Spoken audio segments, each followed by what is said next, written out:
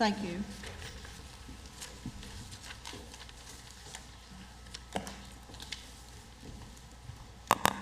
Before we start on the agenda, we have a change to the agenda. We're pulling number 6 of the 10 o'clock action items. If y'all want to mark that. Lee County.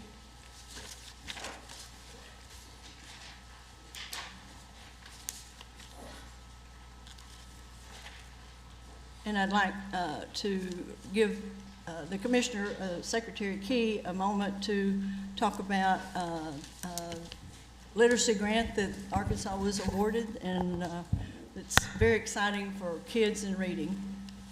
Yeah, thank you, Madam Chair. So, news this week that we released about a $38 million literacy grant from the U.S. Department of Education. We will be going into more detail about that tomorrow during the Commissioner's report, but we usually have a bigger crowd on Thursdays than we do on Fridays. So I wanted to make sure everyone was aware of that. We did release a public notification or press release on that earlier this week. So anyone that wants to get more information, they can go look at our website. But we're really excited about it. A lot of the hard work of Stacy Smith and her team, and really I think it recognizes what we have done since January of 2017 when we launched the RISE initiative with respect to advances we're making. And then the last thing I'll say about it, Ms. Zook, is if you look at the NAEP results that came out recently, and Mississippi had the greatest growth in reading, 4th grade, and it's starting to see effects in 8th grade. And what we are doing is really 6 years behind what they, when they really started their initiative. So I think we're right on track where we need to be and where we're headed. So we'll have more detail about that tomorrow. It's always encouraging when people are doing something similar to what we're doing and when they're already seeing results. So that's very good. Ms. Dean? I also saw that it mentioned community partnering, so I'm excited about that aspect of it and how our family and community engagement work will be woven into that. So I'm looking forward to that as well. Good. Thank you. Absolutely. And Ms. Chambers, are you on the phone? I am, Madam Chair. Yes, okay, thank you. I just wanted to be sure you were with us. Everyone else is in attendance. So that takes us to the consent agenda. And does anybody have anything they want to pull? I'd like to pull item 4. Item 4. I just have a quick comment on item 3.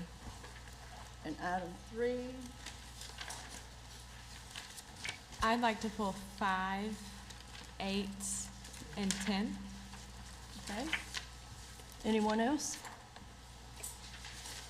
Okay, let's start in sequence. Are you all wanting to pull to be considered to put on action agenda next month? Are you wanting to pull to ask more detailed questions before you decide about pulling for the action agenda next month?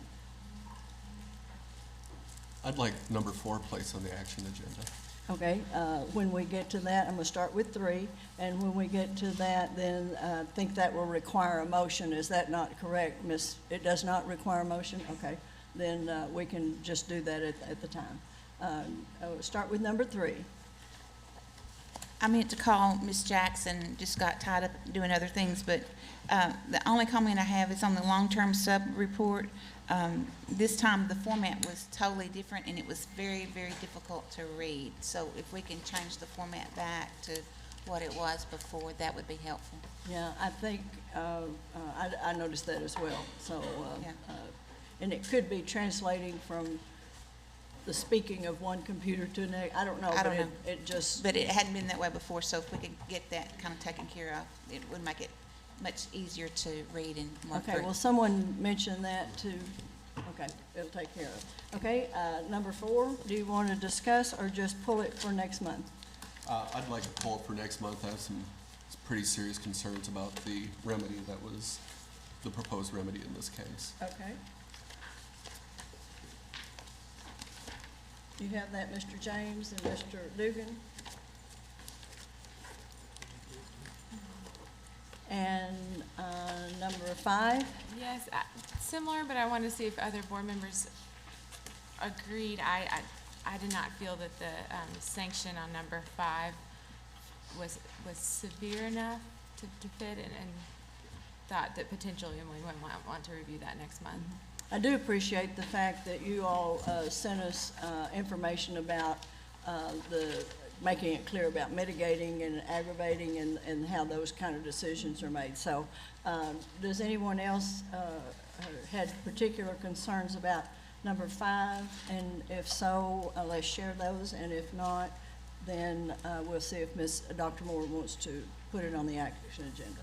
I also found number 5 to be concerning / confusing.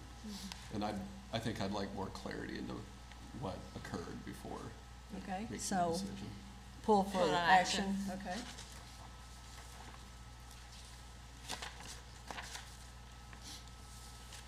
And number On number 8, 8, I would like to ask a question of Mr. James, if that's possible. okay.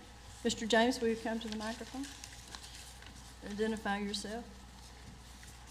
Eric James for the department. Thank you. So the sanction here is a 1-year probation, and I'm still learning all of this process, but certainly around probation, how often is that teacher checked in on? Do they receive a mentor at the school, or what does that process of probation look like?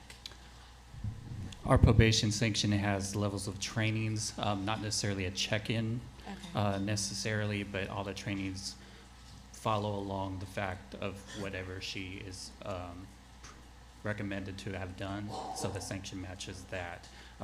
Not really a check-in process. I wouldn't say there's a check-in in Okay. regards to that. If the school had concerns, are they aware? They're aware that that teacher's on probation. Would they bring that to you all, or? The individual that we're speaking of resigned from that district, so if she seeks employment elsewhere, it'll be recorded in AILS Okay. if the sanction gets blessed by you. Okay, so that new district would understand that. Yes, in addition to be reported on NASDAQ. Okay. When that 1-year term is over, does that remain on your license, or does that leave? It will remain for a period of the probation. It'll be on a state board order on our website, and once that's concluded, then it goes off. Okay. Well, as long as they've met the deadline, all the requirements. And I guess this is not a specific to this case concern, but the concern being that if someone does a training but doesn't have the ongoing support or check-ins, they might slip back to old behavior. Mhm. But I know that's not something. If they fail to adhere to any of the trainings, though, then it would become a licensure action. So, for example, if they had to write a written reflection on a particular item and it was not up to par per the subcommittee, then it would be sent back. Or if they failed to do that, it would become a licensure action where their license would be suspended. Okay. And I think too, on the probation, part of that is if you do the same thing again, then that can be brought back because you violate the standards of your probation. It's not, As long probably as- not like legal, but As in long that as someone were to file a similar complaint, if there was any further action similar to that behavior, of course, for anything. So if it didn't have any relation to the original sanction, but they were previously on probation, then that would be considered in the next recommendation. Okay, thank you. is that sufficient? Yes, thank Okay, you very much. and number 10. I saw that Superintendent Ford's in the audience, and I just had a couple questions on the program at Mann, Okay, if that's appropriate. Mr. Porter, if you will, come to the microphone and identify yourself.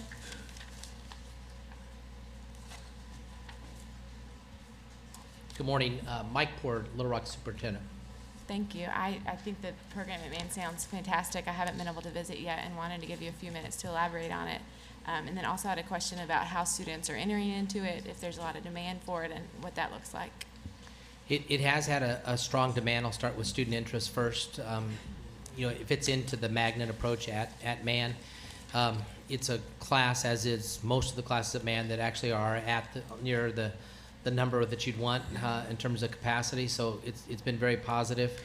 I want to give Dr. Keith McGee credit, who now is a colleague that's now over at North Little Rock and supervising secondary schools there. He's the individual that sought this waiver. He did work with the Teacher Association to get kind of an approval, even with them, to say this is a good idea and a good approach. And we've had positive results from the program, high kid interest. Is this the only school with Project Lead the Way? It's not the only school with Project Lead the Way, but it's the only school that had the waiver. Okay. How many schools have Project Lead the Way? Middle schools? You may have just exceeded my That's fine. capacity. I'd have to check back with you on that one to give you a direct answer. Yeah, I guess the lead up to that was that if this is going successfully, to see that in other schools. And I know some might not need the waiver to do it, but just to continue what's working well. Agreed, and I think that we wouldn't be afraid to come back if it was needed.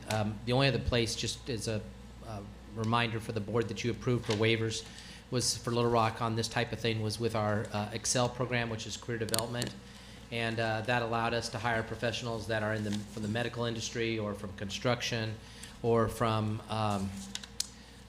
technology that are maybe not teacher trained, but they've had the background in terms of the business environment.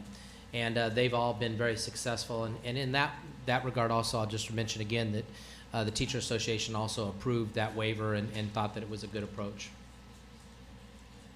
Thank you. Okay, the only other question I had, I noticed it was all really positive, and then I got to the point where it said there were 4 students that refused Tier 3 service. How does that work? Well, really what the dynamic of that is, and I think I could say that that's probably a challenge for superintendents or principals throughout the state, is that some of our students are so caught up in their elective programs that they don't want to go towards a Tier 3 level of support because they want to stay in band and they want to stay in choir, and so we try to honor and make the parent and the student aware of the choices and the options. So they're not pulling them out during the related class, they're pulling them out during an elective? Yes, ma'am. Well, To get extra support, but we also allow people to make some decisions. So that I think speaks directly to those 4 students. yeah, I think, as a former administrator, I think that if you could have Tier 3 during the time when they're reteaching what they missed out on in a class, not out, because, you know, I played basketball, I wouldn't want to be pulled out of that either. So I understand where the student's coming from, but maybe they could adjust when the Tier 3 service was.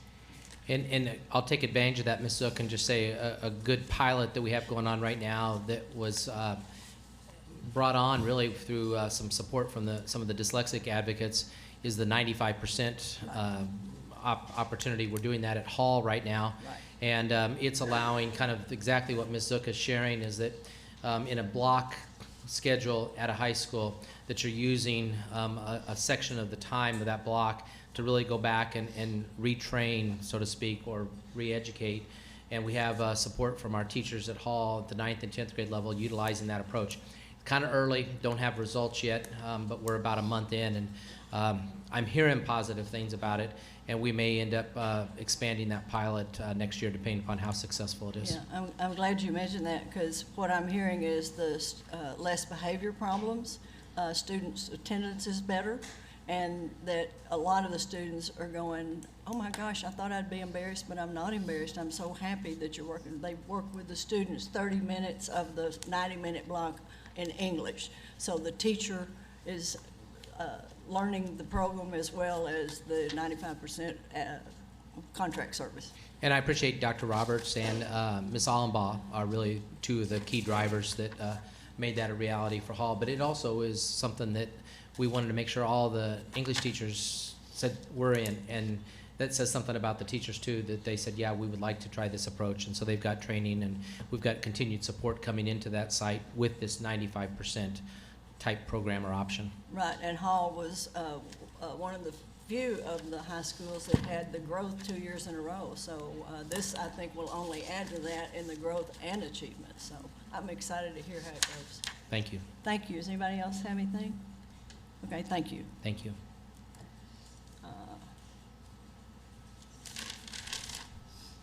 that was the only ones that were pulled. Do I have a motion to approve the wait, let's see, I had no, this is on something else. I had a question for Mina. Are they on the phone? Mina? Let's see, I have a list here.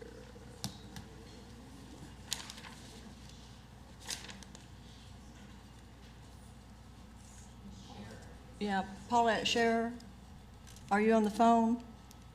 Are you on mute? I can't hear you. Well, Ms. McLaughlin, what you can say to them, I noticed they had growth in all of their groups except in their Caucasian population. So just would like some idea about why they thought that happened, what the data looks like, and then you can get back to me on that. Thank you. Do I hear a motion to approve the consent agenda? Moved by Ms. Dean. Second by Dr. Hill. All in favor? Aye. Opposed? Motion passes. Okay, we'll start with Mr. Owen, our computer science guru. If you will, to identify yourself when you get to the microphone.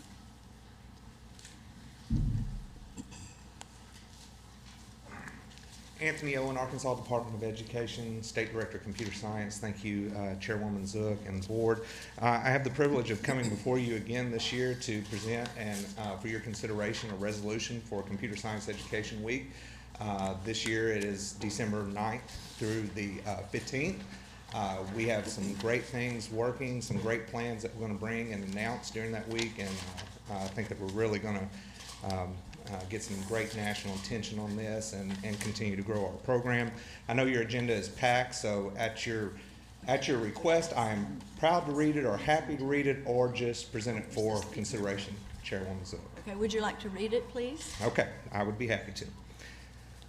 Whereas the Arkansas State Board of Education believes that every K-12 student in Arkansas deserves a premier computer science and computing education that is suitable for his or her needs and can support his or her college and or career aspirations. And whereas the Arkansas State Board of Education supports the state in its efforts to remain a national leader in computer technology careers through the implementation of a vertically articulated and comprehensive computer science and computing education initiative designed to support appropriate technological growth in all Arkansas students. And whereas the Arkansas State Board of Education believes that Arkansas must provide its students with an education that will facilitate the advance of useful technological skills and promote their role as digital natives.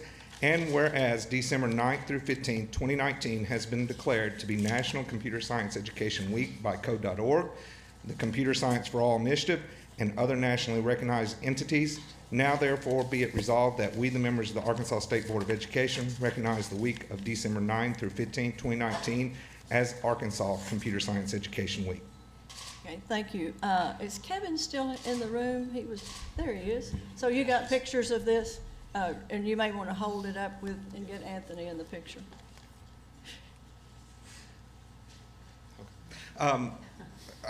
Chairwoman Zook, can I just mention two brief things to the board? You certainly may. I would like to come back in January and do a full report for the board, an update on computer science and all the wonderful things that we are able to do during the week of Computer Science Education Week.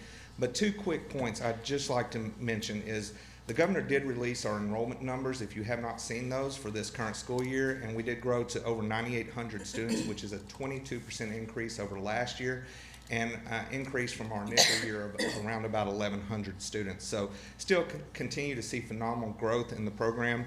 And then one event that I think that I would like to personally invite you all and anyone watching or in the audience to is on Monday, December 9th from 5 to 8 p.m., we will be hosting, in partnership with UALR, a community coding night event at the EIT building, at the engineering building. It is open to the public, it's open to families, and if you want to learn a little bit more about what we do and engage in some of the varying computer science tools that we use, appropriate for all age levels and expertise, we would love to have you all as our guest. Thank you. Thank And if you. you'll work with Ms. Wendell and y'all decide whether it would be more appropriate for a Thursday item or a Friday item for your report? Yes, ma'am. All right. Thank you so Thank you. much. Okay, we have a hearing now.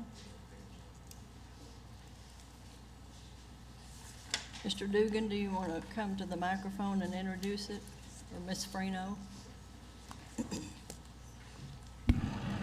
Thank you. Lori Freno, Division of Elementary and Secondary Education. And this is an appeal of an ethics hearing subcommittee's recommendation that Ms. Haley Whidby's educator license be revoked. Ms. Whidby is here today, and she is here with her counsel, Andrea Brock. The PLSB will be represented by Taylor Dugan in this matter. And if I may, I'd like to go over the procedures for Thank this you. hearing. Thank you. Ms. Whidby may make a statement for up to 10 minutes, followed by Mr. Dugan making a statement for 10 minutes as well. The chair may always grant additional time as she deems appropriate. The board members may ask questions during this hearing at any time to either the PLSB investigator and either of the attorneys or to the educator herself. Now, this hearing is kind of a little different than what you're used to, so I want to, if you have any questions, just please let me know. Ms. Whidby has made 2 objections with regard to the decision of the Ethics Hearing Subcommittee. The first is that the hearing was not conducted in the time frame set forth in the law for an investigation to go forward. And she alleges that for that reason alone, because of alleged untimeliness, this should not even be heard at all. So that is the first item that you should consider, and then, I would suggest that you vote on that first before you move forward. Now, the Ethics Hearing Subcommittee did find that this matter was not barred from going forward by time, but that is something that you'll need to decide. The second objection that Ms. Whidby has, normally you all would make findings of fact and conclusions of law and determine what the appropriate sanction is. That's what you're used to. In this case, Ms. Whidby has stipulated, which she has agreed, that she did violate Standard 1 by sending inappropriate text messages to a student. She does object, however, to the sanction that was imposed, which is revocation. So you all would have the obligation to determine whether or not that sanction was appropriate. And of course, you can either uphold it or you can modify it. Ms. Whidby's lawyer and Mr. Dugan have agreed that because there's 10 minutes, they are going to split those so that you all can hear the first objection first for 5 minutes, and of course, Madam Chair, you always can extend time as needed. And based upon the decision in that, then the other 5 minutes would be left for the remainder of the matter. And if So you have they'll any be speaking questions, to the timeliness initially. yes, Okay. timeliness initially. Okay.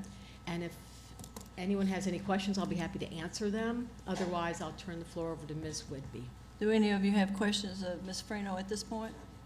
Everybody clear? Okay. Okay, Thank you.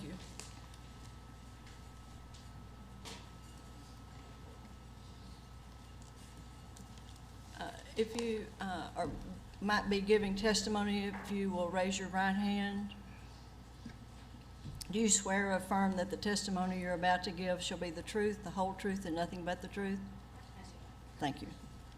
Good morning. My name is Andrea Brock. I'm an attorney from Forest City, and I do represent Ms. Whidby and have since the initial process began. I think it might be helpful. I believe that you have the transcripts, the transcript and the exhibits attached to that available. And on page 216, I didn't bring my glasses. I believe that's what it says.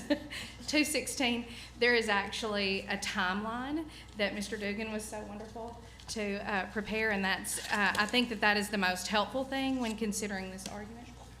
Sure, that'd be great.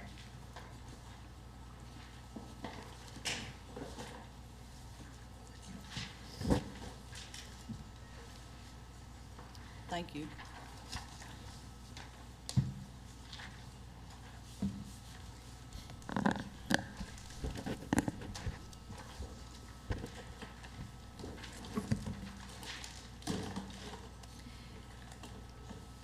As you can see, the investigation in this matter was authorized on April 7th, 2017. Then, on July 10th, 2017, a reasonable belief of violation, determination, and recommendation letter was issued, whereby the Ethics Subcommittee recommended permanent revocation of my client's teacher's license. On July 17th, the letter was actually issued to my client notifying her of that recommendation. And then on August 16th, I objected to that and rejected that recommendation on behalf of the educator, Ms. Haley Whitby. The hearing, the evidentiary hearing, was not conducted until September 20th, 2019. I would point out that the first time that the hearing was scheduled was in, I believe, November of 2017 when a letter went out, and it was actually scheduled to take place in January 18. The only continuance requested by my client, because I think that that's important for you all to understand, was because of inclement weather the week of that January date, which I pointed out in the objection that I filed. The January date and even the notice of November were far beyond the deadline set forth by the statute. The relevant statute is Arkansas Code Annotated, Section 6-17-428, and it provides that the Ethics Committee shall complete its investigation of an ethics complaint and take action within 180 days of authorizing the investigation of that complaint in the event a hearing is conducted. And since a hearing was requested in this matter, that is the provision that would apply rather than the 150 days. The legislature defines what it means to take action, which is to have acted upon something, as meaning that the State Board of Education has taken an action to address an ethics complaint by revoking, suspending, or imposing another sanction on that educator's license. The reason that I have brought this particular constitutional argument before the board is because in doing research about this particular issue, I did note that if I don't raise this on behalf of my client at every level, then if we were to have to proceed to a court for an appeal, I would have waived that on her behalf, and so I don't want in any way to waive any of her rights. And I would just like to state, for argument purposes and for clarifying what our position is, we understand that Ms. Whitby as an educator has responsibilities, and that the Board of Education is responsible for then seeing those responsibilities are met, but she also has rights. And this board is created by statute. Without the statute, the Board of Education doesn't exist. Therefore, the authority and the action that can be taken by the board has to be given by the legislature. And the Arkansas legislature has clearly set forth the time frame in which action can be taken. It's my understanding that Mr. Dugan's response, based on, I'm sure, a heavy workload, which I don't dispute that they probably, that they have, that it seems impossible sometimes for them to meet the statutory requirement of 180 days, but the fact is that is what the law requires, and it is a shall, it is a mandatory requirement. As Mr. Dugan pointed out in his response to my objection, we are to consider what the legislature states, what that statute says, in just its plain meaning. And I feel confident that everybody on this board understands shall. It means shall. It is mandatory. The statute wasn't met, and it's our position that the board then lacks jurisdiction when the time passes to act further. And so we would ask then that this action against my client be dismissed. Okay, thank you. Thank you.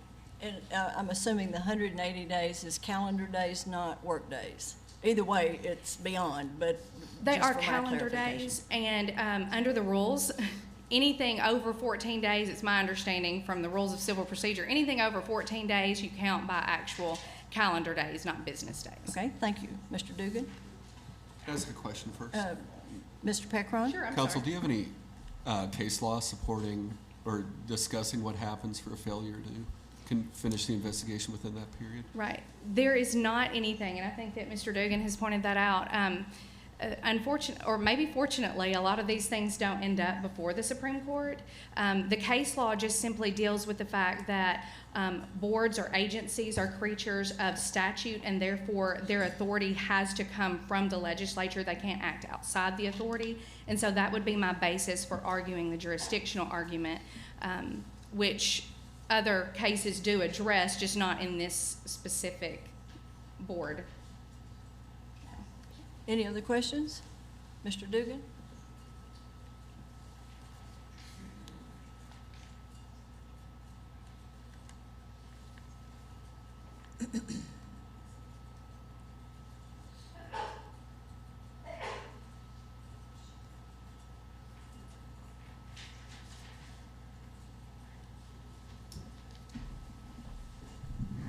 Good morning.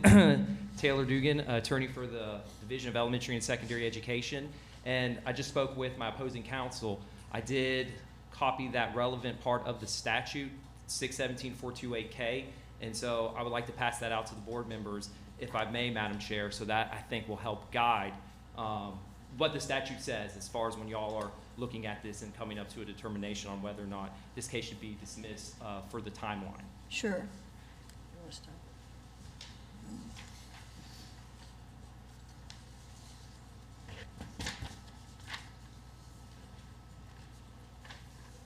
Thank you.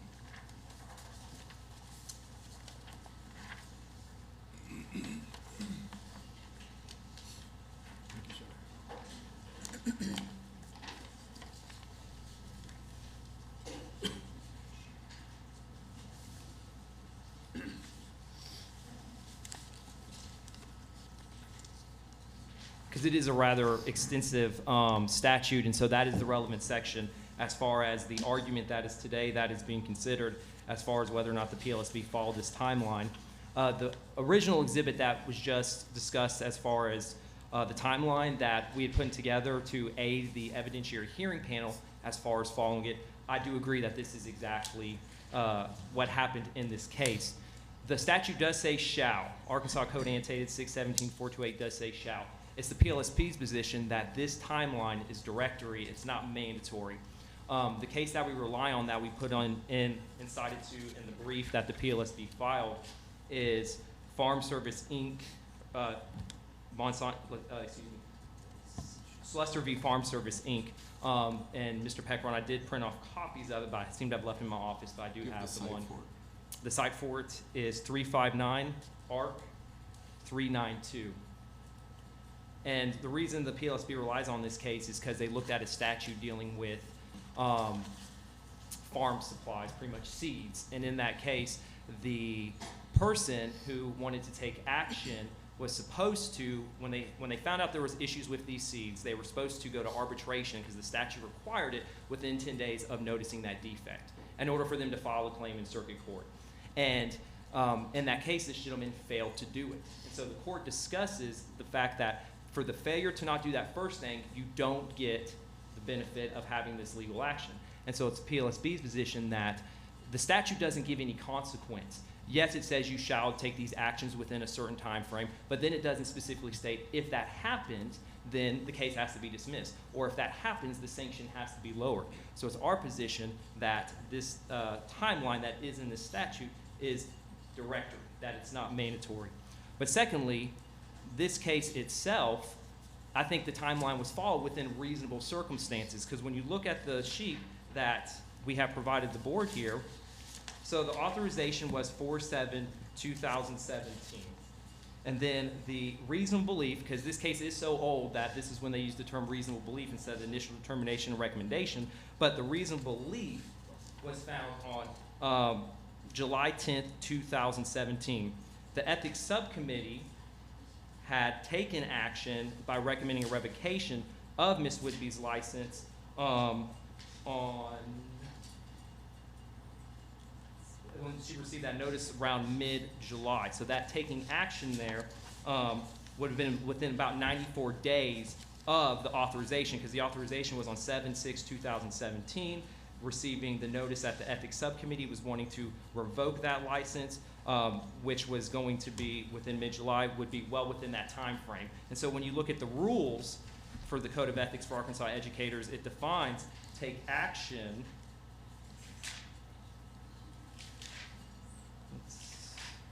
Take action means that based on the preponderance of the evidence, the ethics subcommittee or ethics hearing subcommittee makes a determination and recommendation based on an ethics complaint. So I would argue that their action was took as far as making the recommendation. Now, the first continuance was requested by the educator.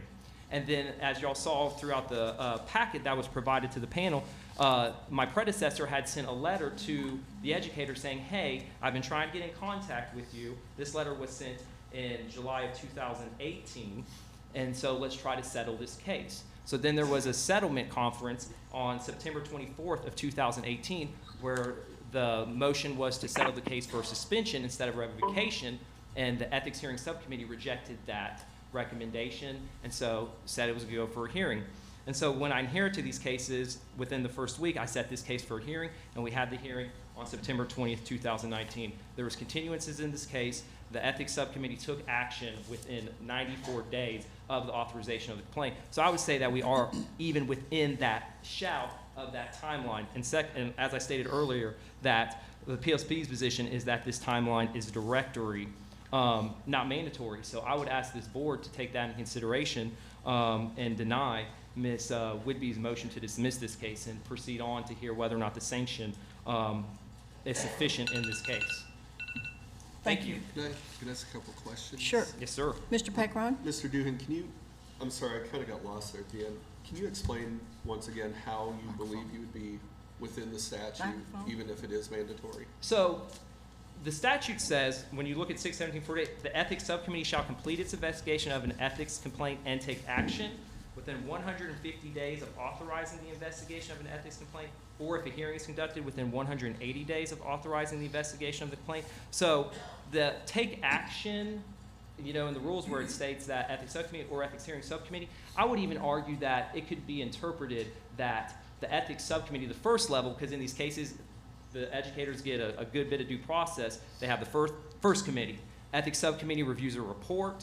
They just have that report, and then they make a determination from that report. Then if they reject it, it can go to an evidentiary hearing, and then have witnesses, and people can make their case, and the evidentiary hearing panel can make a determination. In this case, the ethics subcommittee, that first level, took action, recommended a revocation within 94 days of the authorization. So I could even look at that as there was action taken. That could be an interpretation of it. So you're relying on this July 10th, 2017 reasonable belief? Correct, around that time frame. Then I also wanted to ask about the Slusser case. I'm just reading it here quickly. I'm not sure, putting on my judge hat for a minute, I'm not sure how that helps you here. Because it seems to me in that case, the court says shall means shall, and that's a condition precedent to taking any action. True, and so the thing that really, in that case that I would like to point the board to is when they are talking about, so they talk about two cases from other jurisdictions, Illinois and Florida, but when they're talking about the Illinois statute, this court says, but again, the Illinois statute did not include the mandatory word shall, nor did it state the submission of the claim was a prerequisite. And so the Arkansas statute at issue in the instance case is different. It mandates that a complaint be filed with the plant board within 10 days of discovering the defect, and that this is a prerequisite for any legal action. Thus, the consequences for failure to act are spelled out in section 223-102A. So our argument here is that this statute doesn't set out a consequence. That specific statute in this case here did. It said you have to do this within 10 days in order to get this remedy.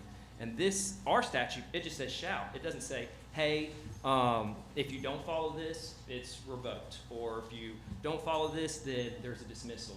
So our interpretation is that, yeah, since it does not have an actual consequence, that shall is more directory than mandatory. I think if it just said shall complete its investigation of an ethics complaint, I'd be more compelled to agree with your argument. But since it says and take action, it seems to me that that's a time limit on when action can be taken.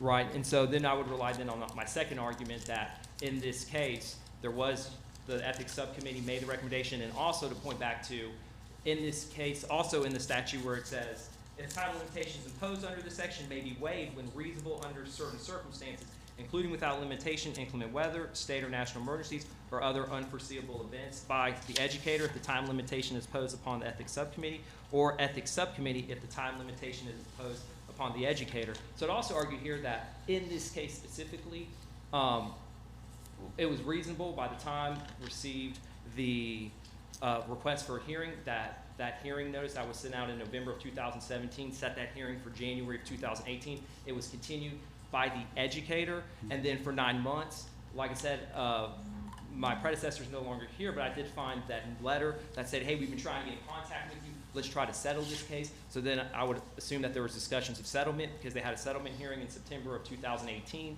that this is not just a case where it just sat there 100% stagnant for 2.5 years.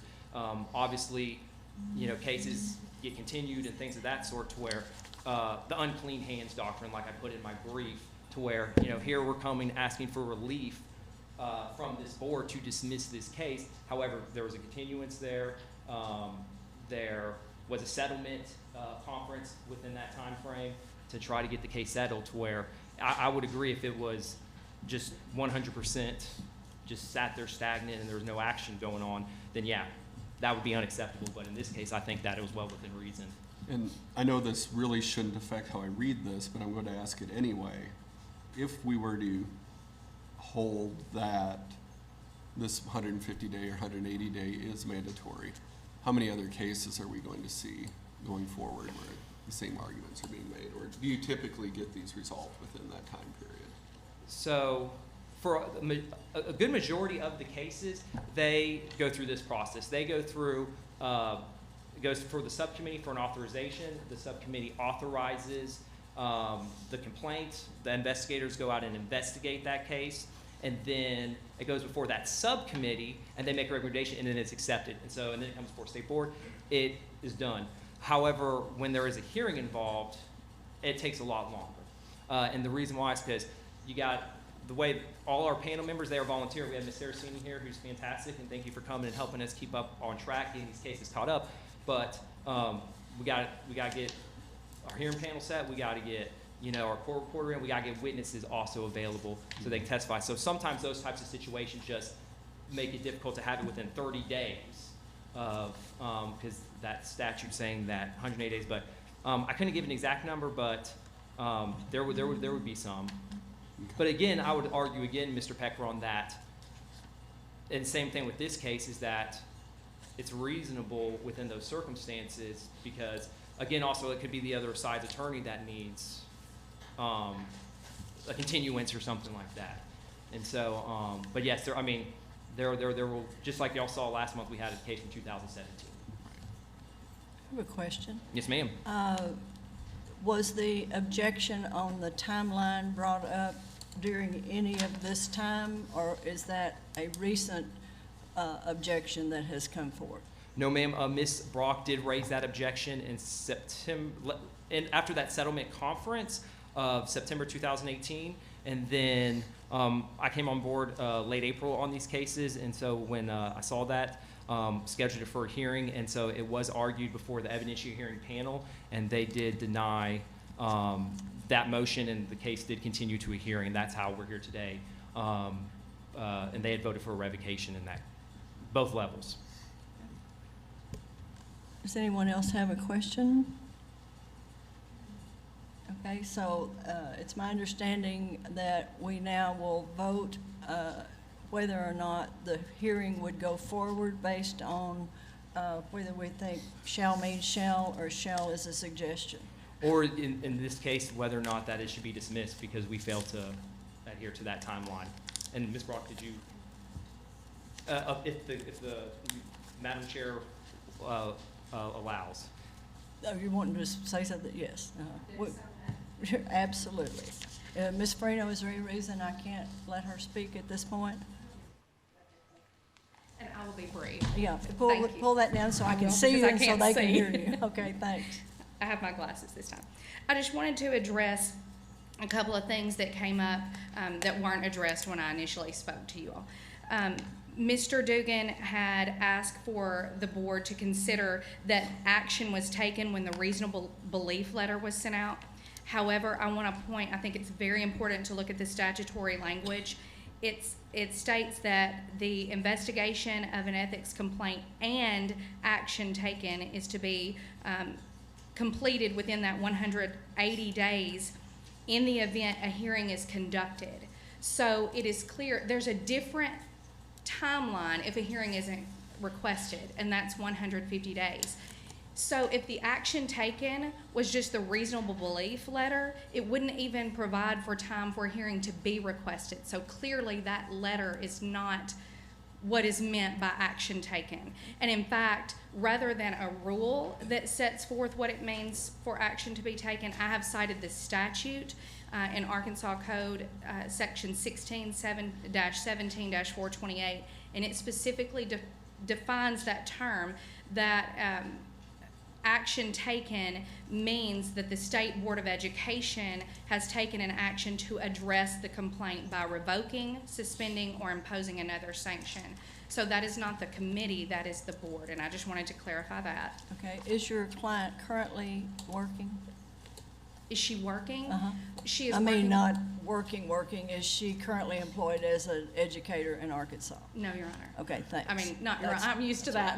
That's all right, it doesn't matter. Honorable. That may have promoted me, I mean, who knows? I'm so used to having to say that when I argue before a judge. That's fine, I've got many here today. that's right. So also, in connection with the argument that this is directory, not mandatory, I'm just not sure what directory means, but I do know that the law, even cited by Mr. Dugan, states that we go by, when we interpret a statute, and that's what I'm asking you all to do today, you just go by the clear language, and it says shall, and that's what I'm asking you to enforce. Okay, thank you. Thank you.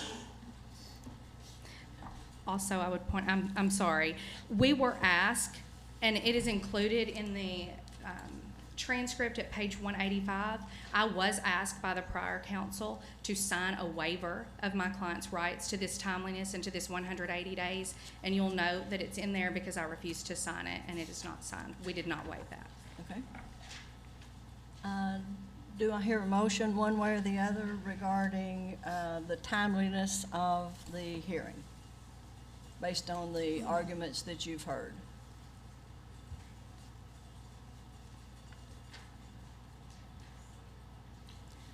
I don't like the result. You know, I know that Mr. Dugan works hard and his staff works hard. I don't think this was his fault. I think this was someone else's. But I think the statute says what it says, and the assembly intended to give the teachers a right to expeditious resolution on things like this. And I think counsel for Ms. Whidbey has it correct, and so I would move to dismiss the complaint for lack of timeliness. Okay. We have a motion by Mr. Packron to dismiss the complaint based on the timeliness. Do I have a second? Second. Second by Mr. Williamson. I guess we should take a roll call vote. May I ask a question You certainly may. of Mr. Dugan? If you'll pull it up straight. So if that motion were to go through, does that mean, what are the results of that? That this case would be dismissed, that there would be, it'd be done on that, point. So, And so there would be no information on a teacher license or any of that? correct, yeah. So there's, kind of like Ms. Brock said, and I think Ms. Zook asked a good question, is has this person been teaching? Until there's an actual state board action on someone, their license has no action taken against it. So you're correct. So they could continue to teach? Correct, yeah. There would be, no action against them. So, yeah. Okay, thank you. Could there be any trainings agreed to? Nothing could happen? Yeah, it's dismissed, yeah.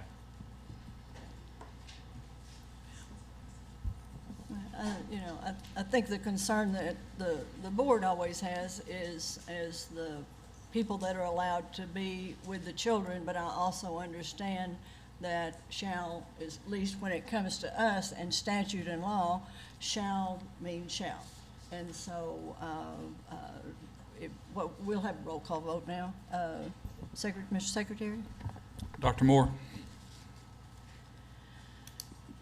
Dr. Moore? Mr. Williamson? Yes. Ms. McFetrich? Yes. Ms. Dean?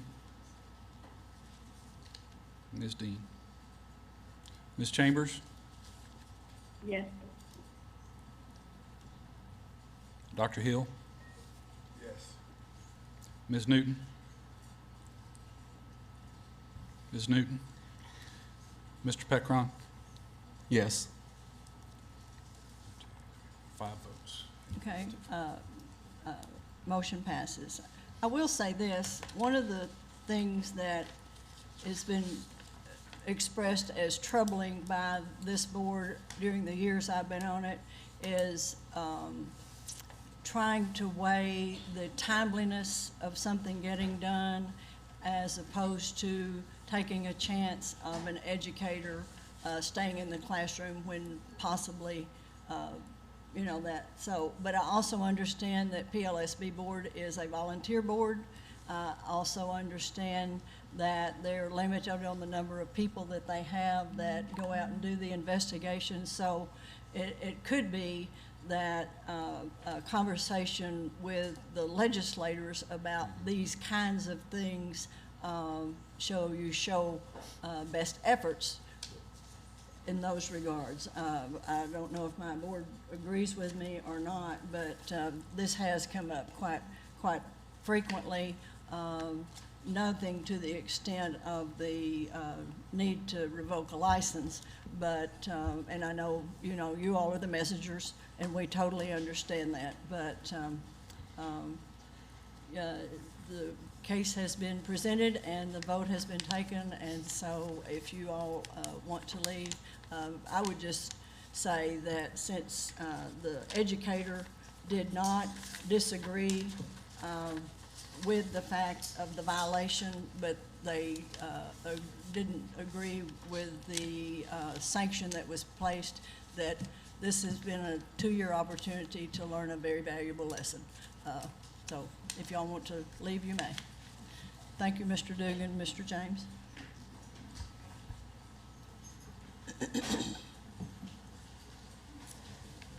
Okay, next we have the Mule Rider Learning Educators Advanced Practicum, LEAP for short, and Lanu, Joan. Well, you Me don't today. look, you certainly have changed since the last time I saw you. Thank you. That was very kind. Michael Rowan with the division, filling in for Joan Luno. Okay. In August, the board approved Southern Arkansas University's LEAP program. Dr. Neely Dobbins of SEU will be presenting her request to expand this program. Okay. You want all of us to introduce ourselves first? I think that. We got a whole group. So. That's fine. I don't need to swear anybody in, is that correct? I'm looking for my lawyer's eye back there.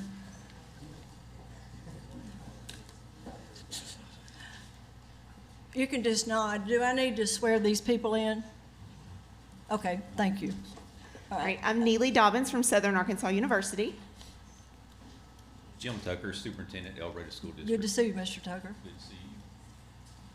Giovanna McCall, Special Programs Coordinator, Camden Fairview.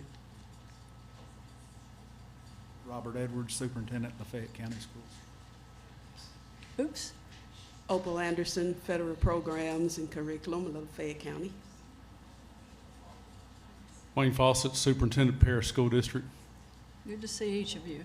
Now, let's hear it from you. Okay, so we came to you guys in August and talked about our Mule Rider LEAP program, and we have piloted it in Magnolia School District with 2 of our student teachers this term, and it has gone awesome. So that is a big positive. Support is the key. That is one thing that we have ensured. The districts have been great in support, and one of the good things that we have seen is that the teachers that these candidates are working with have rallied around them in those schools and really supported them as well. And so it's been very successful. Both of those candidates have been offered the teaching position to start in January. So we're really excited about it. With that being said, we had a lot of school districts that we've shared the information with, and they are excited to jump on board. We are working with parapros and our student teaching candidates in this. So they're in their last semester, just kind of an over reminder. It would be their very last culminating field experience that our candidates would be in. For middle school and elementary programs, it's a little bit different based on the GPA because of those content courses for our middle school and secondary people, but all licensure exams have to be passed, to include the PLT right now, which SAU is continuing to use as one of our exits. So they would have to have it and all of their content tests passed to be in the program, to be accepted. This spring, we have 20 candidates that are currently eligible, and 10 of them have said that if a position becomes available, that they would like to do that. The other 10 have declined, and we are allowing our students that choice because if they don't feel like they're ready, we sure don't want them out there doing that. And so we are asking for you guys to allow these districts to partner with us in this same type of experience. Do you have any questions? Dr. Moore? Yes, thank you all for being here today. Are we timeline talking about students being placed this spring in classes or for next fall? Yes, so for this spring. Okay, I do have some concerns about that and wonder at what grade levels, is it block scheduling, who are they replacing, and that kind of thing? Oh, so like in the schools, who are they replacing? Yes, and then maybe I'll go ahead and ask all my questions. You're good, and you're then good. whoever feels the best Okay. suited can answer it. I think this is a great program and one we've seen in other places. We last month had Fort Smith here, and their model, UAFS, was very intensive, in which the teacher was, the teacher of record was that mentor and pushing into that classroom the whole time. And I know that you all might not have the capacity to do that, but I do want to reiterate what you said, in which that mentor is so critical. And so that if you all are giving them the ability to spend more time than just a normal first-year teacher, I want to hear about that. And then I guess I do have one last question for Paris. I have a little bit of concern about the distance from SAU and how y'all are going to overcome that in that regard. Okay, so I can, let me give you kind of the big overview, and then if anybody wants to jump in, you guys are all welcome. So one of the things is that we actually have an adjunct that works really closely with us, that is the assistant superintendent, correct? Yes, okay, in Paris. And so she works with us a lot and deals with so anytime we have northern placements in that area, she works closely with them. Awesome. So that helps with the Paris part. So some of the things when you were asking about wide transition, like what's happening, I know that when we've talked with our districts, we have some sick situations that are taking place. We had a teacher that actually just is leaving. So it's some of those kinds of situations, and to fill these positions, we are providing the districts with information on the eligible candidates based on their need, and then they're able to interview and those kinds of things to decide if they want our candidates or not. Obviously, our candidates, if there is a teacher that is licensed and able to go into the classrooms at that time, that would be our expectation. We do not want them to choose our candidates over a certified teacher. But in the case that there's not someone that can do that, that's when we want to step in and be able to help, because we feel like our candidates are prepared and ready, especially if we have that support piece. And if Magnolia was here, I think they could speak and provide a little bit more of that. But Magnolia not only has worked, and they have instructional facilitators in those classrooms a lot, on our end, we as university supervisors are working with those candidates. We're in contact at least 2 to 3 days a week. How was school today? Do you have any questions? What are those kinds of things? So our university supervisors have really hands on the ground ensured that they're okay, and are checking with colleagues beside them. How are things going there, and instructional facilitators. So we're trying to get multiple perspectives with these candidates to ensure that that support is in place for them. Anybody? Okay, so Dr. Moore, in regards to your comment about teacher support, in the El Dorado School District on our 7 campuses, we have a math instructional facilitator and a literacy instructional facilitator that provide support and resources to teachers. This year, we partnered with New Teacher Center out of California. We have a very, I think, impressive new teacher induction program, to where every new teacher, second-year teacher, and third-year teacher have constant support from a dedicated mentor that has extensive training. First-year teachers receive 180 minutes of mentor time per month. And that's not counting the instructional facilitators as well. So as far as teacher support, we're ready. Yeah. That's great. It is hard to be a first-year teacher, particularly walking in the middle of the year where you might walk into a classroom with procedures already in place in that. Do y'all feel that you are going to be pre-training them, before January so that when they're walking in, they're able to navigate that? We have professional development time before the semester starts, second semester, that we'll spend with that teacher. Okay. Thank you. Okay. In terms of the support, and we have a mentoring system in place. We have a highly successful Agri program. Our second teacher left us unexpectedly, and we have a really strong main, I guess you would call main, Agri teacher, and she referenced Dr. Curriton, my assistant superintendent, who has been and still is, I believe, on the adjunct faculty for SAU. So we have the support systems in place. Yes, it's putting a college, soon-to-be college graduate in a high school class in a plant science agri program is not ideal, but we're facing a situation not of our choosing with trying to replace this teacher to continue a really strong agri program. As far as the distance, it's my understanding, and you can correct this, I think that there are some people that are interested that maybe have some contacts in Russellville or in the area that maybe they can stay with and make that commute. Now, I may be wrong about that, but. Thank you. I would just say at this time, we have no positions open, but would love the opportunity to be able to partner with should something come open. And we do have guidelines in place for the training. Yes, ma'am. I would also like to speak to the support that the teachers will be offered. We're presently implementing the professional learning communities at work system. So we have collaborative teams for our grade level teams as well as content area teams. So our teachers would have the support of a team as well as a mentor, and they would also be enrolled in the New Teacher Institute at the co-op. And just to add to what Mr. Elwood said, some of the things that we have in place, we do have mentoring. We have teachers, our first-year teachers, they do go to our local co-op with mentoring. We also use some of our teachers sometimes to help some of our new people. We have an instructional facilitators at our elementary campus that could help the elementary staff, and I also help those that's at the high school. Okay, thank you. Anything else?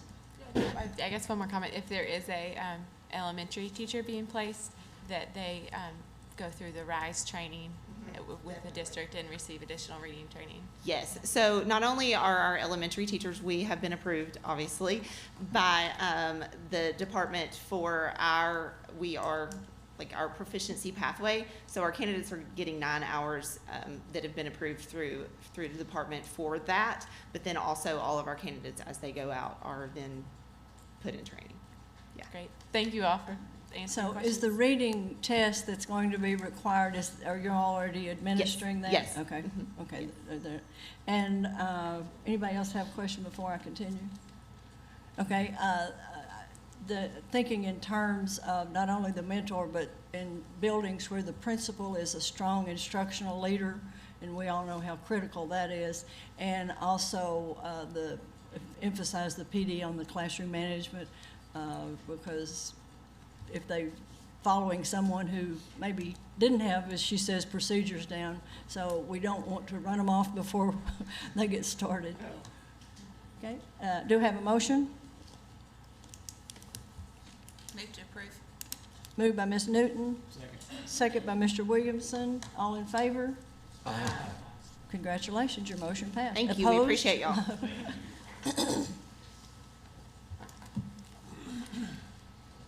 Okay, does anybody need a break before we start the charter panel decision reviews? Okay. We will start. Ms. Webb? Oh, Ms. McLaughlin.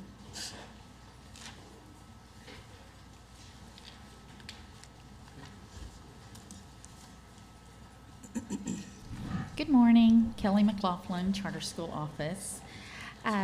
We have Arkansas Connections Academy. They were approved on October 15th, 2019. They have representatives from the academy appeared before the charter authorizing panel requesting an amendment to their charter. By unanimous vote, the panel approved the request. The state board may exercise a right of review and conduct a hearing on the charter authorizing panel's determination at the state board's next meeting. So today you are just deciding if you wish to review or not review. And we have Ms. Darla Gardner, the superintendent, on the phone for any questions. Do any of you have any questions of Ms. Gardner? Do I have a motion? Move not to review. Move not to review. All in favor? Second. Oh, sorry. Second. Got ahead of myself. All right. I have a motion by Ms. Newton, second by Ms. Dean. All in favor? Aye. Opposed? Motion passes. Congratulations, Ms. Gardner. Thank you. Thank you very much. Ms. Chambers, if you have questions, just jump in. So we're sometimes out of sight and I failed to ask you, so please feel free to jump in if you have something and I failed to mention it. The next is Lisa Academy's request. On October 15th, 2019, representatives of Lisa Academy appeared before the charter authorizing panel requesting amendments to their charter. By unanimous vote, the panel approved the request. The state board may exercise a right to review and conduct a hearing on the panel's determination. We do have Dr. Fatih Bogrick, Ms. Luann Baroni. We have the superintendent from Little Rock Prep, Ms. Donna Broyles, and also the Little Rock Prep School Board president on the line for you if you should have any questions. Okay, this is basically Lisa doing for Little Rock Prep what they did in Springdale when they took over a already approved charter. So the increase in their cap is like not an increase in the seats in charter, but in fact it's just an increase because of their current cap. Do I have any questions of those on the phone or any comments or questions of Ms. McLaughlin? Yes, Ms. Zook. Ms. McFetridge? I have a question on their counselors. To me, it wasn't very clear as to how many counselors they have on staff, and is there a counselor at each one of their sites? I didn't think it was very clear. I will let the school personnel answer that question. Who from Lisa would like to answer the question, and did you hear the question? Yes, Madam Chair. This is Luann Baroni, Assistant Superintendent of Lisa Academy. And for the counselor question, we asked for only a waiver of 2 subsections for the certification and for which plan we're going to use. We do have counselors in all schools. We actually have more than the required number of counselors in our schools, so we are providing the services. Okay, thank you. That answers my question. Okay. Anything else? Do I have a motion? Motion not to review. Mr. Pekron moved to not review, seconded by Mr. Williamson. All in favor? Aye. Opposed? Motion carries. Congratulations. Thank you very much. Next is River Valley Virtual Academy. On October 15th, 2019, representatives of the River Valley Virtual Academy appeared before the charter authorizing panel requesting an amendment to their charter. By unanimous vote, the panel approved the request, and the state board may exercise their right to review and conduct a hearing on the panel's determination. We do have Jennifer Feeney, the director of the academy, on the line for any questions. Do you have any questions of Ms. Feeney? Do I have a motion? Move to not review. Moved by Mr. Williamson, second by Ms. Newton. All in favor? Aye. Those opposed?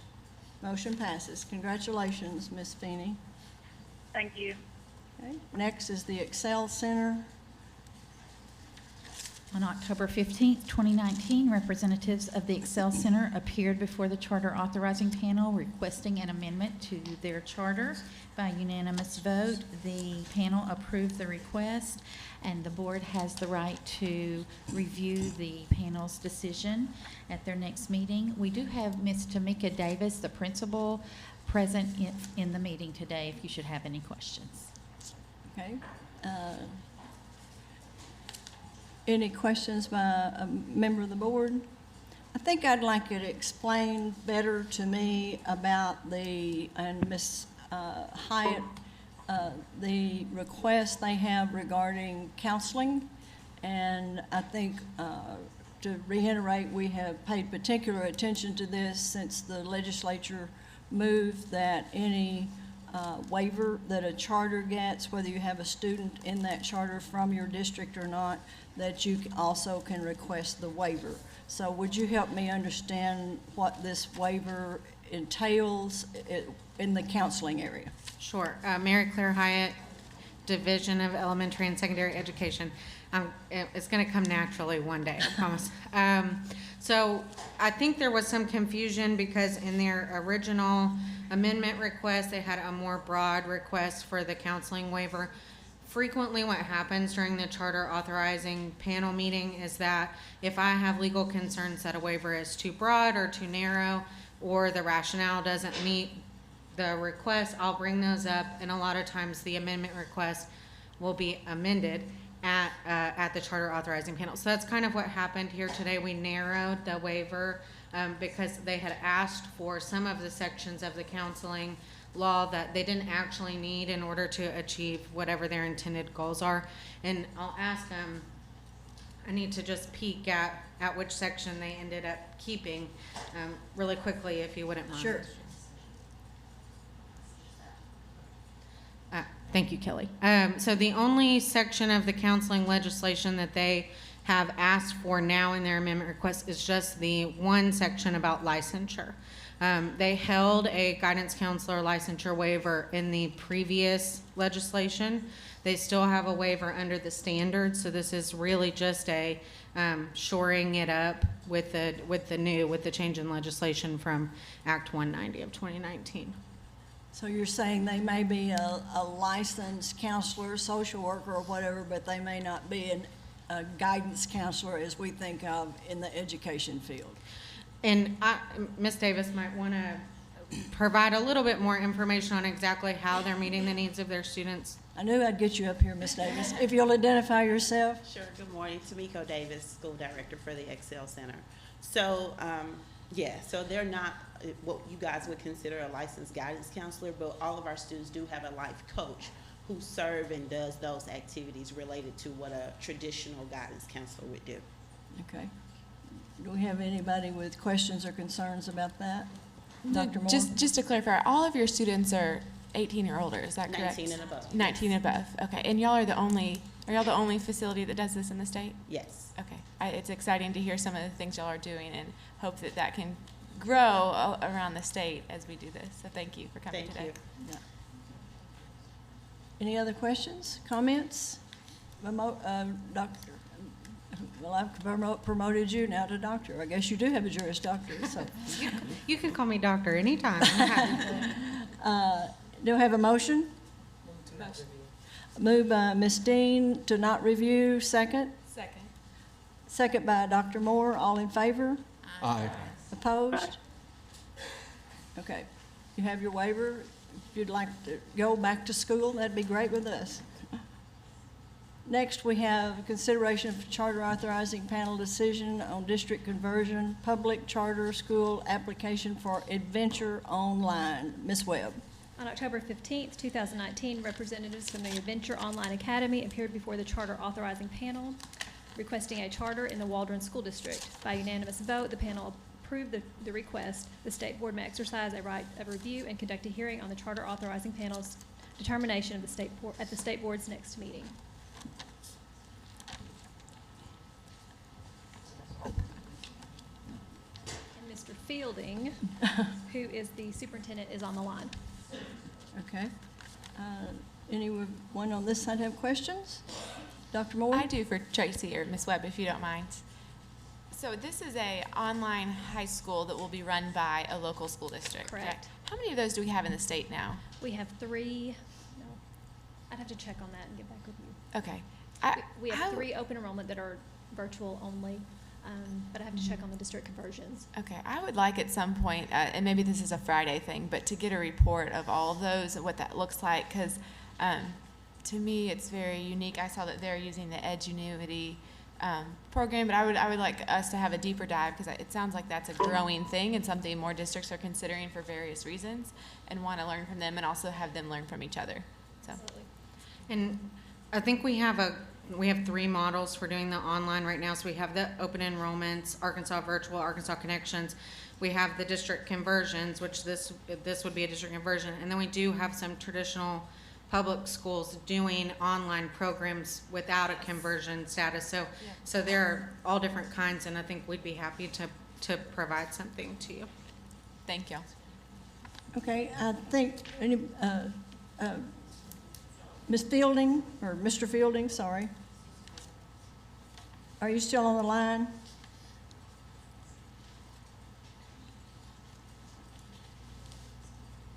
Mr. Fielding? Okay, gone away, I guess. I think my question was, I was in a joint ed committee, and one of the things that rears its head in certain parts of the state is the lack of connectivity. So if a student wanted to be in this program, is there a place? There you are. I'm here. All right, thank you. I was wondering about students in your district who might want to participate, but they may not have the Wi-Fi connectivity at their home. Is there some place they can go either to have that access or to download the lessons so they can work offline at their home? Yes, ma'am. We, in our county, we are a countywide school. I don't know if you're familiar with this Yes. small city in this county, but we are currently working with our Arkansas Valley Electric Cooperative. They're actually working on running a lot of new fiber optic cables, which is going to help. But one of the things that we were also going to offer was if a family did not have access to internet, we were going to provide them with what's called a hotspot connector, which can give them access. We were also going to offer them, we have a central office that if a student needed to come up here to get wireless access, that they could do that also. Okay, and I noticed you did not request any waivers regarding the counseling, but I was wondering, will this put your counselors over the limit? No, ma'am, it does not. But we actually, like one of the other schools that was talking just a little bit ago, we actually have more counselors than we actually need for the number of students that we have. And in addition to that, one of the personnel that's going to be a part of this program is actually a certified counselor. So it was something that we took into consideration when we started this program. We thought it would be just a good thing to have a counselor, a certified counselor working with us, just in case any of these students might need that along the way. And I do commend you for the offer to provide transportation for students as well. Thank Yes, ma'am. you. We're going to handle that on a need by need basis. So. Right, I appreciate that. Do I have a motion? Motion not to review. Mr. Pecron moved to not review, second? Second by Dr. Hill, all in favor? Aye. Congratulations. Next, we have, let me look and see here. Oh, it's Centerpoint Academy. On October 15, 2019, representatives of Centerpoint Academy of Agriculture and Skilled Trade appeared before the charter authorizing panel requesting a district conversion charter in the Centerpoint School District. By unanimous vote, the panel approved the request. The State Board may exercise a right of review and conduct a hearing on the charter authorizing panel's determination at the State Board's next meeting. And the principal, Dr. Nick Mounts, is on the phone. Dr. Mounts, are you with us?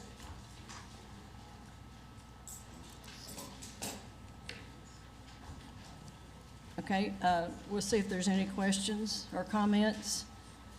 Ms. Newton? Just comments. I was very excited when I saw this coming forward, and the model that is going to benefit students in this area of the state. And similar to what I'd asked about last month when we were talking about the model for teachers, interns going into a classroom, being able to get the different models together and sharing information. This is fantastic, and I would love to see this expanded to different areas of the state that have a need. If somehow or another we could learn from this model and maybe get some people together in a room and start talking to other districts, because I think this is something that is greatly needed in our state and could be duplicated if we had the right people kind of helping us along. So I don't know, Commissioner, if that's something that we could look at doing or how we could get that started. And make it people aware, sometimes just a lack of awareness. Right. Dr. Mounts, are you on the phone yet? Okay, I had a couple of questions, and so I wondered if would they be helping the students have transportation and access to a counselor? And would that put the counselor over the number that they can have by statute? So if you can find those things out and just shoot us an email about it or whatever. Here comes Ms. Hyatt. Mary Claire Hyatt. So I'm not exactly sure about the transportation, but I can tell you that in the legal section, they didn't request any waivers of the guidance counselor, and I believe they're going to be providing it as the law requires. So there's no requested waivers under the district conversion for any of the new legislation or any standard related to guidance counselor. Okay, thank you for that. Do I have a motion? Move to not review. Ms. Newton moved to not review. Second? Second. Second by Mr. Pecron. All in favor? Aye. Aye. Congratulations, Dr. Mounts. And now we have Southside, and I believe I saw Southside in the audience. On October 15th, 2019, representatives of the Southside Junior High School appeared before the charter authorizing panel requesting a district conversion charter in the Southside School District. By unanimous vote, the panel approved the request. The State Board may exercise the right of review and conduct a hearing on the charter authorizing panel's determination at the next State Board meeting. Okay. We have two of the people in the audience, Mr. Rich and Ms. Humphreys. Do any of you have questions of them? If y'all will come, because I want to discuss another little thing with you before we vote.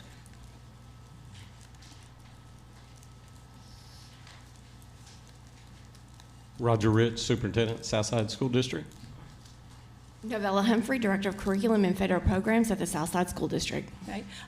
We hear a lot of talk now about wraparound and whole child and community school, and based on what I know of what's going on in Independence County, thanks to two of you as the leaders of that, do you consider what you have more of a community school, more of a wraparound, more of a whole child, or all three?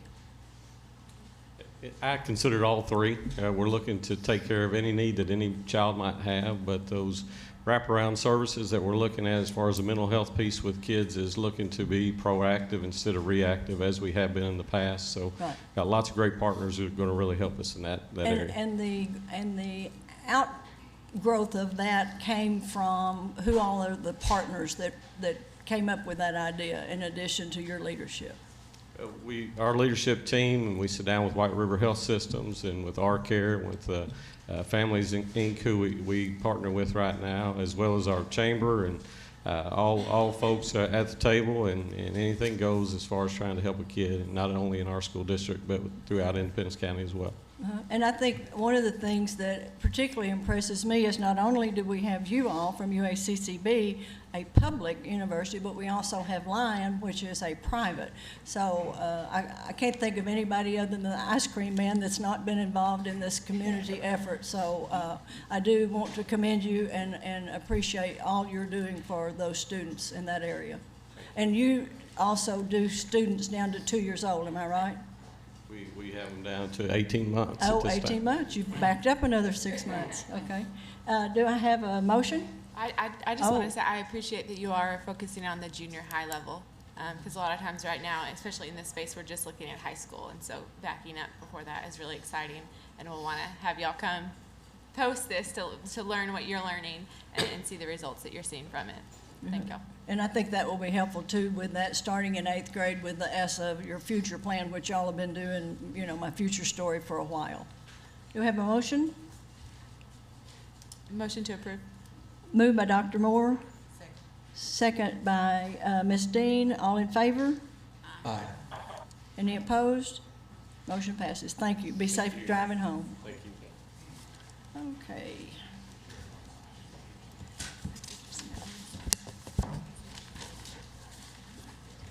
Next, we have my friends from North Little Rock. North Little Rock School District is here to ask for an Act 1240 waivers. As a reminder, the school district will have 20 minutes to make their presentation. If there is any opposition, they will also have 20 minutes, and then the district will have 5 minutes to respond before the Q&A begins. As you know, Act 1240 of 2015 allows the school district to petition the State Board of Education for all or some of the waivers granted to open enrollment public charter schools.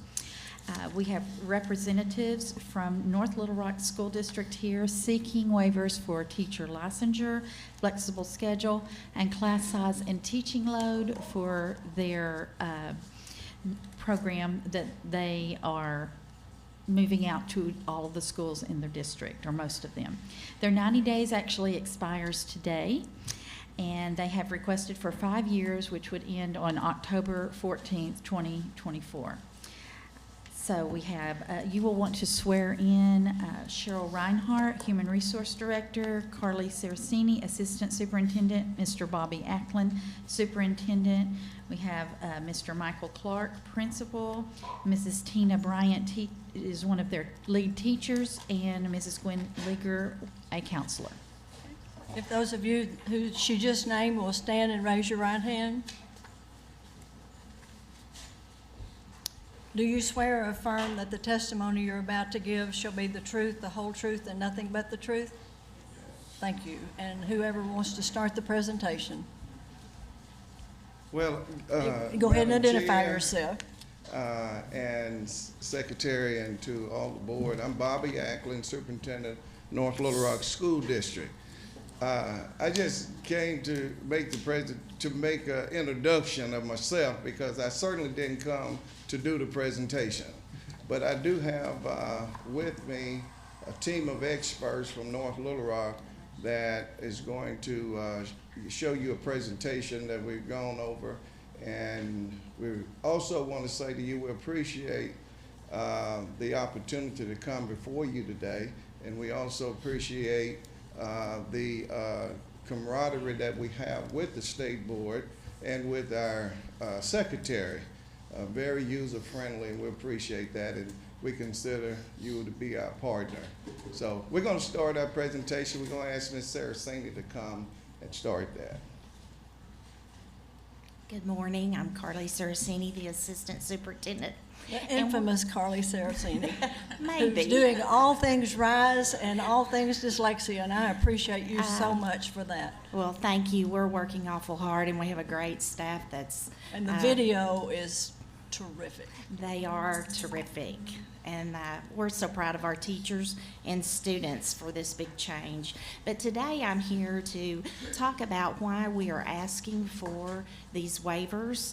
About 3 years ago, we were in front of you and we were asking waivers for our middle school because we took on initiative to implement opportunity culture. And I know some of you may know what opportunity culture is and what it is, and may not know what it is. And so we've got some slides on it, but opportunity culture is really a two prong.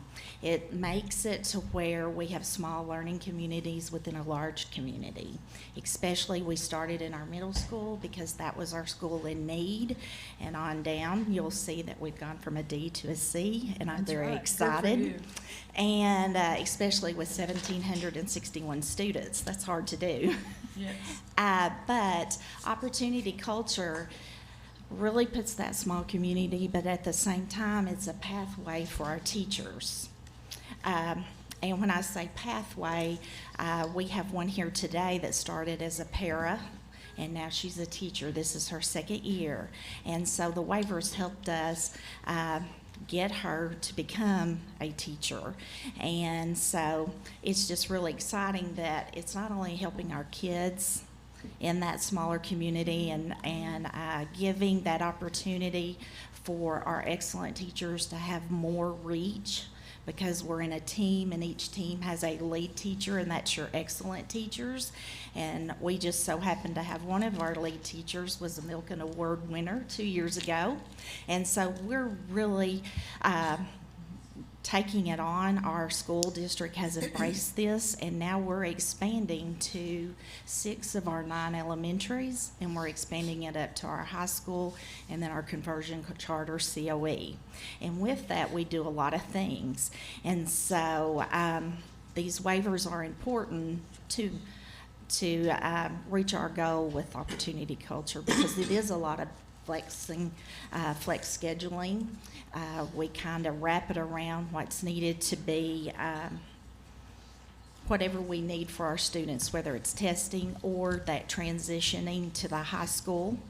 And last year we took our 8th graders over to the high school for a day. It was great, but we had to really be careful with our time, because we wanted to let our high school students not attend that afternoon while we brought the 8th grade over so they could meet all our staff at the high school. It was a great transition. Very, very wonderful experience. So these waivers are very important to us, but I do want to also tell you that I know you're all familiar with the 3 tiers for the ESSA, and opportunity culture is a tier 2 for ESSA. It's been approved. There's all kinds of research on it, and it's in this PowerPoint where AIR has done. If you just back up, you can kind of see.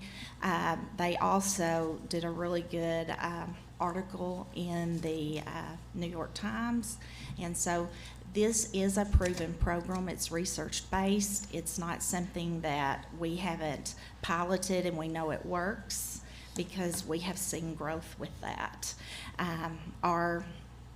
I guess our middle school, and I would have to ask Mr. Clark for sure, but I think we've been improvement for about 7 or 8 years. So for us to get up to a C, you can really tell it is working. And I don't know what better to say than you can see what this has done for us, because we want teachers of diversity, and that's so hard to do because there's not that many going into the programs. And so this gives us that pathway for those diverse populations. We are looking for not only teachers of color, but for the Hispanic population that we serve. So getting them in there and providing them with opportunity to be a para, but in a path. And we have several partnerships with different universities, and we have worked with the Department of Education so that we have MOUs that, those are the ones that can't stop working to go back and do the student teaching. So we've done a lot of MOUs with, if you work for us for 3 years in direct contact with students, then that's in lieu of your student teaching. But we then give you experiences outside of that area. And so this is really working for us. I think on one slide that we have, and also we pay them, because other job careers have career ladders, and we have a career ladder for teachers and also for our paras that we call Reach Associates, because they take on a different role than just your regular para. They're actually in there teaching with the teacher. And when we ask for class size load, you know, you might have that very best math teacher.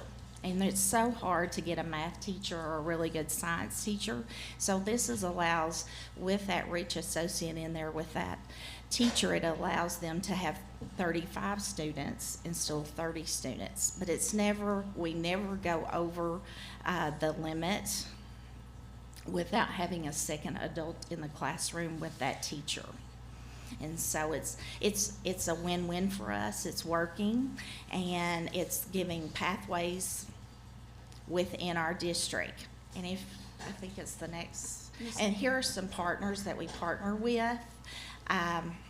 Public Impact is Opportunity Culture, comes out of North Carolina. It was started in Charlotte, North Carolina, at Charlotte-Mecklenburg School District, and it's expanding across the United States. We also want to build that leadership capacity with our teacher leaders, and so we rely heavily on the Arkansas Leadership Academy. We have 8 teams right now going through Team Institute, and so we really feel we're building our capacity, but as we expand this out, we need these waivers for those other buildings. Okay, Ms. Newton has a question. Yeah, I want to back up to something you said, that comment. You said that you had a understanding that if a para had worked for 3 years, that would take the place of their student teaching. Are you working in conjunction with a university? How Yes. are you doing that? Yes, we have MOUs with the university, and we're working very closely with them. Which universities are you doing that with? We have a MOU with Harding currently that we are doing that with, and this is for your degree completers. You may not have, you may have 60 hours or you may have 90 hours, but you do not have a complete degree. So we are working with them on that. So that's the only university that you're working with? We have some others that we're working with, but usually it's MAT, but they're the only one that we're working with a degree completer. And if you work with us for 3 years, we also changed our policy, or we made a policy that if you're a classified employee and you're enrolled in a teaching program that's approved by the department, we reimburse you 6 hours a year, but then you owe us a year of teaching. Because we're looking at not only attracting, but retaining those teachers. Sure. Anything else? Okay, go ahead. No, you go right ahead. Oh, Ms. McAdoo, sorry. Well, I was just gonna make a comment, but I can wait until. No, they no, finish. go ahead. I was just gonna say that I had the opportunity, a couple of months ago to hear from your teacher leaders and learn a little bit about everything that you're doing. And I was very impressed and excited, and, yeah. I just wanted to say that the district is very, Cheryl Reinhardt, North Little Rock School District, I apologize. The district is very committed to this process, and we have moved into it gradually, starting with 6th grade, then we went to 7th and 8th grade, and now we're expanding it because we've seen success. But we're very committed on many levels, as you can see, with our partnerships and with our salary schedules, and these waivers that we have used have been a large factor in making all of this possible. So we are asking for teacher licensure, flexible scheduling, and class sizing teaching load. We may go a little bit fast because we know you have an important agenda today, so if I go too fast, just let me know. But our teacher licensure waivers give us opportunities for Reach Associates to become teachers. We've had 4 of those. Paras or other classified employees to become teachers.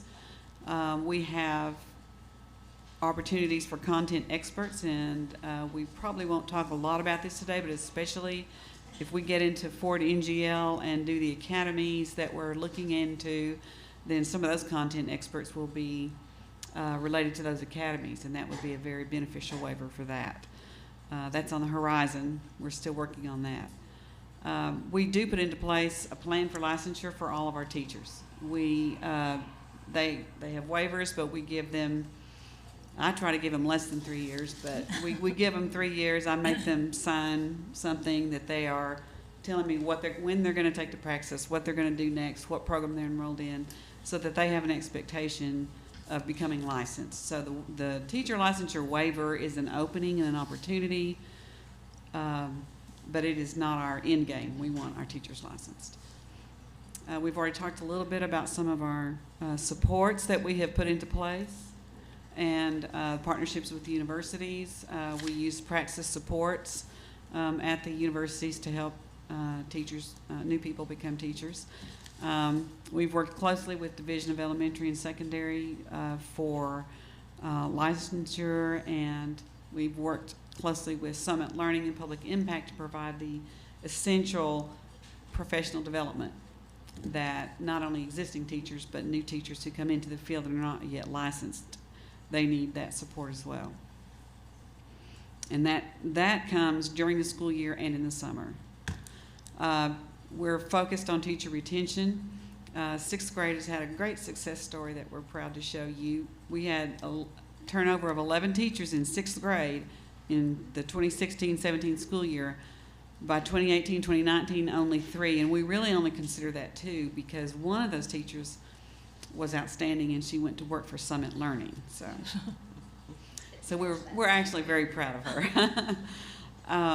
But we have the leadership training opportunities, and so we want our teachers to grow into teacher leadership. We want them to be, and our principals as well. They learn a lot about working as a team. And of course, we always provide the mentoring that's needed for new teachers. We provide that as well. Ms. Reinhardt, you skipped over the tuition reimbursement policy. Could you I talk sure a little bit did. about But that, please?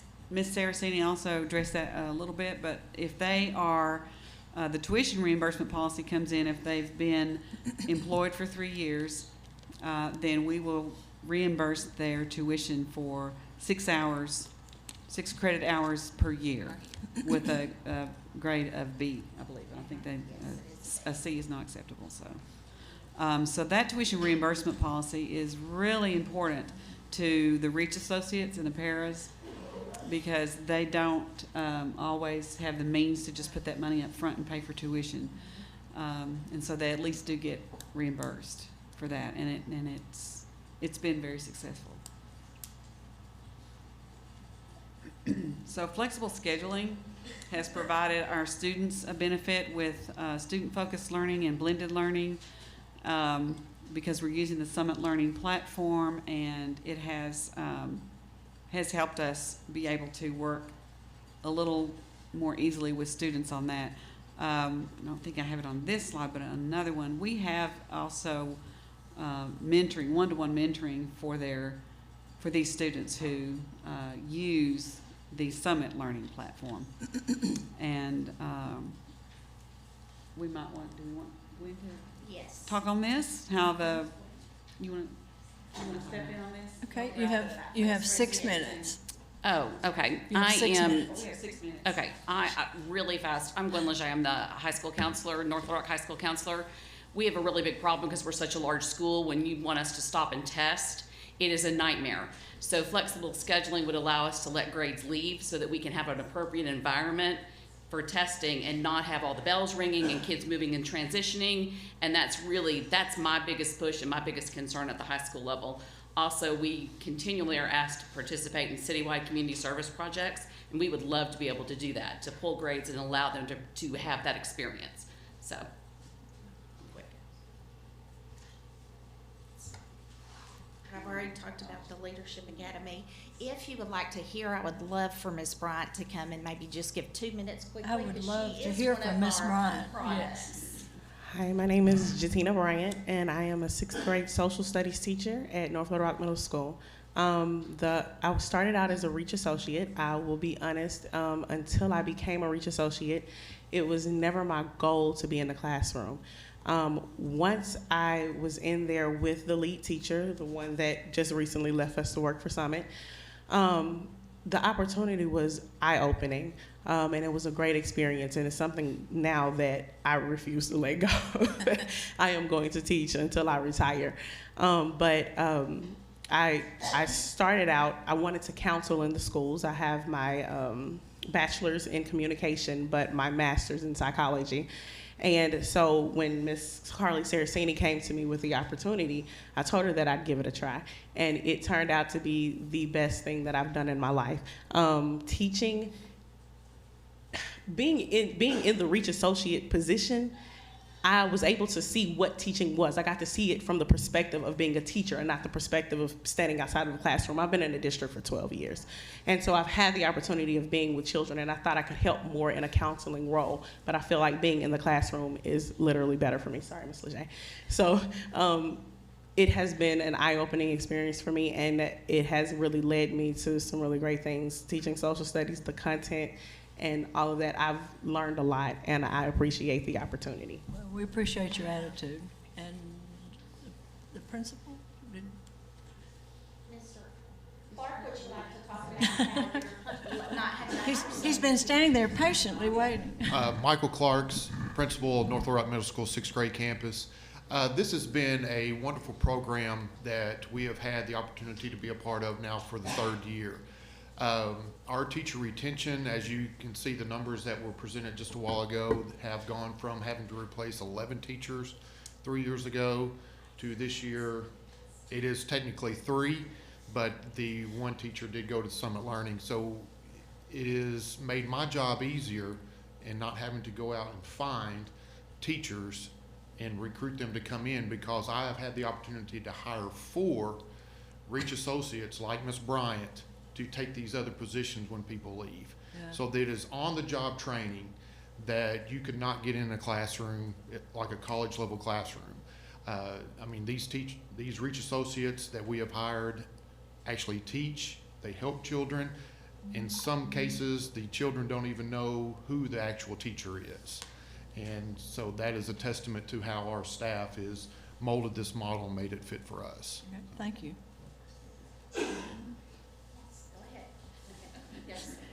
Just to piggyback off of what Mr. Clark said, it is very true that the kids most of the time do not know the difference between the teachers.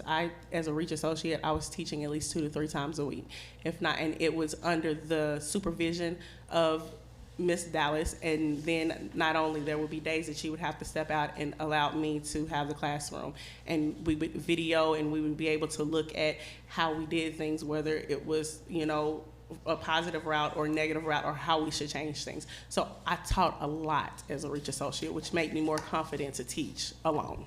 Good, yeah, good. Okay, so we're gonna speed through. If you have questions, stop me. But we just wanted to say, you know, we now have multi-classroom leaders working in 10 buildings in our school district. And they operate PLCs, they disaggregate data, they do wonderful things for our students. And we have one more elementary school coming up next year to join in on this as well. I mean, we feel like we had some really good, we went from D to a C at North Little Rock Middle School, and also at the Center of Excellence. And these waivers don't impact the Center of Excellence, but they use the same waivers, and they're having the same success. So, and they are also using Opportunity Culture this year. I think that's about all that we have. We hope that you will grant our request for district waivers, knowing that we are committed to education, committed to teacher licensure. We are committed to teachers and students in our district. Ms. Chambers, did you have any questions or comments? I do not. Thank you. Anyone on either side? I just have a quick comment for Ms. Bryant. I hope all teachers are excited like you are, and your students are very blessed to have you. Your excitement is contagious. Ms. McAdoo? Did you talk about your teacher leaders and how you are funding them and how they apply for that? I don't think I heard you talk about that. That, for, as a teacher, that was Okay. very important. Teacher leaders have to apply every 2 years, and we are working with EVOS, and we actually have, they take our data from ACT Aspire, and we actually come up with a value added, or they come up with that formula. I'm not a statistician, but they come up with that formula. So every 2 years, they have to reapply and show growth to lead that team. And so it's that kind of accountability. Also, we really reallocate money. When they get these stipends, it's reallocated from Title I, a little bit of ESA, but most of it is all Title I funds. And so that building principal, they have to make that decision. This is how we want to spend our money. But these are in place of a lot of your instructional, your coaches. We reallocated at the middle school when we started this 3 years ago. We took the salaries that were the funds that we were using for a science coach, a math coach, and a literacy coach. And that's a lot of money when you're looking at these are just stipends, so you can have a lot more leaders. And they have kind of, they have some skin in the game because it's accountability every 2 years. Well, I was just saying, and I looked at your numbers ahead of time on the My School Info, and it looks like you're narrowing your achievement gap too, which is the purpose of the ESA, used to be NSLA funds. So that's maybe a goal, or it may have been a nice side effect. That's definitely a goal. I just wanted to add to when we interview for MCLs, DRTs, and RAs, pardon the acronyms, we select people who, it's a rigorous interview process. It's very structured, very rigorous. They actually go through like 3 different levels. There's a writing component. They have to show 2 years of growth, not the DRTs and the RAs, but the direct reach teachers do show some of those same higher level achievements as even the MCLs do. So it's a rigorous, structured interview process. And then they're added, again, that accountability is added to it. They have to interview again. So. I think one question that we always like to ask for on the 1240 waivers is, have you spoken to your parents and teachers? Are they aware? Are they buying into this? Or is this something that you're doing to them? When they choose to have opportunity culture in their school, it's a team. It's actually a staff. A lot of parents are involved as well, and we have lots of parent nights. Any other questions? And we also present to our board. Yeah, good. Do you have a motion? This is a request for 5-year. Yes, ma'am. Oh, there was one other quick thing I just wanted to add to the flexible scheduling. We are not asking for a waiver from the recess portion of that law. Thank you. I'm not always comfortable with the 5-year. I'd like to make the motion that we approve the waivers for a 3-year period. I think you have to ask them if they're willing to, this is different from the charters. You asked them if they're willing to modify their request. Am I correct on that? Yes. Dr. Ackland? Here comes Dr. Ackland. Thank you for that. I guess I would just ask why. Good question. I think to be able to review it again at a shorter time period, I would be more comfortable, just personally. I think if we dropped the ball along the way, that you all would have opportunity to bring us back in. So we really would like to stick with the 5. Okay. That's your prerogative. Yes, that's your prerogative. We ask for a good vote. Okay. Am I correct that we would get a report on the status of the waiver every year? I think we already do that.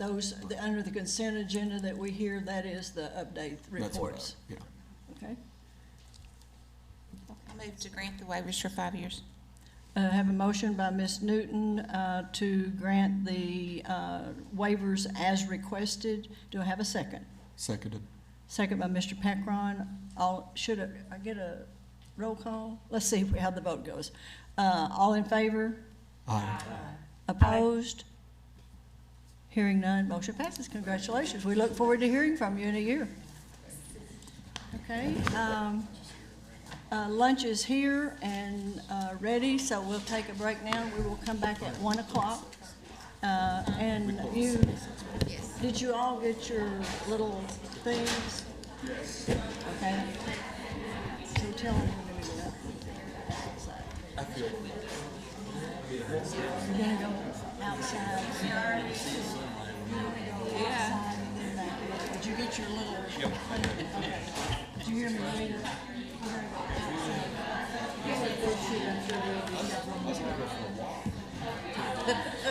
Works for me. maybe one.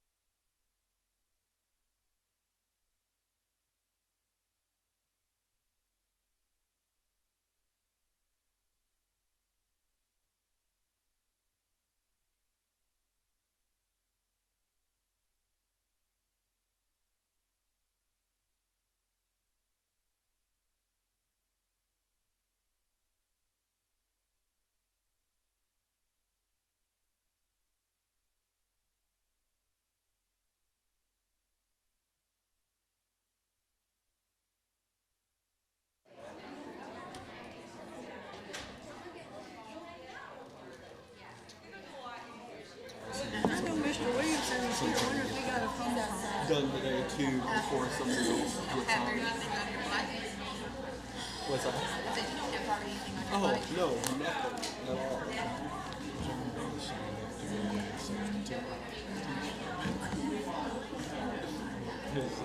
Chad said if this goes on next month, they are, this council will substitute. I told him, I said, well, I'm gonna pass my background check. You have lifetime? You have lifetime license? No, when we moved, because I didn't think I'd be coming back, but I did, I dropped out, but I have, CASA. I have to have federal background check for that, and TB shots, so I'm up on my shots. Would you look and see if Mr. Williamson is outside the door? He was on the phone. Oh, was he? If he's still on the phone, that's fine.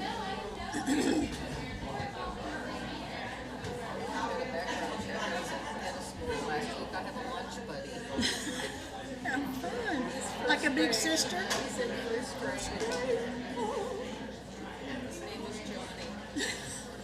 Is that where you're, is in the same school?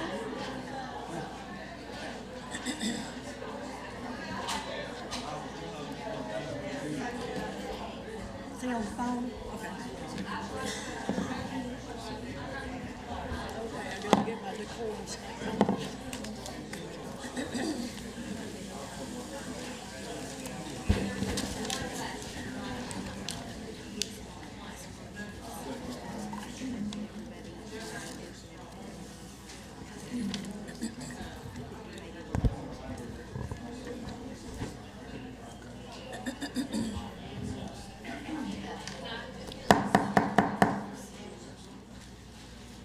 Afternoon session of the State Board of Education will come to order. The board recognizes there's a great interest in at least one of the items that we'll be discussing this afternoon. However, anyone in the audience who speaks out of turn or without being recognized by the board forfeits the opportunity to give public comment if public comment is allowed and may be asked to leave the auditorium. It is expected that everyone in the audience be respectful of the board and others speaking and not shout, yell, or otherwise disrupt the meeting. Anyone who is disruptive to the meeting will be asked to leave and may be escorted out of the building. We're using Robert's Rules of Order. The fire people have asked us that no one stand. There is overflow rooms and live stream in those rooms. If a majority of the board votes to allow public comment, each person who signs up to give public comment will be allowed 2.5 minutes unless I, as the chair, specifically allow otherwise. I would ask that you be respectful of those who are speaking behind you so that the amount of time is not cut short. Anyone who does not respect the time limitations may not be permitted to give public comment in the future meetings. Public comment will be allowed, as I said, for 2.5 minutes. On item 13, which is probably the one with the most interest, it has 4 subparts: the Community Advisory Board, the board member zones, the MOU, and the attendance zones. As a public board, we welcome public comment. In an effort to ensure that everyone has the opportunity to speak, we will hear public comment following the presentation and discussion of all 4 subtopics.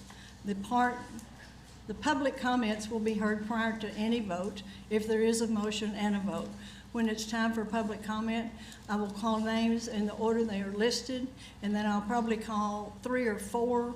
You can line up so that there's no lost time in between when one person speaks and the next. Each commenter will be given 2.5 minutes. Given the number of people here today to comment, please be respectful of the time limit.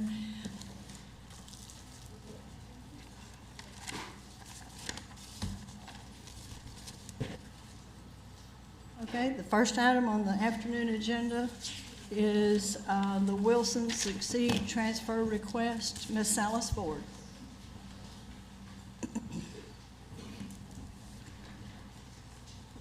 Good afternoon, Courtney Salas Ford for the division. Yes, the first item is a request from the Wilson family to transfer their son's Succeed Scholarship.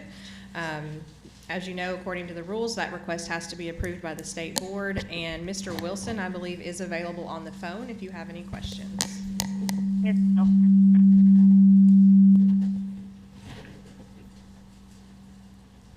Hello. Ms. Wilson? Yes. Okay, Ms. Wilson is on the phone. Okay. Does anyone have questions of this parent? Do I have a motion? Move to approve. Moved by Ms. Newton, second by Ms. Dean. All in favor? Aye. Thank you.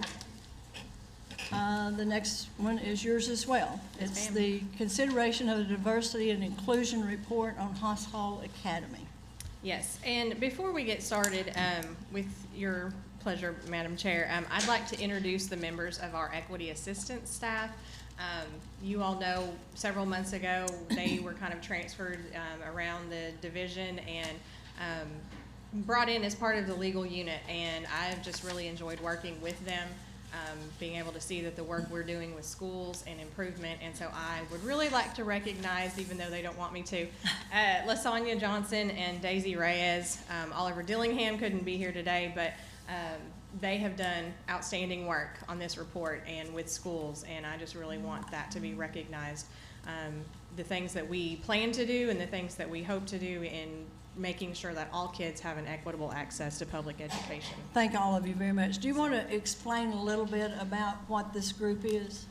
About the Equity Assistance Yes. Unit? Sure. So the Equity Assistance Unit is the unit within the division that focuses on things like bullying, like harassment, recruitment and retention of minority teachers, Title IX of the federal law, ensuring, again, it's all about ensuring equitable access. So if there are any barriers that are preventing kids from accessing their general education curriculum, activities, anything that would prevent kids from being educated as all other kids are being educated, those are the things that we are looking at, whether it's from a proactive approach, such as in with Haas Hall, what can we do to prohibit this from happening, or a responsive approach, such as if a complaint is filed. We also look at Section 504 of the Rehabilitation Act in conjunction with the Office for Civil Rights and making sure that that's followed. Thank you. You may Absolutely. proceed. Right. So, as you all know, on April 11th of this year, the state board requested that the Equity Assistance Unit work with Haas Hall Academy in a review of diversity and inclusion procedures and develop an action plan if there were areas where we thought they might be able to improve.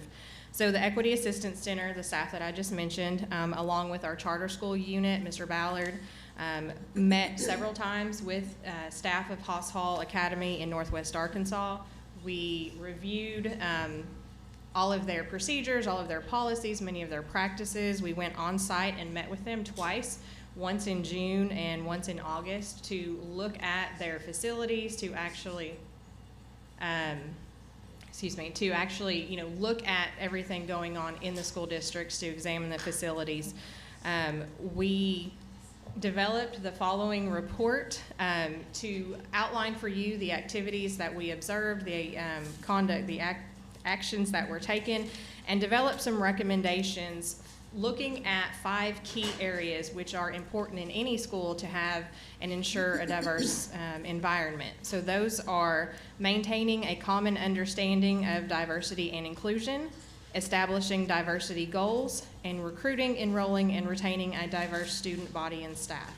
And so for each of these areas, we looked at, again, Haas Hall's policies, procedures, and practices. Included in the report are the evidence that we found where they were meeting these goals. And then we identified some areas where we thought additional steps might need to be taken or could be taken in order to help advance their, I'm sorry, it's very distracting, to advance and continue to meet these goals and progress further. So if you look at the report, we have each one broken down into those 5 areas. So for example, the first recommendation is to maintain a clear and shared understanding of intentional diversity inclusion. So even if you have a diverse community in which your school is located, you have to be intentional about the actions that you take. You can't just let it happen or assume it's going to happen. You have to intentionally take those actions. So we have included there many of the things that the school is already doing, as well as the policies that they have in place to encourage diversity and inclusion. But we did list a few action steps that we thought they could take, such as establishing an advisory committee, representative of the parents and the staff there that could give feedback to the school. And I'm not going to go through every action step recommended, but if you all have any questions, please feel free to let me know. The second recommendation is to develop diversity and inclusion goals and actions that have well-defined outcomes, a specified time frame for measuring progress, and are based on sufficient data analysis. Again, we've listed the things we feel that they are already doing to achieve that goal, but then a few additional items that we think they should do, such as, again, reviewing their civil rights data, looking at maybe complaints that have been filed, the outcomes of those complaints, doing reviews, consistent reviews. This is also not just a one-time thing where you go in and look. It's having a consistent practice of looking at the data and making adjustments as needed. The third recommendation is to utilize targeted recruitment strategies that increase the diversity of student and staff applicant pools. Again, we list all the things that they are currently doing. They have very clear procedures and practices in how they are recruiting and attempting to get more diverse applicants. We did list several recommendations on how they could partner with organizations in that area. There are lots of diverse organizations in Northwest Arkansas that tailor specifically to a certain population, and we feel like there could be a lot of opportunities to partner with those organizations. As well as talking to other charter and traditional schools throughout the state to identify effective recruiting strategies. That's also something that we are focusing on a lot at the department, is recruitment and retention and different ways of attracting diverse teachers. The fourth recommendation was to maintain an unbiased hiring process for classified and certified staff.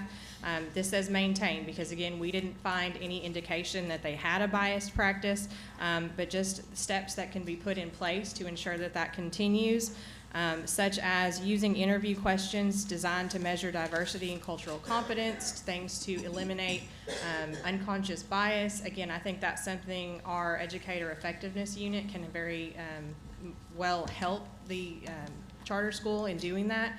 Areas that we are looking at through our poverty simulations and our cultural competency to ensure that this continues. The fifth one I definitely want to call your attention to because in this we included a lot of data that we think more accurately reflects the current situation at Haas Hall. There had been a lot of questions in prior meetings about how they are serving students with needs related to dyslexia, their special education students. We have included all that data for you. They're English learners, the languages that were identified by the students and families as being their primary home language, information about free and reduced lunch counts, the clubs that they have available to students, as well as the athletic programs they have available to students. And all of that is related to the fifth recommendation to maintain a school environment that intentionally supports student and staff diversity.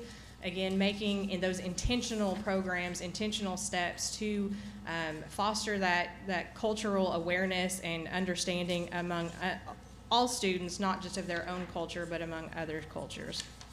A few recommended action steps there as well. We do, again, intend to continue working with Haas Hall throughout the next several months. You have requested that they come back in June of 2020 and report back on the progress of implementing some of these recommendations.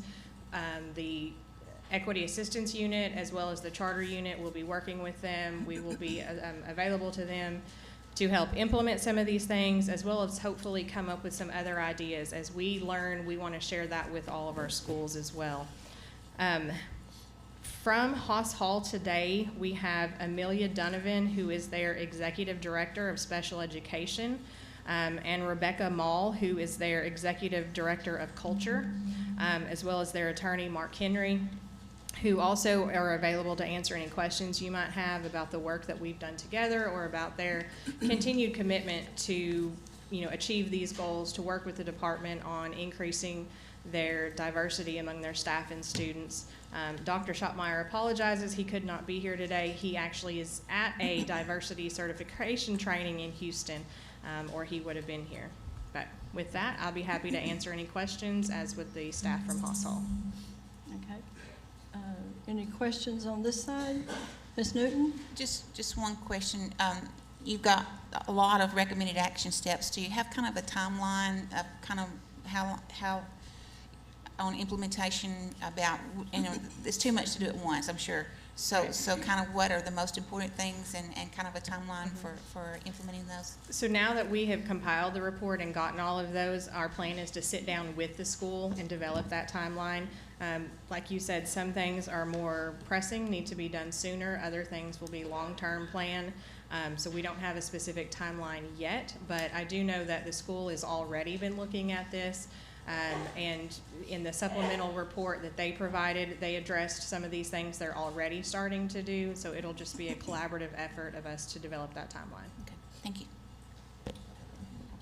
Dr. Hill? In the report that we got this week, and this is something that that we've been talking about. I've noticed that the number of minority teachers have decreased from the last year, and I know there's a lot of plans, but I think it's very important that we have a specific target that we're trying to shoot from, so we know if we're making progress or not. We've had these balloon numbers with no specific target that what we're shooting for. And to me, as I've shared with the administration at Haas, that I think the administration will help grow diversity of the school by what they have, rather than, I see all this focus on the students, and I admire that, and I think that's great. But I want to see a targeted effort on the administration and on the faculty, because where you have those teachers, identifiable role models, I think that would help. So that's really important to me. Yes, and I agree with you completely. And I say that because those numbers, they're from 17-18 to 18-19 have decreased. So, it's hard to grow when you're declining. Right.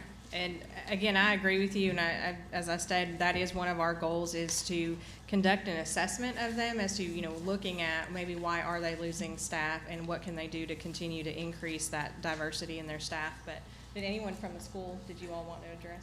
Well, I've been there, and I think it's so important. It's hard, and I know I sound like a broken record, but it's hard to go hire from somebody else's diversity of their institution, but you have to have a strategic plan to grow your own. And I've said that now for 3 years, and that hadn't taken place.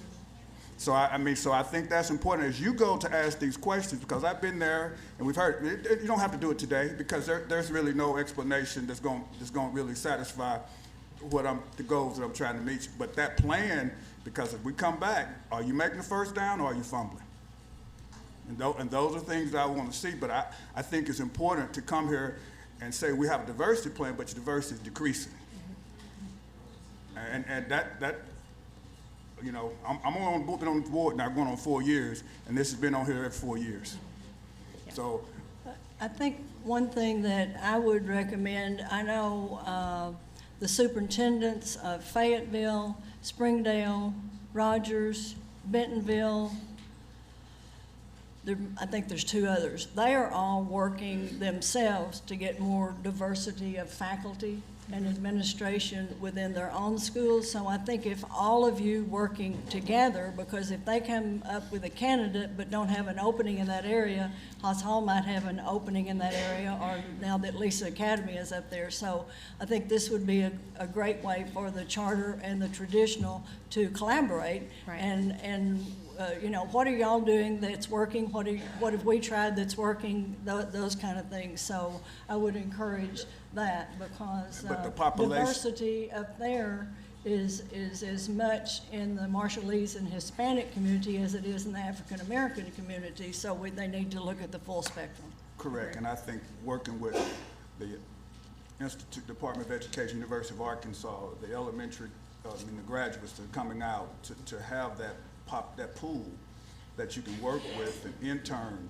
and do those type of things. You have to be very creative rather than saying we're going to improve, but we don't have a strategic plan. That's all I'm saying. Yeah. And it's, No, hey, I diversity is understand. tough. If you got 5 and you get 2, Right. well, it's better than what you got. Yeah, no, again, I agree with you. Those were some of our recommendations, as Ms. Zook stated, was to work with those other schools in that area, to work with the University of Arkansas's Academy for Educational Equity. They are working on those same things, and so instead of reinventing the wheel, we need to be working on those partnerships. And again, the work that our Educator Effectiveness Unit is doing on recruitment and retainment.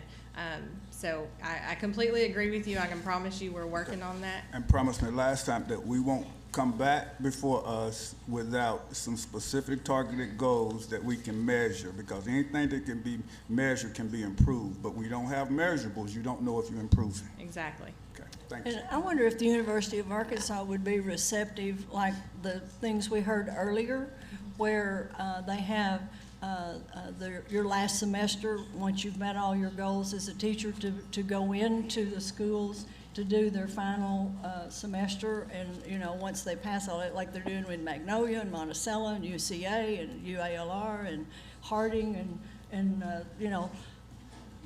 become creative in that regard as well. So if you will pass that along, and those of you, thank you for driving down. We appreciate it. Do I hear a motion to accept this report? And is there a caveat in the acceptance? Based on having specified goals in the next report, because I just didn't see those goals. She's working through that. I just want to make sure we come in here next time that we're not looking at information without specific goals. I'm going to have to step in on that, Dr. Hill. I don't think it's the department's responsibility to set specific goals in this regard for a charter school. So if you're asking the department to do that, I think that's not appropriate. I think that would be something that the school should come back. Well, I understand. Well, okay. That's fine. All right, I just wanted to clarify what entity you're asking to do this. Well, who's responsible? I guess my frustration is, Secretary, is that we have had this for 4 years and I've never seen her. So Well, do we continue to ask the school? But that's included in the charter application and review process, which you all have ultimate authority over. And if that's something that becomes part of that process, that's different. But in the middle of a charter cycle or of a charter, an approved charter. So when they come back up for review, I think that would be more appropriate than requiring those now. And I think Courtney did a good job of describing what this unit does, but I want to just go a little bit further and say, before this unit was simply, in many respects, a compliance unit.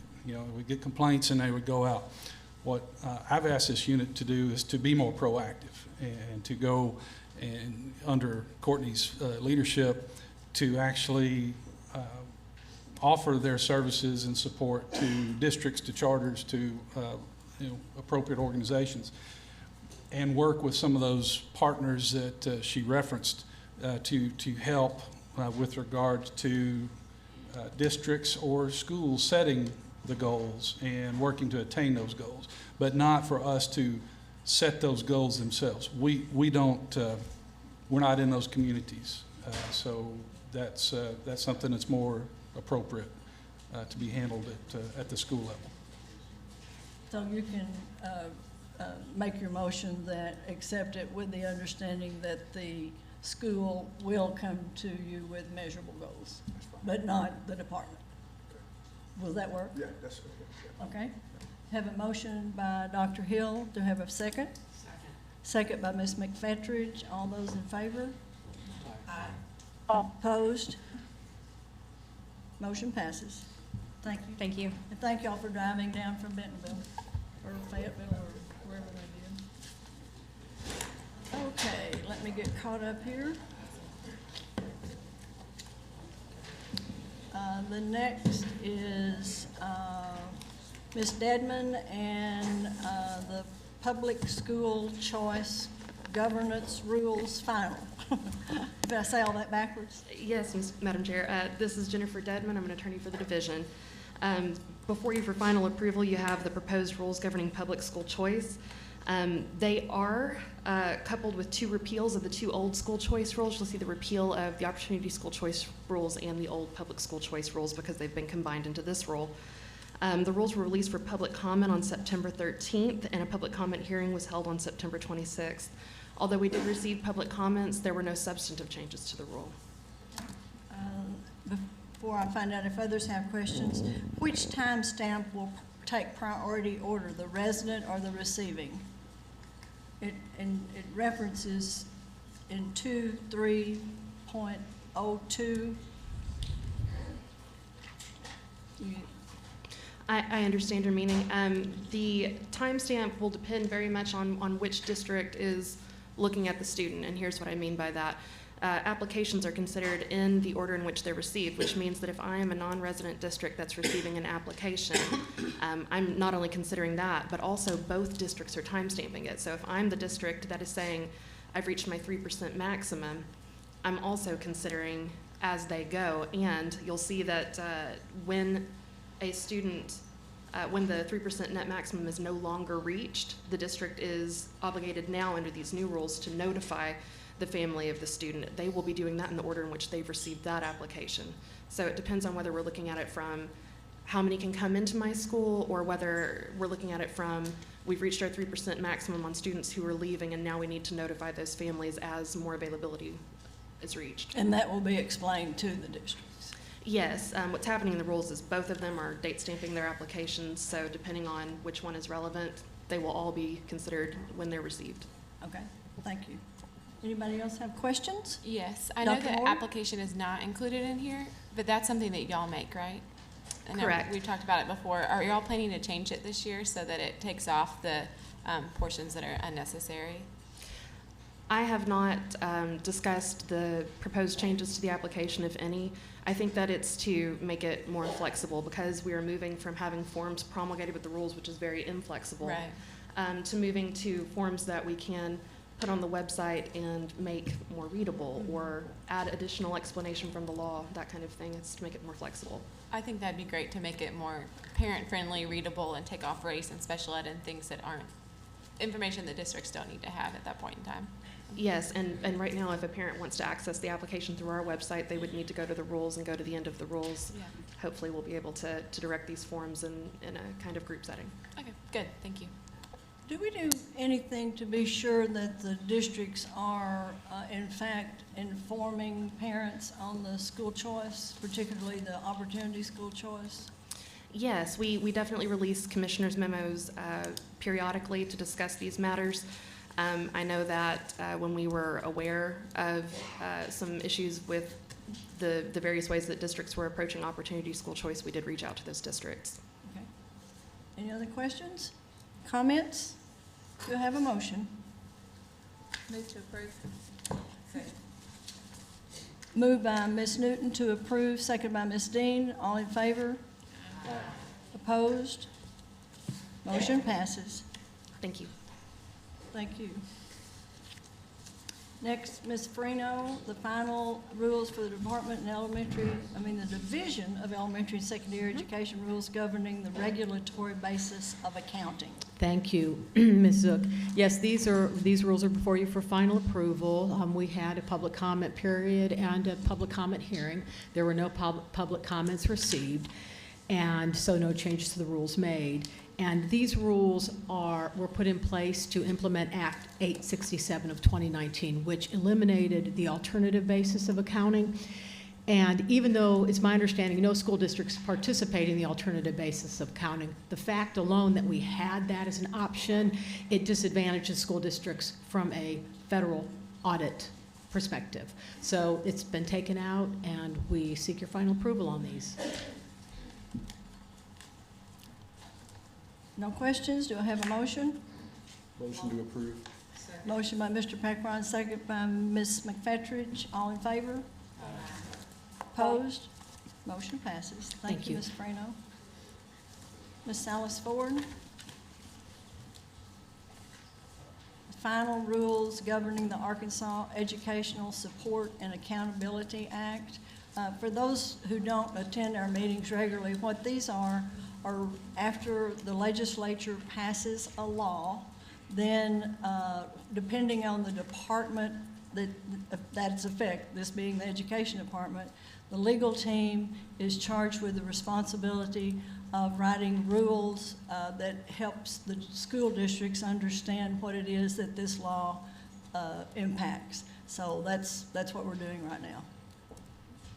Yes, Courtney Salas Ford for the division. As you stated, we're requesting final approval of the rules governing the Arkansas Educational Support and Accountability Act. We did put these through public comment, have a public comment hearing. We did receive a few comments and made minor corrections, but nothing substantive, so we are requesting approval pending ALC review. Any questions? Comments? Do you have a motion? Moved by Ms. McFettridge. Second by Ms. Dean. All in favor? Aye. Opposed? Motion passes. Let me get caught up here. Consideration of final approval for Division of Elementary and Secondary Education rules governing test security, testing violations, and testing improprieties. Yes, so we are again requesting final approval. These rules govern testing irregularities, violations regarding standardized testing. So it's a little bit new process that when a complaint comes in regarding someone that may have violated test security, into ranking them in certain degrees of severity so that then it can be dealt with appropriately. So we did have a public comment period, received only minor comments that led to corrections, and we are requesting final approval. Questions or comments? Y'all have all done your homework ahead of time. Good. Do we have a motion? Move to approve. Moved by Ms. Newton. Seconded. Second by Mr. Pekron to approve. All in favor? Aye. Opposed? Okay.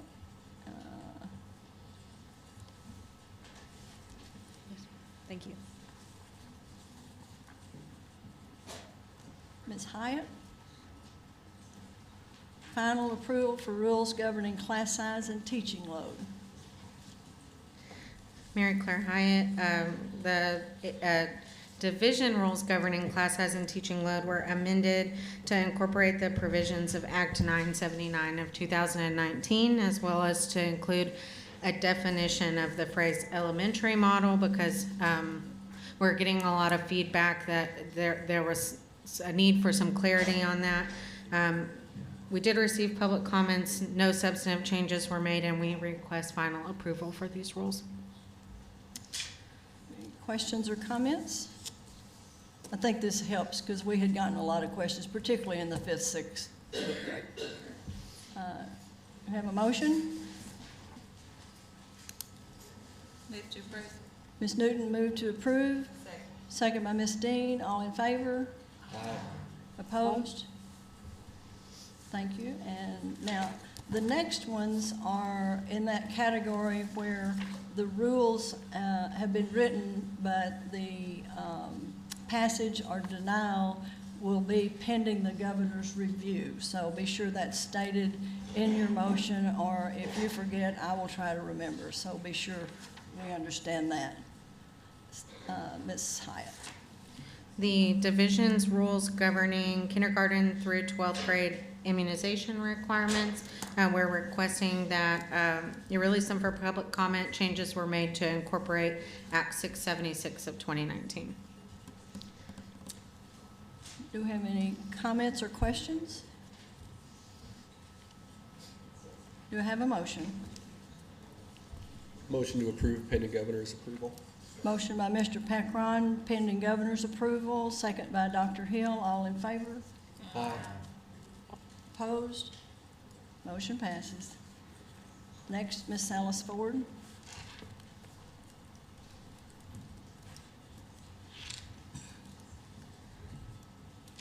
All right, the next ones up are consideration for release for public comment, the rules governing student discipline and school safety. These are implementing changes from several acts, but primarily 640, which was the result of the discipline subcommittee that you all appointed some time ago that did a lot of research and made recommendations on changes in legislation. So you'll see very substantial changes to these rules. Most importantly, that originally they were just guidelines, and so now they are rules and include all of the requirements under the law that school districts have to have in their policies in addressing bullying, corporal punishment. So we are requesting approval pending governor's review. Okay, and before we move on from that, I want to thank Dr. Hill and Ms. Dean for their work, because they took a lot of time and studied it thoroughly, and we appreciate your leadership in that. Do I have a motion?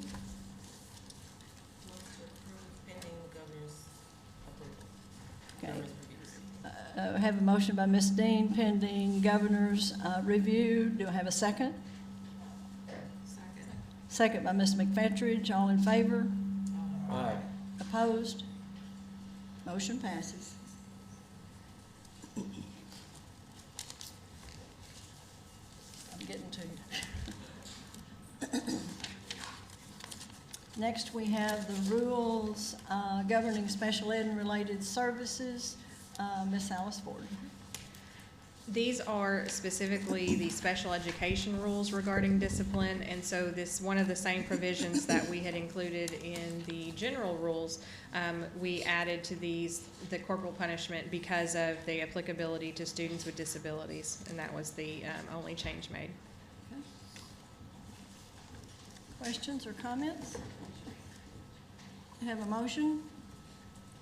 Motion to approve pending governor's approval. We have a motion by Ms. McFetridge pending governor's review. Do we have a second? Second. Second by Dr. Moore. All in favor? Aye. Opposed? Motion passes. Next are the rules governing special ed and related services regarding residential places. Yes, these rules were amended to incorporate changes from Act 523 regarding students in out-of-state facilities being eligible for state funding reimbursement. We also made a few additional changes regarding procedure, just to make sure that it was clear to everyone the necessary steps to take when a student is placed in a residential facility, and I'd be happy to answer any questions. Seeing none, do you have a motion? Motion to approve pending governor's approval. Motion by Mr. Pecron pending governor's review. Do I have a second? Second by Dr. Hill. All in favor? Aye. Okay, and in case the public is wondering why there is no link here, until the governor has reviewed it, then it's sent to us, but it's not linked out into the public in case there is review. Correct. Okay.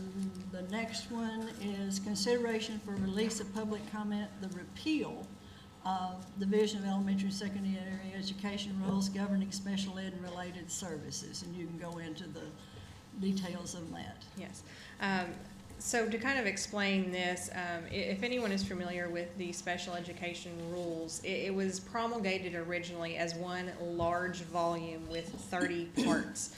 And as we have been amending separate sections, parts of that whole, we noticed that a few of these were actually general education rules that had just been copied over into the special ed, and were not being kept up with the standalone rule, and really didn't need to be part of the special education whole anyway. So those were the section 22 regarding homeschools, section 23, the old ACTAP system, section 27 charter schools, and section 28 uniform grading scales.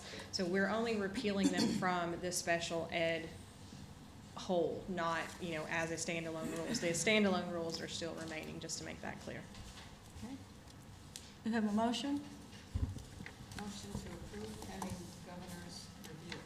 Second. Motion by Ms. McFetridge, second by Ms. Dean. All in favor? Aye. Opposed? Motion carries. Thank you. Okay, next is the Little Rock School District reconstitution. I had stated earlier that it would be 2.5 minutes, which gives a little space in there leading up to the 3 minutes, but I will need a motion to have it anything less than an absolute 3 minutes. So if I have a motion to that effect, fine. Otherwise, it will be 3 minutes per person. Okay, we'll do the 3 minutes. And let's see, do I need a motion to accept public comment before the public comment that's on the agenda? I think that's been the process in the past. Ms. Hyatt, if you'll come and advise us.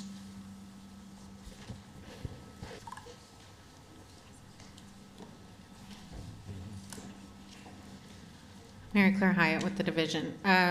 So if anyone notified the department prior to Wednesday, they can give public comment without a vote.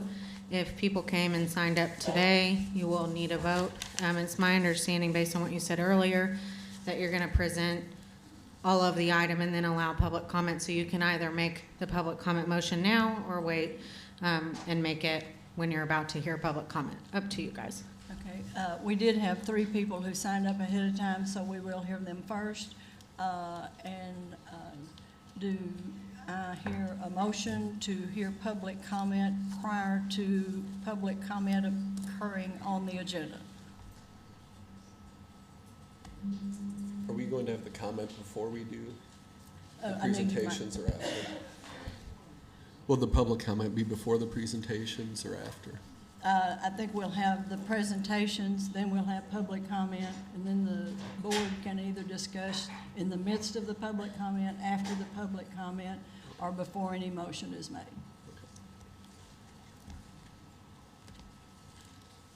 I move to hear additional public comment at that point in time. Okay, we have a motion to hear public comment before it occurs on the agenda. All in favor? Oh, do I have a second? Second. Second by Ms. Dean. All in favor? Aye. Opposed? Okay. Ms. Freno and Dr. Hernandez.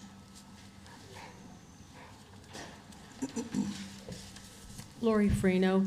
Ms. Zook, if it's acceptable to you, I'll just move on to the first item, which is item A, and that is that the division is seeking the board's approval to expand the Community Advisory Board of the Little Rock School District by 2 at-large members. The list of candidates will be submitted by the mayor's office to the division. The division will then screen them, check them out and make recommendations in the same way we do with the Community Advisory Board that exists now. Make a recommendation to the board for the board's approval. But right now, all we're asking for is that you all, and we're not going to vote on this yet. We're going to vote, if it's acceptable to you, at the very end, after all the public comments are made, but to expand that by 2 at-large members. Okay. That's does anybody have any comments or questions on this item? Yeah, to that, Madam Chair, if I may. This is something that goes back a couple of months, that when you all were discussing the expansion of the board to 9 members as we approach the November 2020 election and reconstitution of the district, there had been some public comment and other comments expressed about the makeup of the Community Advisory Board and maybe allowing some additional community input there. So this was an idea to present to you all to see if it was something you would be open to and could approve, and then we would work with the mayor's office to work out the process, because under the old system, when there was a statutory community advisory board, we had applications that were online on the AD website, and if y'all will remember that. So this is a little bit different, but in keeping with what we had talked about, or at least in some of that public comment, felt like this may be something that we could present to you all as a way to continue gradually working into the turn back the district to local control back in November of 2020. Question. So am I hearing you say that instead of applicants, these two positions will be appointed once they're recommended? Well, they're appointed anyway. That the process for appointment, rather than taking those applications, would be the input from the mayor's office. Right, And the mayor's office could use those applications that we have if they want to, and we are certainly open to them using that process. We just haven't explored that with them until we actually have that conversation with you all. Yeah, I think that I obviously want the community involved. I think I have one concern that in a period of transition, people coming on that have not had the Community Advisory Board experience during the time of the intervention, it would be a pretty steep learning curve with regard to that. But anyway, just something to think about as we proceed on. Ms. Alice Ford? Can I ask a question on that? Sure. Will there be training for those individuals once they are appointed prior to joining the board? Yes. We can? Okay. And that will be done by the department or the district, or worked out in Both. the future? In the past, we've done both. We've had part of that training was performed by the department, part was conducted by the districts. Community Advisory Board in each of the districts where we have one have a little bit of different, whether it comes to policies or procedures or anything like that. So we work together to make sure that training takes place. Okay, great, thank you. So they would, the city would give us 6 or 8 or however many names. People could apply to the city and say, I'd like to be on the list, or would that be up to us or the city to decide? Well, I think I'm envisioning that the mayor's office, city would vet and receive applications or folks who are interested, and then submit, a set of names, and then the board would actually approve the 2 additional members. And then we currently have a resignation on the CAB at the moment, and will that go through the city process or the representative senator process? Well, we did, Ms. Craig just recently resigned, and so that, I'm open to your thoughts on that, but we haven't established how that position would be replaced. What zone is that? I don't recall. I'd have Okay, to get somebody to check on that I was for told me. 2 and 5, so I don't know. Okay, we're Mr. just being Woods, told. he said it's zone 5. Okay, and confirmed by Ms. Alice Ford, So so if thank you. somebody from zone 5, the other 2 would be, you're envisioning at large? Well, there are no non-zone. zones at this point, so they would, by necessity, be at large. Okay, so we will have 1 from zone 5 and then 2 at large, if that is the vote. Yes, ma'am. Okay. Any other questions or comments on that? Okay, Ms. Alice Ford.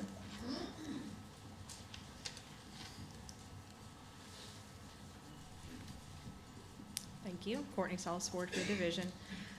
So as you all know, you voted to return local control to the Little Rock School District through the election of a 9 single-member zone board in the November 2020 election. One of the things that we provided to you all is the timeline and process for how that will occur leading up to November 2020. All of these dates are required by statute and things that have to be done in order to get to that process. One of the main things that we have to achieve is development of those 9 single-member zones. Since previously the local board was 7 members, we are starting from scratch and developing 9 new member zones. Obviously, that's not our expertise, and so we contacted Arkansas GIS, Geographic Information Systems, which is the state agency responsible for maintaining school district boundary maps. They, after looking at the data and our request, came up with 3 different options of 9 single-member zones. Each one of those was presented to you in a map form. Each one is based on a different method or a different basis on which GIS came up with those. The guide, I guess you could say the guiding principles that they used in developing these 3 options was to make each zone as compact as possible, to maintain contiguous territory with each zone, meaning there's no islands or nothing that's, not touching land-wise. Each zone should include communities of interest and who share commonality, so not trying to split any well-known or well-established community. Maximize the degree to the degree feasible. Any use of existing physical boundaries, so existing roads, rivers, anything that could be used as a natural boundary, using that in identifying board member zones. And then as to the degree feasible, attempting to coincide with other electoral boundaries, such as existing election precincts. And the reason for that is because it makes it easier for the clerk's office when establishing the voter zones, already has that type of information blocked off. So they have existing voter blocks that that map, if that was the way the board decided to go, would already have that information and wouldn't be starting from scratch.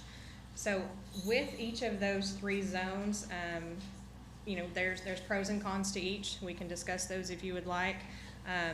You were provided with updated maps yesterday that contained the racial demographics information that we just received from Arkansas GIS.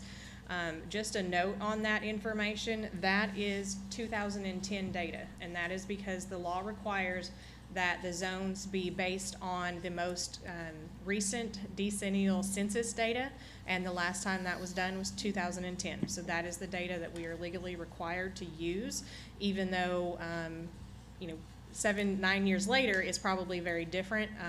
We cannot take that into consideration legally. Now, 2 years from now, when the 2020 census data is made available, if there are any significant differences or you see anything that is significantly unequal based on racial components and the population data, then the school district at that time would be required to revise these board member zones. But as of now, we must use the 2010 census data. And again, all of that was provided to you along with each map, and I'd be happy to answer any questions that you might have. Okay. Mr. Peckron? I think this is less of a question than a comment. I certainly understood what was intended to do with the election precincts. I understand not wanting to overburden the clerk's office, but looking at that as an attorney, I see some districts that have a 4 to 5% variance, and I don't think a court would allow that to go through. I have some real concerns about those being too uneven. I like the idea, but I don't think as it turned out, it's acceptable. I don't know if there's any tweaking that can be done on that to smooth it out. The DDB district is 4.12% high, and the JJE district is 4.99% low. If there's any Right. way to smooth those down to closer to 2, which I think is closer to what a court would find acceptable, I think. So you're saying it's more appealing to you on the lowest variance as opposed to those that have such a wide variance? Well, I mean, I think, generally the rule for election districts is they're supposed to be as even as possible. And I think 5%, which, we've got one that's 5% less than other districts, I think that falls outside the bounds of what a court would find acceptable. And if there are some minor tweaks to a couple of these districts that could be made, I still like the idea of using election precincts if possible. And I think with a couple minor tweaks, that would be the best option. Okay, right, so these are drafts, so adjustments can be made in discussion and consultation with GIS. To your point about a court, obviously we never know what a court would decide. We did look at past cases and found that 5% was the maximum that they would allow to be and still be considered substantially equal. So that's why we made sure to not go over 5%, but obviously, as you pointed out, 4.99 is very close to that number. I just think with a couple small tweaks, you could probably get it a lot closer if possible. Okay. And still not excessively burden the clerks.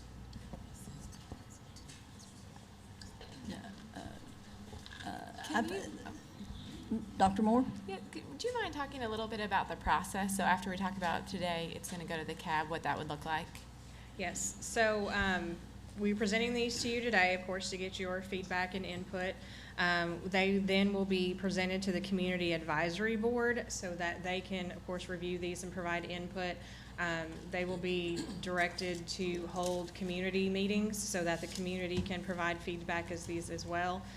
These are available on the division's website, so if anyone is not able to participate in a community meeting, they can provide feedback through the LRSD feedback email that we have established and monitor. Once all of that information is provided, of course, all of that will be compiled and considered. The commissioner will make the final decision on the final map, and then that will go to the Pulaski County Election Commission for approval. That has to be approved by them, and they said that could take them up to 2 months to do that, given their meeting schedule.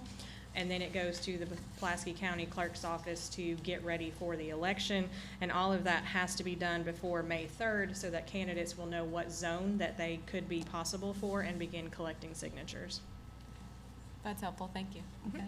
I think the only tweak that came to mind as I studied this is that rather than the suggestion, because this was we initiated this to begin with, is that the CAB's input and the public input come to us based on the public feedback, and then we make the final decision in cooperation with the commissioner, but not solely taking us out of it at that point. But, you know, we can talk about that as we go along. Okay? And on to the draft MOU. Ms. Freno and Ms. Hyatt.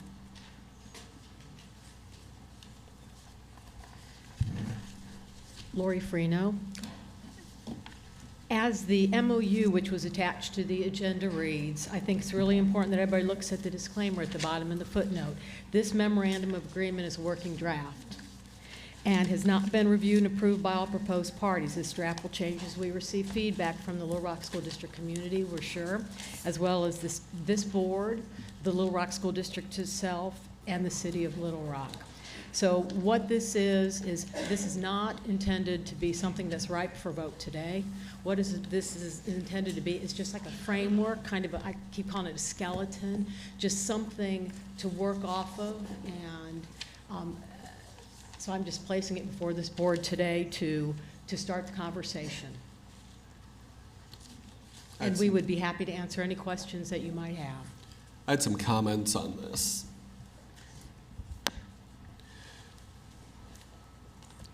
To me, it was unfortunate. I understand under FOIA this had to come out. I thought it was unfortunate that it came out when it did, because this MOU was not what I had envisioned last month when I made my motion.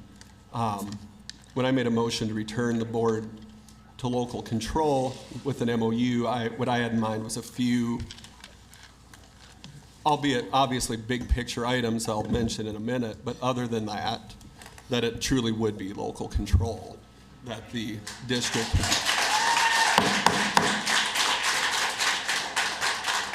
Y'all should probably let me finish before you applaud, but, Yeah. So, you know, I do think that there are a lot of things in the MOU that are good ideas, but I don't think they're things that we should be dictating. I think there's a lot of good things there in terms of organizing the community to run schools, for example. I'm not sure that at this point, I don't think we as the state board should be continuing to run those schools. At some point, we've got to let the district take control, take charge. What I see is an MOU with a few, what I would call guardrails. And this is the part where you probably won't applaud. But I see, for example, a guardrail on changing principles. I see a guardrail on recognition of a bargaining unit. I see a guardrail on litigation while they're in level 5. And the other thing on that is, you know, I think at some point we have to give this district a clear set of ideas. What do you need to do to get your schools back completely and get out from even under those guardrails? I think the community has felt that we've never done that. At least that's the impression I've gotten. I don't know that that's intentional on anybody's part, but I do think we're at the point now where we need to have a very clear set of exit criteria that are spelled out in this MOU that say, the 3 things I just laid out, if they're met, those are going to be in place while we're under level 5. And once level 5 is lifted, those restrictions will be lifted. But we would also have to tell them what they need to do to get out of level 5. I think we need a very clear, understandable set of exit criteria that anybody's grandma could understand. I think they need to understand that. But I do think those big, important guardrails are important to keep in place while they're in level 5. But other than that, I do believe that the district should be in day-to-day local control of the local school board with all the support and responsibilities that come to the state under level 5. I'm not planning to make that as a motion today, but what I'd like to see next month is my sense would be a revised MOU that looks more like that. The one other thing I'd mention is I've heard a lot of discussion about including something in here about charter schools. I don't think that we as a board have the legal authority to impose any sort of limit on charter schools. I think we're required by state law to evaluate each application as it comes in on its own merits. I don't think we can artificially agree to any sort of cap. If people want a cap on charter schools, I think that's something that would have to come from the General Assembly and not from this board. Okay. Ms. Newton? My questions that I had were around the community school model. I had a lot of questions on how it would work and members and who would be making decisions. So that was where my biggest area of questions was that I was unclear on. Was in that section. Okay. And Mr. Pepron, I know we've tried our best to give you everything that we have, but there was exit criteria, qualitative and quantitative, and you're saying if that is being monitored or adjusted or changing in any way, that be gotten out sooner than later. Well, the draft MOU says that the state will work with the district to develop a set of exit criteria. Right. Whether they're existing criteria that are spelled out or something that's worked on, I think they need to be clearly stated in the MOU and not something that's put off for another day. A statement of it, not necessarily change it, but maybe change it, just make sure it's clear. Yeah, I'm not sure what those are. I think those are conversations that we would need to have. Okay. But whatever they are, I think they need to be clear. Ms. Newton, did you have anything further right at this moment? Those were my questions. Dr. Hill? Ms. Dean? Ms. McFettridge? I think my question is, again, working with the PPCs in our schools and making sure that each school is represented on the PPC panel. I think that's, in my heart, that's really important, knowing that there's a teacher in every building that's represented on this committee. I brought that up. I did check with districts larger than Little Rock, districts about the same size, and districts smaller, and the general consensus from those superintendents would agree with that. I know that the date for application or submission has passed, but with the vote of this board, I think we could reopen it.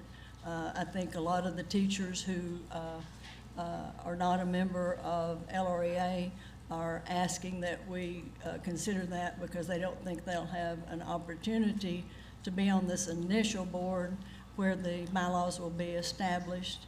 So I tend to agree with what you're saying. I've seen it work, and I know it works well. Okay. When everyone's working together. So, Okay. Thank you. Okay, So good. for- Mr. Williamson? All my concerns have been addressed. Okay. Dr. Moore?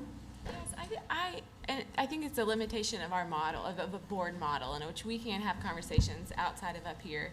And so I've been grappling in my head. I haven't had enough time to flesh this out with the department. Can we have a work session? Should we have a subcommittee? I would Yes. like to ask questions Yes. of the mayor's office, of more staff.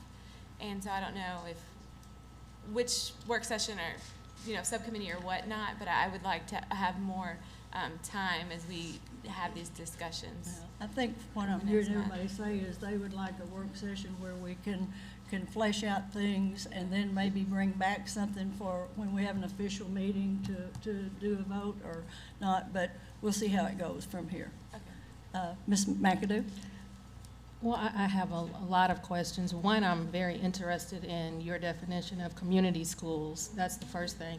Secondly, when you were talking about PPC and having representation from every school, so are you envisioning 41 people on this body? Like, how does that work? Well, I've seen it work in Close to the Springdale. microphone. I've seen it work in Springdale. They don't have 40, I believe they have 30. Okay. And it works very well, where each member of the PPC committee goes back to their school, shares information, gets the feeling and the vote from that school, and then brings that back to the full committee. They discuss and move forward with the majority vote. So it's worked very well. Okay. Well, okay. I just know that it feels like the board here is just very anti-LREA, and that you felt as though LREA didn't represent, like it only represented the members, and that's not how that was. So I don't really see a very big difference in this model of making sure that people are heard, or whatever it is that you're exactly Yeah, saying. I mean, I think you see that representation in every building. They also worked very well with the Springdale Education Association, so all of them are working together for the same goal, to teach kids. So again, they worked with the Education Association and the PPC all together. There was a good feeling there, so. Okay. Anybody else?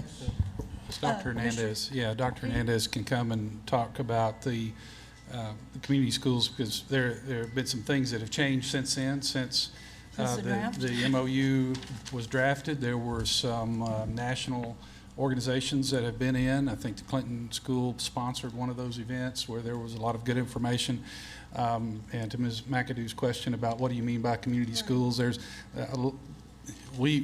we didn't want, and we thought it would be irresponsible for us after the motion was made, and you know, we went back and looked at the transcript to see what we could ascertain from the motion, and then went back to the public comment periods and other discussions that you all had to form the basis of that draft. And again, made it very clear, as Ms. Freno said, that it was a draft, it was a starting point.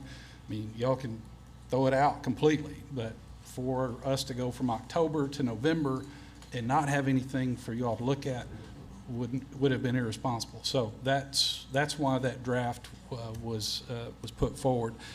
But as I said, and Dr. Hernandez, Mr. Ballard, and some folks from the department were there with LRSD folks. I mean, there was a community members at least one of these events.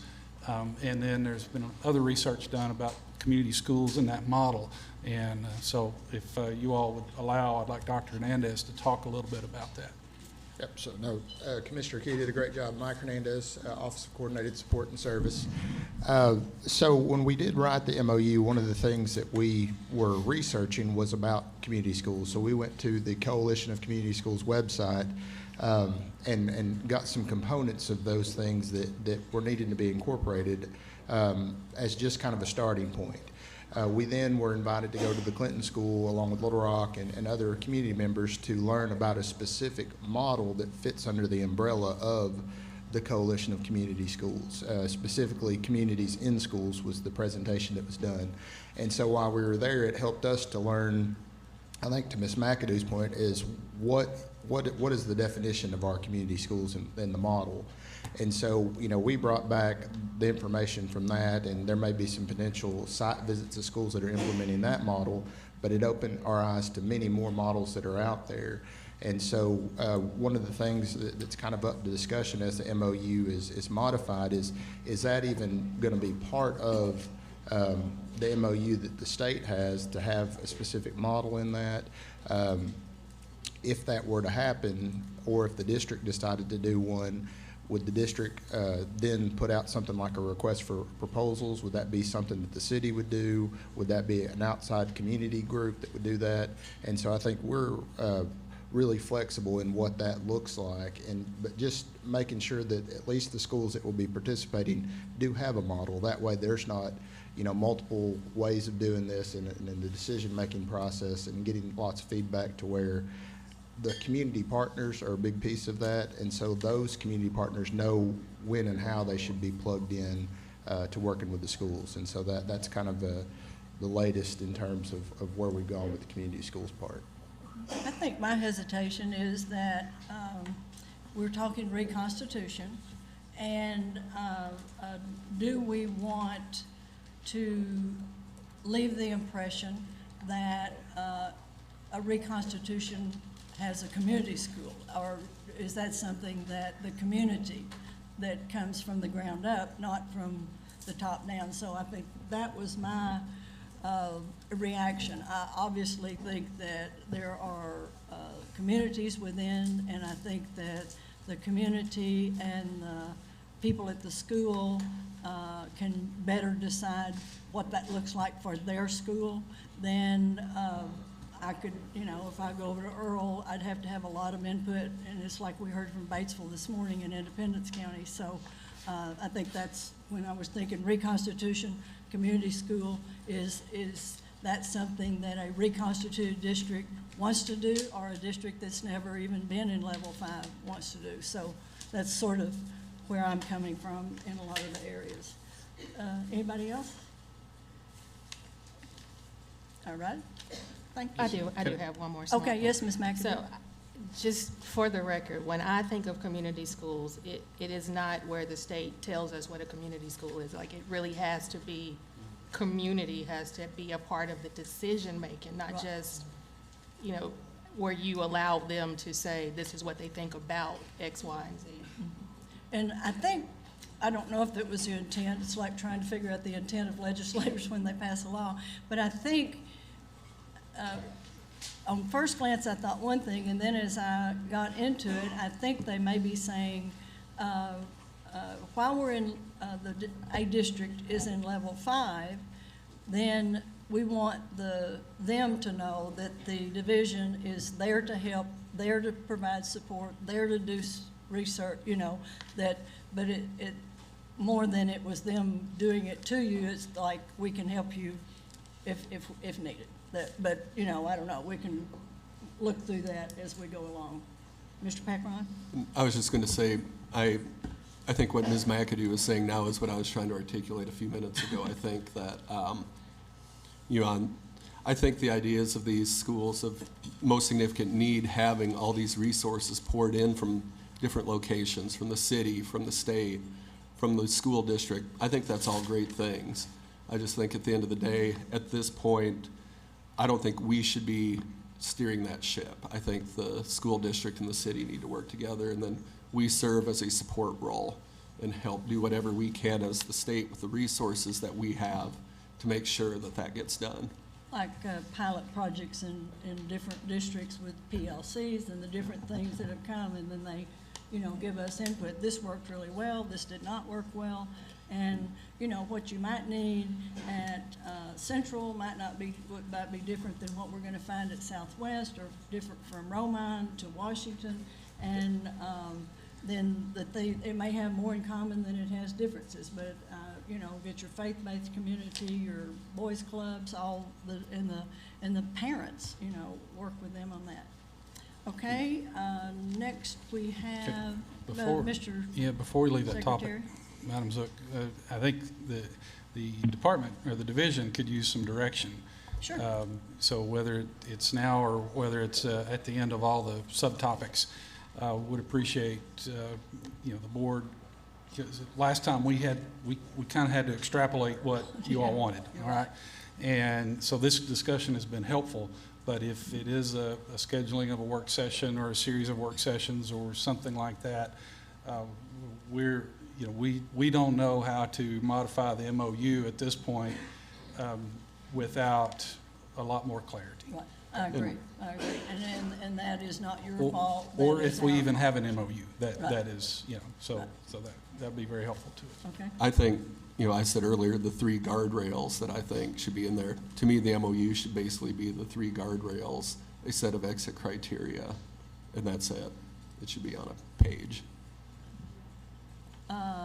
Now then, we didn't have a link for this on the Little Rock attendance zones. This is a result of the court order that was brought by the Covington and the settlement there.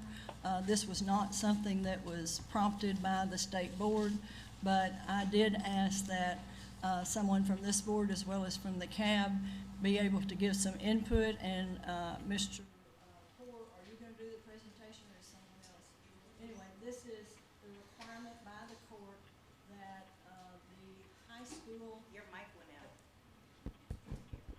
Dan, my mic went out. Just went in when I made the switch for teacher voice. I'm getting it right now.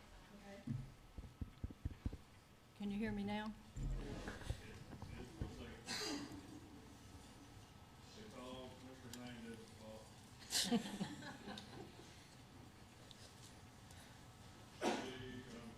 pulling everybody's mics back.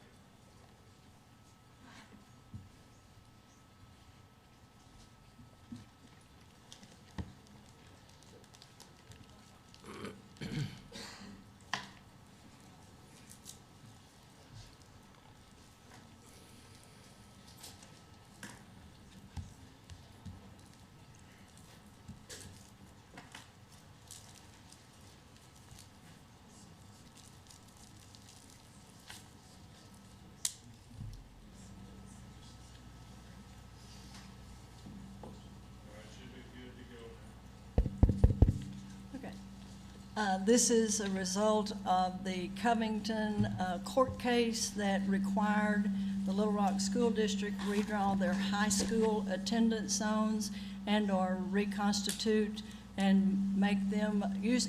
Tell me exactly the word where you had to make it draw your zones without making it racially.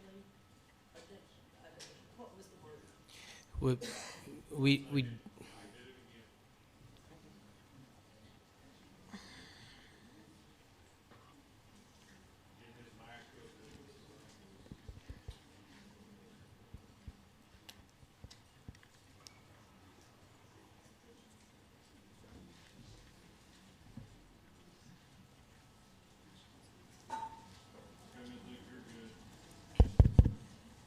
Okay.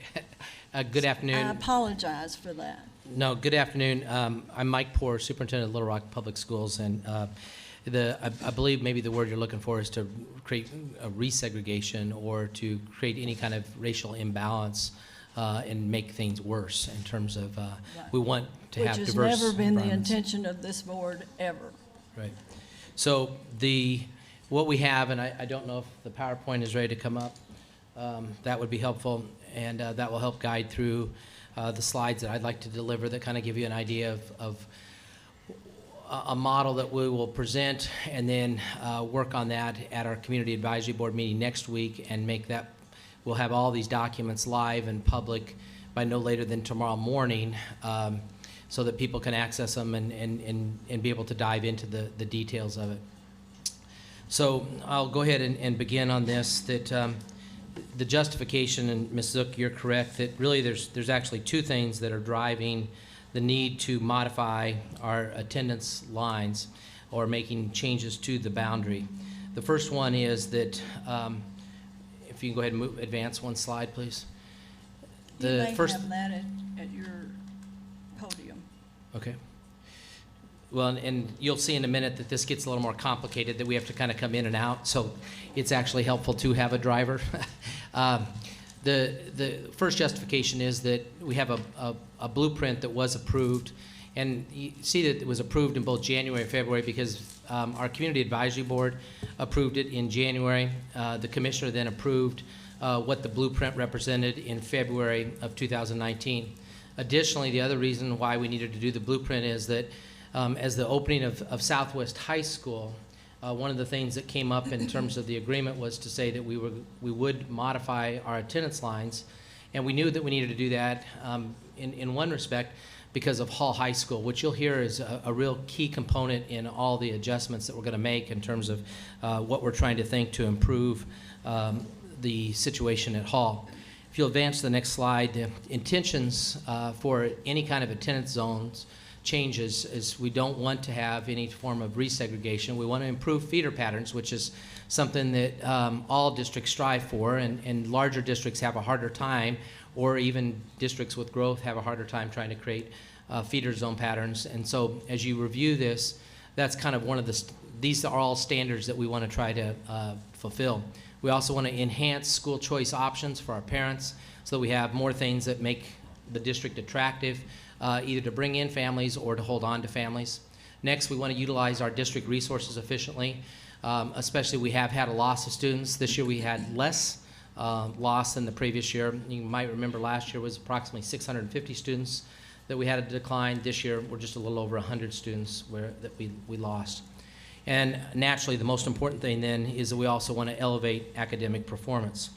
If you go to the next slide, this then shows a little bit of the community blueprint. And you know, it's kind of funny that that was such a dominant visual for much of last fall, and now it's probably like, God, wasn't that like 5 years ago? You know, it just tells you how many things that we all think and interact with.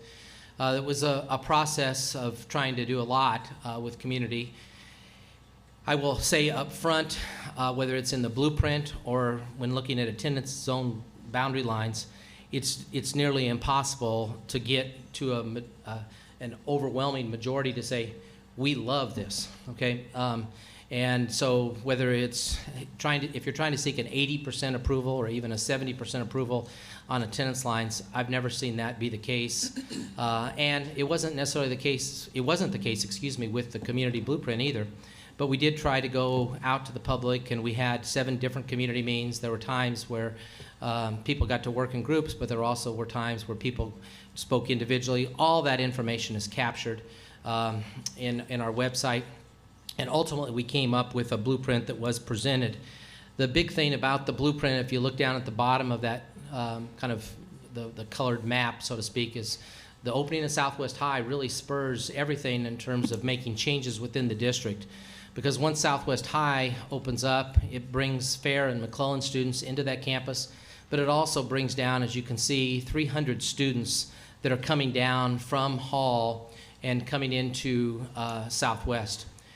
Additionally, then, you have to try to work to come up. Let me interrupt you there. For those who don't live here, that's before they had the Newcomer Center for the Hispanic students, so they were taken out of their attendance zone and were at Hall, and that will not be necessary going forward. Thank you, and please feel free to interrupt me if you'd like. Those 300 students do live in the Southwest, and so they actually will be going to school in their home area.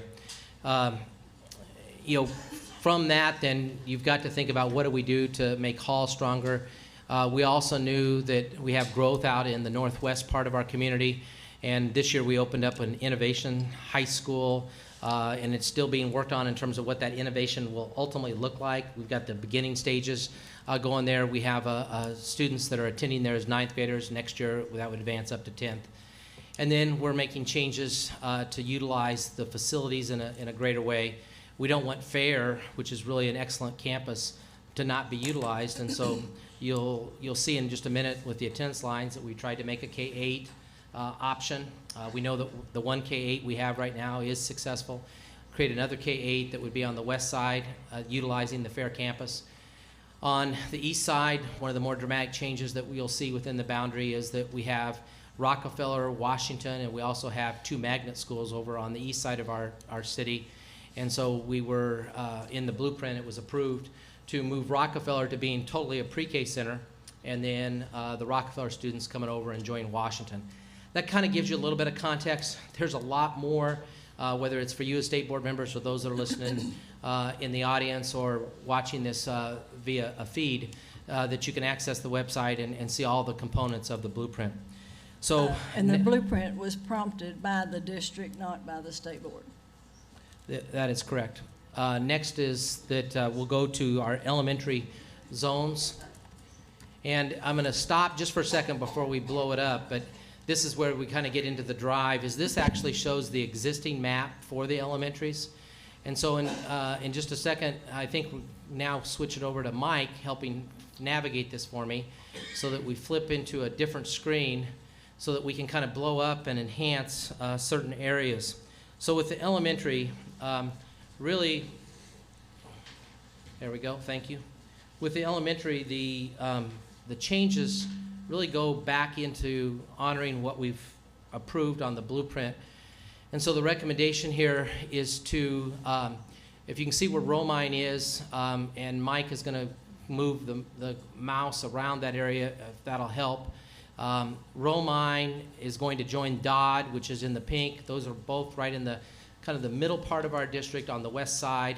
Those two campuses will join together to come into the K-8 at Fair. And so the attendance zone change, so to speak, is to have the Romine Dodd kids come together into one. That's fairly simple in terms of the execution. If you go over to the east side of our community, that also is fairly simple in the fact of having Washington Washington accept the Rockefeller students. I will take note again that there are actually 4 elementary schools in that area that represent Washington and Rockefeller. 2 of those campuses don't necessarily pop up with attendance zones because they're magnets. Carver is a magnet, as is Booker. And so we have a STEM type approach at Carver, a fine arts approach at Booker, and then we're moving the Rockefeller students to Washington. When you move the Rockefeller students to Washington, basically what you're doing is that we know we have a large capacity to receive students at Washington. We also know that really when you look at just the attendance line and transportation, we are not making anything that's a drastic transportation delivery or modification for the students because Washington students already are traveling from all over. The Rockefeller students are fairly close right there. And we would be able to receive all those students into one campus. If you kind of take it back out just a little bit, Mike, and go to the south, the other thing that I will make of note, if you can kind of hover around the Meadowcliff and Baseline area, in the blueprint, it was shared that we would like to make another K-8 at the McClellan campus. McClellan is a high school that will no longer have kids next year, but we also know that McClellan's not a good campus. We also know within the lawsuit, Cloverdale Middle School's down in that area, and it was identified as our #1 priority that we have to do something about in terms of a facility change. So we presented in the blueprint to move forward on a K-8 with both Meadowcliff and Baseline joining with Cloverdale and having that campus there. But that is one of the areas of the blueprint that, you know, a board might make a change on, because that is not something that we can execute right now. We do not have the financial resources to move forward on modifying McClellan. We have met with architects. We have a facility that I think everyone will be extremely proud of. We've utilized teachers to help us map that out to what they would like at that campus. We'd want even more community involvement if we choose to move forward with a funding source. We do have a funding source even from the state. We applied for partnership funds at that school, but right now we don't have that dedicated big number. And so that's on a holding pattern, and that will be something that the board, when it gets seated in 2020, will have to come back to. Is it something where you could move the Cloverdale students to McClellan and as a first step, and then if the funding does become available, then make it a K-8? Or because isn't McClellan in better shape than Cloverdale? No, I personally, I mean, that may be a personal thing, but I don't think so. And the other thing is that once we get the resource, then we're leveling McClellan to create a brand new school. So we would have to have that space, and we wouldn't want to move students more than once. I didn't know that you were leveling it. If we'll go to the middle school model.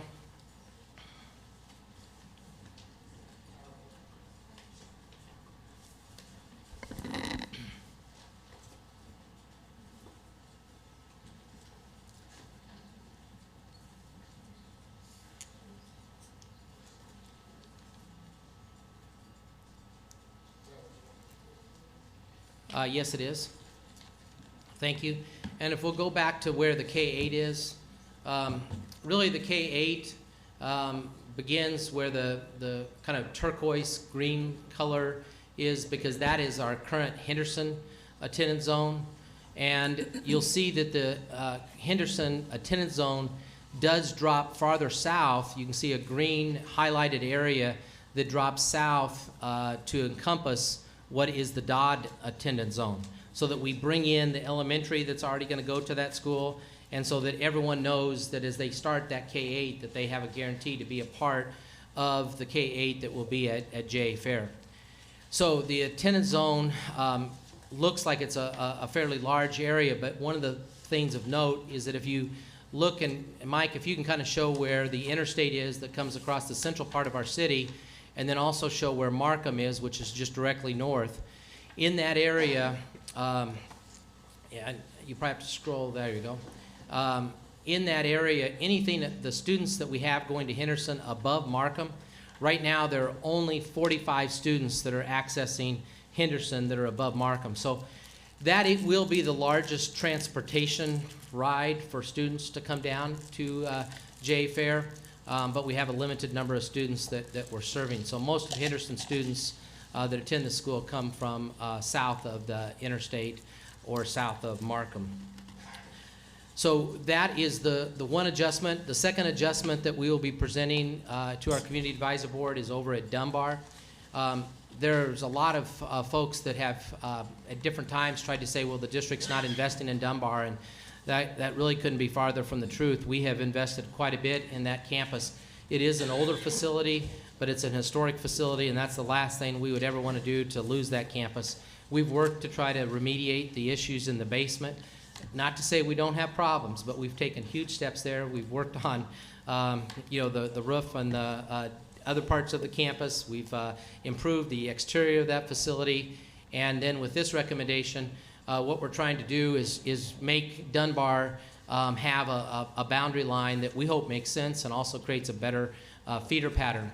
There's a very little small chunk at the very southwest corner, Mike, if you can hover around the area where it used to be Cloverdale, so it's the only yellow on the top half where there's that big white space. That little area right there contains 7 students. But those 7 students get shipped down to Cloverdale. So we just think it makes sense. We don't know why that. I can't find anyone that can explain why that little area was initially included for Cloverdale. But we can move those closer and have those students have an easier access into Dunbar than going down into Cloverdale. Do you know why the gold color is not touching? There's a gold to the right and then a gold to the The north. Pulaski Heights area? Well, Yeah, I'm going to cover that next. Okay, sorry. So you're just leading me into it. So the Pulaski Heights area to the right, that's one of those things that is an attendance zone that probably makes people scratch their head like, well, why is it the Pulaski Heights has that whole big stretch in the north and then it goes out and juts out into the east? We actually, under this proposal, will be looking at moving the students from that area that's on the eastern part of the city to be a part of Dunbar. We also know that area, they weren't going to Pulaski Heights anyway. Again, we have 2 elementaries that are magnets, and so many of the students that are a part of those magnets then matriculate to Mann. So there's kind of a mix there of students that go to Mann, and we anticipate that will still happen. No matter what happens, even with the number of students right there in that area, we would not have a major issue in terms of them going into Dunbar. And in Pulaski Heights, the other adjustment is that actually creates just a little bit of space for Pulaski Heights Middle School to take on more students. And Mr. Powell has done a great job at Pulaski Heights in terms of building people's belief in the school. We have more people matriculating from the schools in the northern part of Jefferson and Forest Park coming into Pulaski Heights than ever before. It's a really strong, diverse school and a good academic school, and so we think it will be fine. So that's the adjustment for the... Mr. Poore. Yes, I'm right here. I'm sorry. I got stuck for a minute. On the other slide, when you were talking about Cloverdale, I thought I heard you mention that it was identified as your #1 priority structurally or something to that effect. What did you say would become of the students at Cloverdale in all of this? Are they still going to be at that same building that? I appreciate the clarification. Cloverdale students will stay at Cloverdale for the time being right now, but we know that is something that we want to change and we want to have Cloverdale students eventually get into a brand-new spanking campus that would be at McClellan. If we had the money today, we'd still probably be 2 years away from being able to open that campus. So we're going to have to work on that end of it. And, you know, the effort to go forward to the public to say we need additional resources, I think everybody in our community believes in that thinks this district needs additional resources. The board that was in place in 2014 did a study, and at that time they identified over $300 million worth of needs. Certainly we've taken a big chunk of those needs and been creative. We also failed in an election where we tried to extend the debt, but we need additional resources. And it's not just for fixing McClellan and fixing Cloverdale. Central has portables. We have growth in the Northwest. We have other campuses that on average age is 60 years of age. And so the reinvestment into these campuses are needed, and we're going to eventually need the public to support something like that. Okay, so, and I'm sorry, I kind of get stuck, but if I'm hearing you correctly, it was identified, you said around 2014, as being a high priority, and they're still in that same predicament, right? Is that what you're saying? Like we're shifting all of these other zones to other buildings because of whatever reasons, but those students are going to still be structurally in the building that has been identified for many years as being a high priority for improvement. Correct, and Okay. you know, one of the things I would tell you is that's why we went for the debt extension, was to tackle that. If we'd have received that money, which would have been over $160 million, we wouldn't be talking about the Cloverdale and McClellan problem. So, but that did not pass, and so when it didn't, what we had to do is try to work. We did get one thing done, which was even a higher priority than Cloverdale, which was McClellan, and having the students at McClellan get to a better campus. So the students moving from McClellan to Southwest, that's just going to be a dramatic game changer in terms of the facility that they will inherit. That was the #1 priority that was done by the community at that time. If we go now to the high school, it's probably the one that will take us just a little bit longer, a little bit more complex to work through. I would like to present 3 options to you today that we will then present to the Community Advisory Board and to our community. All of the discussions that we're talking about on boundary adjustments would happen at the start of the 2020-21 school year. So the things I'm talking about, this is coming into play for next school year, if it's approved. That fits in with what the blueprint had also suggested. In this document right here, probably the linchpin to kind of start to wrap your arms around is Hall High School. And so if you could circle around or kind of open up where Hall is, that in this model and subsequent models that will come later, with Hall High School, the approach we'd like to have considered is to have Hall become a total magnet school. It would become a magnet school over time gradually, meaning that the students that are currently at Hall that are 9th, 10th, and 11th, they would stay and they would maintain the attendance zone, but we would start to grandfather in the concept of having a magnet school that would have a STEM and the Ford NGL type focus that we've been working on within the community.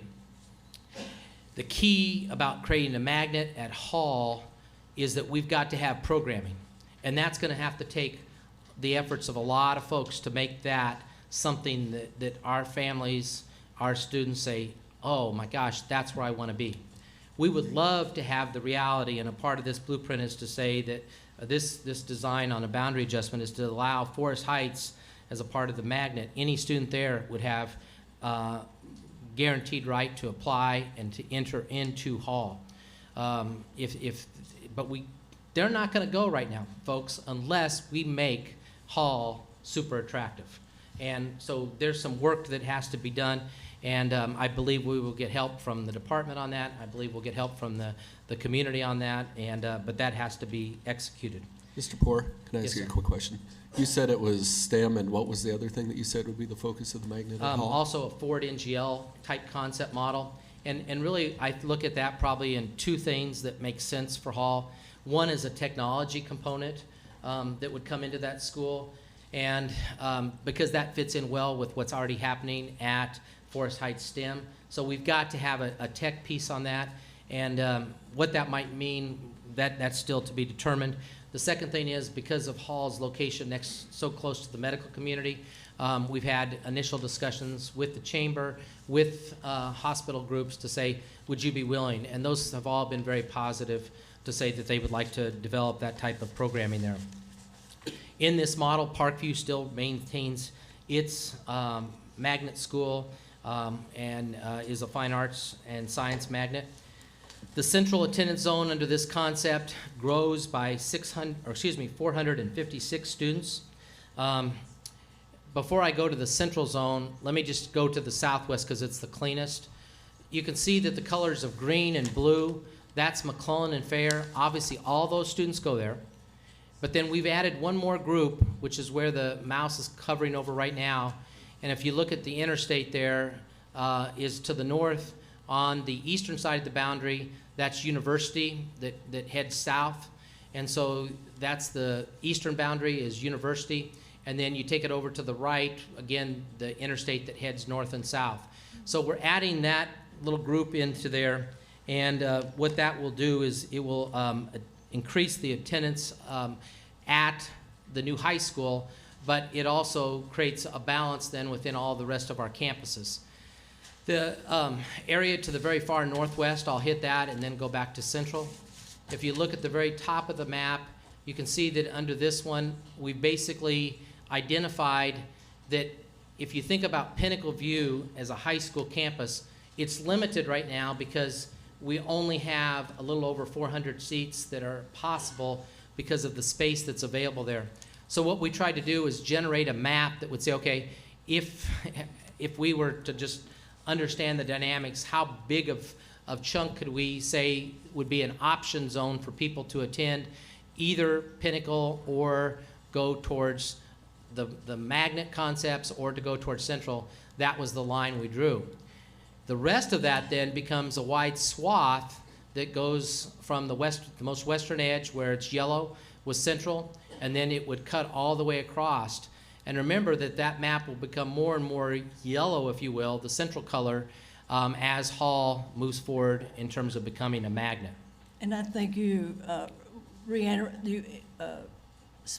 specified on Hall, but all of the kids that are currently 9th, 10th, and 11th graders would have the option to stay at the school where they the high school where they currently are. That's correct. We want to make sure that we do that to allow that transition for kids to stay within the school that they care about. And have you thought about if the Pinnacle View 8th graders want to go to 9th and then 9th graders go to 10th and grow, since we have a high school where we use portables already, if you have more than 400 students that you could put portables there for them? To put portables up in the Pinnacle campus? Uh-huh. We have not explored that at this point, and we'll take that in, and there may be other community members that would share those things. Because I was contacted that the portables that were used or which are new, except for 1 year, that were used in Forest City by a charter over there, that they are available for the moving. So I don't know what it costs to move a portable, and I know portable isn't ideal, but I also know funding is a concern. Yeah, and it kind of goes back in a little bit on the bigger funding issue within the district that we really want to get out of the portable business. And I'm not trying to disparage your idea because we know we have a large number we have growth going on in the Northwest, and we want to try to keep as many students in that Northwest area. But the bigger picture really is that we've got to do something, we need to get rid of the portables at Central. And so, that's another factor for us in terms of getting our public to be behind it. And that's the challenge of the times, right? Because we want to, boundaries are just not easy, okay? They're just not. But we want to try to develop strong schools within each of our campuses that make parents and kids say, oh, I can't wait to get there. If we go ahead and go to option 2. Can I ask one question before Yes, you go off sir. that? So the pinnacle view that you have drawn there would be what it would look like for a 400 student 9 through 12 high school? Yes. Okay, thank you. But if you go to the next one, it'll give a little bit better, another way to do an option. And there's really no other adjustment on this, that you'll see that there's a central zone here that has a red lines going through it. And what that's doing is that if you combine that area then with the area that we previously looked at onto the north, you combine those two spots, that actually is Pinnacle View Middle School's attendance zone. So under this idea, the only thing that's really relevant in terms of difference is that you're trying to say that any child that's in Pinnacle View Middle School would have the option to either go to Pinnacle View High School or to access either of the magnets or to attend Central. So it becomes kind of an option area, okay? Next, and the very last one, this is one that probably, I would say, meets the bare minimum in terms of adjustments to allow Hall to continue to be strong and also meet the criteria of the lawsuit. So under this one, you still maintain kind of all the areas that we've talked about. There still would be kind of the choice option up in the northwest for students to go up to Pinnacle High School if they want to. They either go there or to Hall or to the Parkview magnet or try to get in Central in terms of its magnet status. This one also has an attendance zone adjustment for Hall. So Hall in this model, option 3, is staying a traditional high school and not a magnet. It still has its boundary. On this one, we're extending the boundary for Hall. And if you go down the line of where the interstate is that goes from north to south, we are bringing in an area right there that's a part of Central and bringing that into Hall. The second area where we're making an adjustment is over, Mike's got it exactly right, on the northeast side. That basically is the area right around downtown, bringing that in. And then finally, bringing in the area where Mike's pointing right now. When you bring in all those areas, basically what you've done is recover the students that are leaving Hall that are a part of the program that for second language students. And so that recovers all those students. So that's the third option that we are going to share with community and with the Community Advisory Board. I know there'll be a lot of folks that are going to want to dive deeper into this. So the PowerPoint will get put up. Also, there will be the type of maps that you're seeing right here that will allow you to kind of blow things up and look at it a little bit different, because it's harder to work with it in the PowerPoint, just as community members. So anybody that wants to access it, or you as board members want to access it, you will get the same documents that we are flipping back and forth to, so that everyone can have access into manipulating those maps. We will have, as a part of the Community Advisory Board, this kind of the same presentation will be delivered, and then we will allow community comments, of course, and I'm not sure what approach the Community Advisory Board will want to go from there, whether they'll want to have other steps that they'll want to take before we have any action, or how they'll react to it. So we will be presenting this on the 21st. We will continue to make sure that we communicate out and continue to share the plan. And then the other factor that we're kind of in a little bit of a bind on, just to be real with you, is we've kind of got two things that smack you up the side of the head to make sure you got to keep everything moving. One is that this is typically the time in December where we have families really make choice options. That's a tradition within the Little Rock community. And so we've got that that's staring at us. And then we also have high schools in February, because we now know where everybody, so to speak, is headed. They then go with their master scheduling and push out, allowing students to make they're starting to create their schedule of what they want for classes for the following year. So those are kind of two dynamics that are at the end. Mr. Hill? Talking about Dunbar, and isn't that on the National Register of Historic Places? Yes. And so just from a funding standpoint, have you, just keep in mind as you're looking at your budget for all of that, the historic tax credits to work on, I mean, at the end of a federal and state, which could help you on that building if it's there, on the basement, those types, because I know you've done a lot in the community because I've seen it, but I just know sometime in state and federal historic tax credits, you can qualify for those and banks have to use those. Just keep that in mind as something you're working toward, that funding source. Thank you. We do reap benefits more easily on that with Central High. We've received a lot, but I think your point on Dunbar is good. Yeah, Dunbar, I thought from something I saw happening over there in the community, that they would qualify based on that designation as well. So, any other questions or comments? Ms. McAdoo? So you said you're going to roll out or post, where can the community access this information? And when they are able to access it, will they be able to clearly see the options? And the reason I'm asking is because right now, out of all of those 3 scenarios that you shared, the one that, when you talked about Pinnacle View, I kept hearing the different options that those students in that, I think it was the second one, where then they would have an option to go to this zone, or an option to do this, or an option to do this. And I don't recall hearing all of those options for the students in the other zones. Well, you know, I hope I said it in the beginning, but I probably could have done it better, is that, you know, one of the things that we're trying to do that was a part of the blueprint, and then even with this moving forward, is trying to create greater options and choices for families that will hold on to them. So we already have a great deal of choice within the district in terms of magnet opportunities, and we don't want to diminish any of those things. We want to enhance some situations. You know, you look at Hall High, again, kind of one of the linchpins of thinking about, you know, what do we do there? It's had 2 years of growth, which is outstanding and a real tribute to the staff and to the principal and to the community. But it hasn't brought any new students to it. Okay? We've got to have a different level of programming, a different level of support from the community to be able to draw and attract even more students into that campus. And so that's kind of the intent.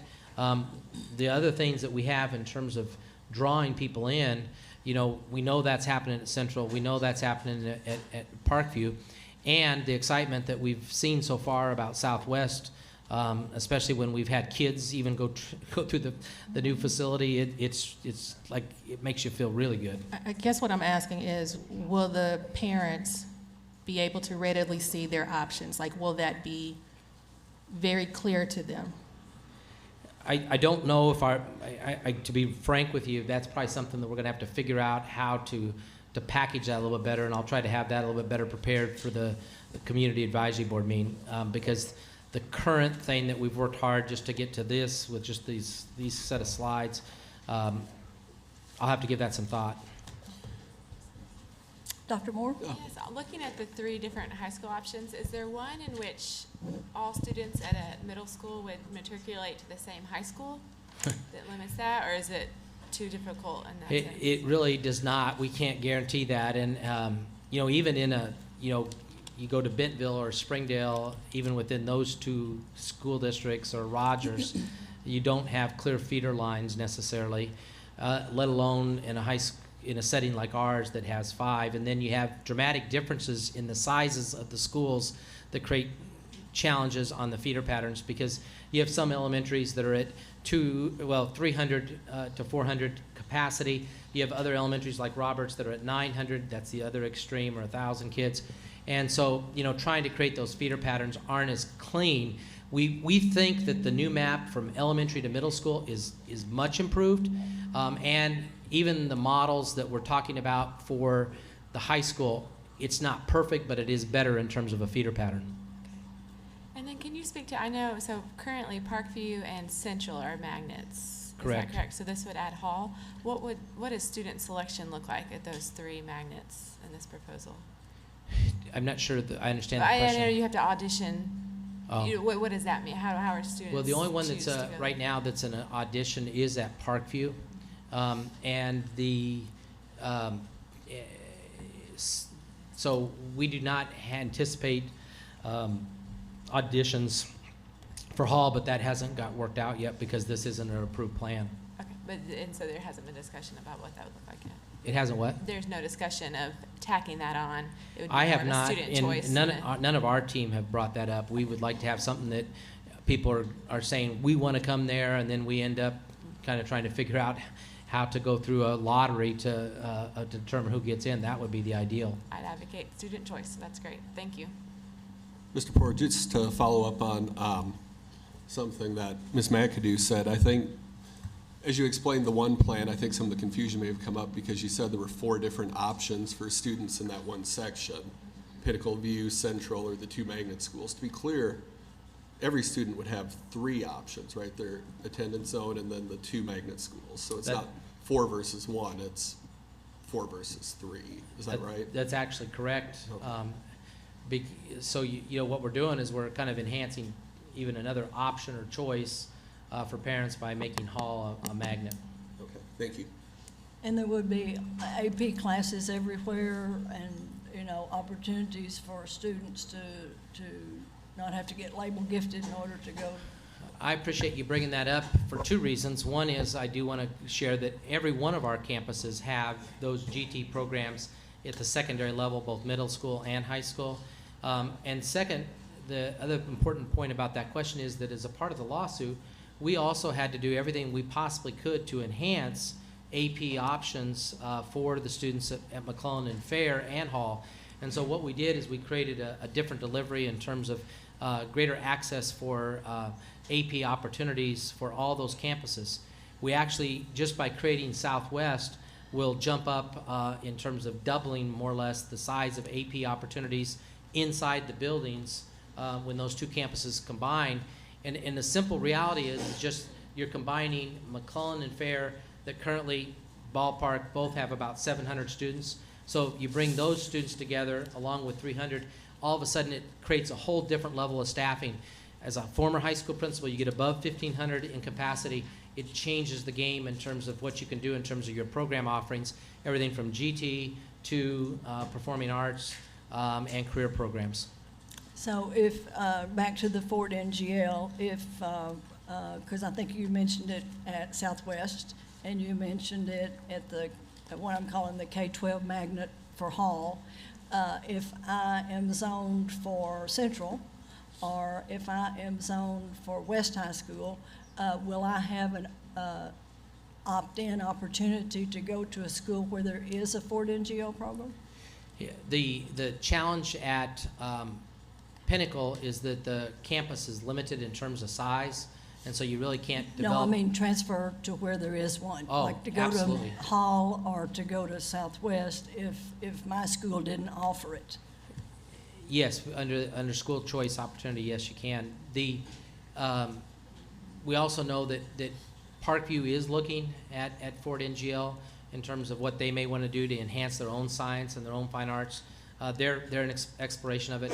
Central has kind of been has not moved forward on that at this point in time in terms of looking at it in a deeper way, not really looking at it in terms of a new delivery for the 2020-21 year, whereas Southwest, Hall definitely are, and it looks like probably Parkview will as well.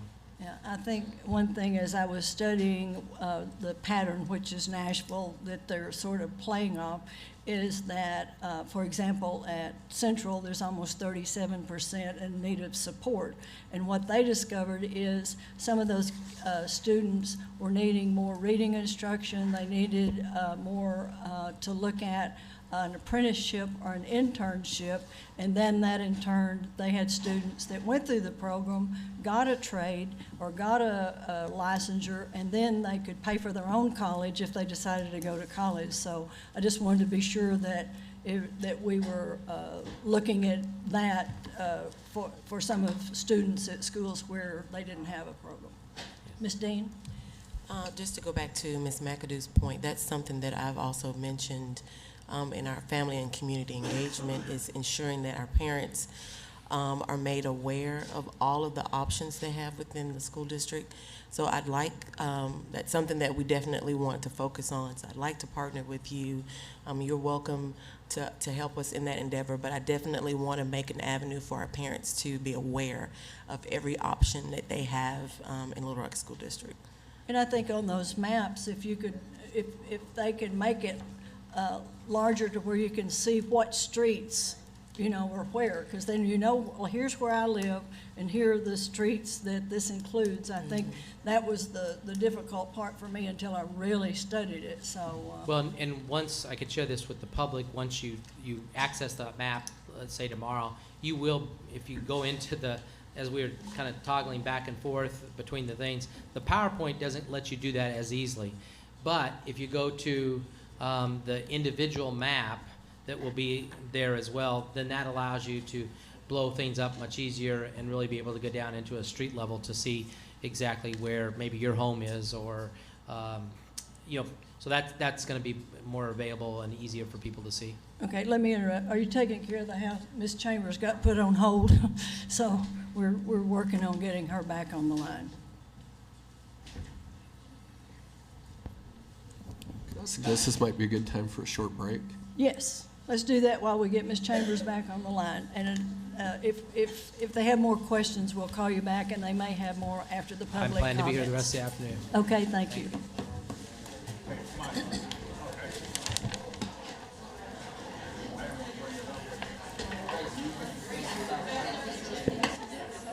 Welcome. This service is provided by freeconferencecall.com. Please enter your access code followed by the pound sign.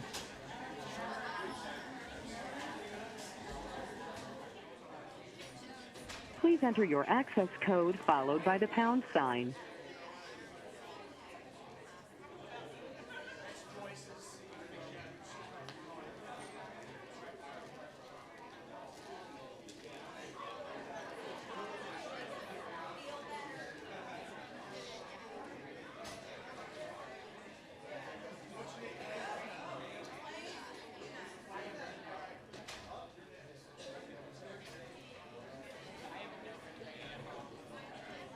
Welcome. This service is provided by freeconferencecall.com. Please enter your access code followed by the pound sign.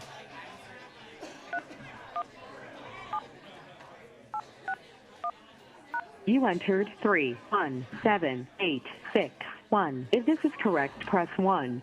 2, please wait. You are the first caller. You will be placed on hold until the next caller arrives.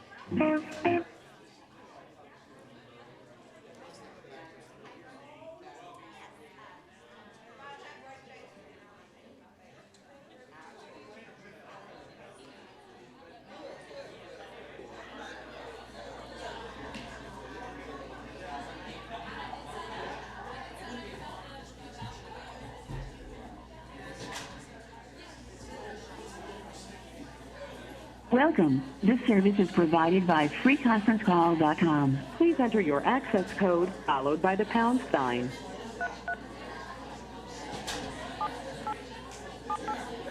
You entered 3. Please wait. You are the first caller. You will be placed on hold until the next caller arrives.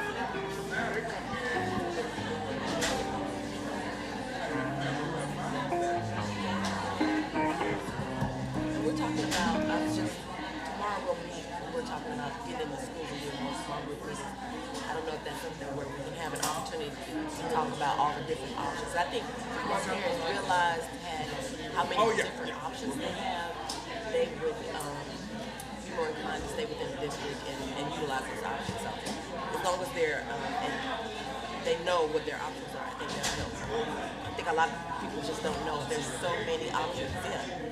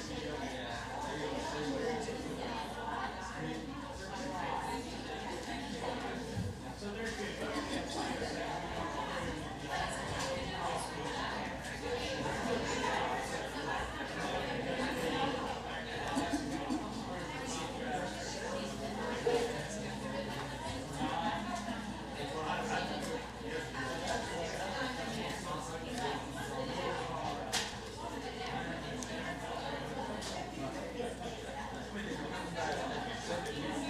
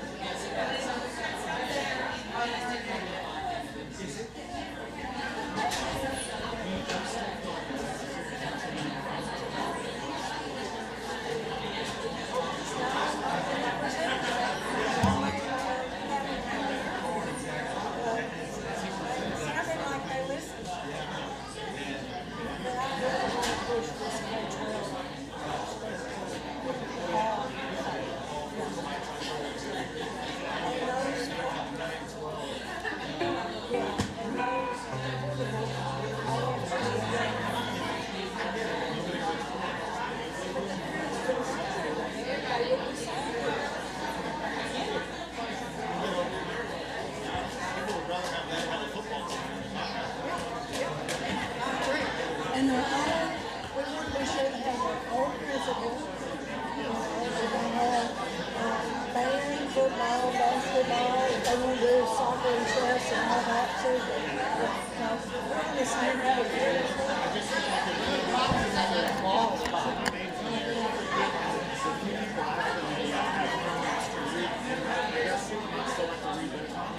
Well, all I'll do, I'll call the name and just say I'm good, or no, I want to.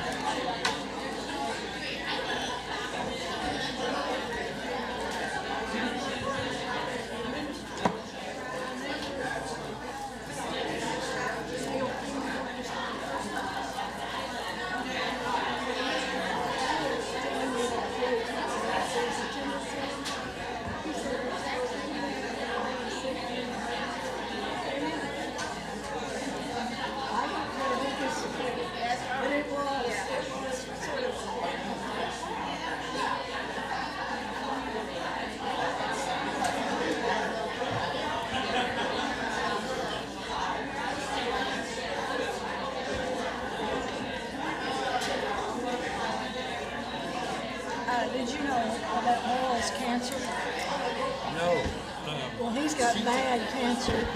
Her daughter is bad sick and her dad just died. She tried reaching last week Friday. We didn't make the connection. Yeah, she texted me and told me that Moore was sick. And she didn't tell me Moore was sick of anything. I didn't know what that meant. Well, Mike Beebe told Archie Schaefer and told Andy Zimmer, okay, I said, men are worse than, you do have her own? Okay. She said somebody put her on hold.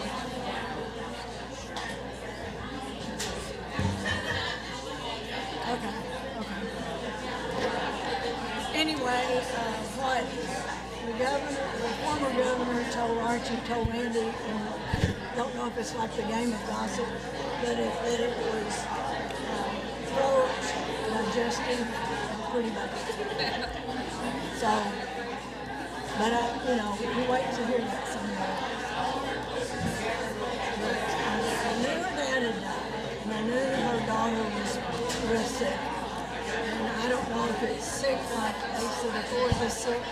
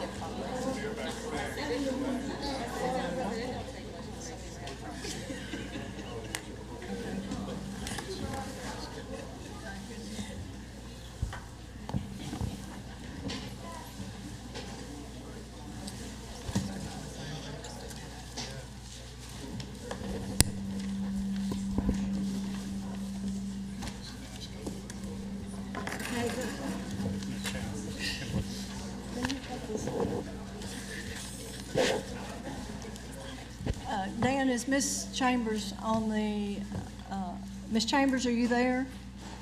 I am, thank you. Thank you very much. Okay, the first three people signed up yesterday, so if you'll come in this order and be one behind the other.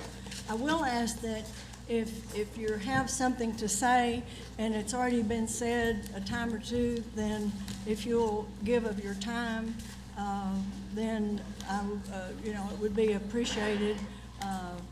And if you could focus it on the things that have been addressed today. Oh, where is Mr. Poore? He's over there. Did y'all have any more questions for Mr. Poore before we move on? I did. Yes, Okay. if you don't mind. Thank you.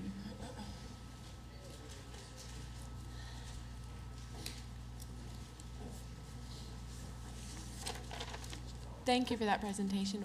Your next step is to present this to the Community Advisory Board, and then what happens after that? Well, we're going to try to educate people as quickly as possible because we are under a little bit of a time crunch of what the possibilities are, gather the feedback, and then make a final recommendation. Whenever we make a final recommendation, we'll have another chance for community to give feedback to that proposal before we submit it to the commissioner. Okay, thank you. So if you could present it to the CAB at your November meeting, have a couple of weeks for community feedback, then y'all will have a meeting in December, yes? That's kind of where we're going. We may want to try to generate an earlier meeting just because of the timing piece on the choice element, to try to keep everything going. So Yeah. that's a little bit of the confines we're under. Yes, okay. So we're all headed to no later than mid-January, parents knowing, principals knowing, scheduling, all of that. At least knowing the school that they have as their choice or what their attendance line, their home attendance line would be. Okay. Anybody else? Just Mr. one thing, and the map's not there anymore. I don't know if they can bring it up, but it doesn't matter. I know you had gotten a lot of feedback, and we've gotten a lot of feedback about the central zone, and you kind of briefly talked about it, but could you just reinforce what the net effect of those options are on the central high school zone? Now, I didn't bring my document up with me, Commissioner, so first off, the things that make Central attractive maintain itself in terms of its programming and its GT option and its international studies.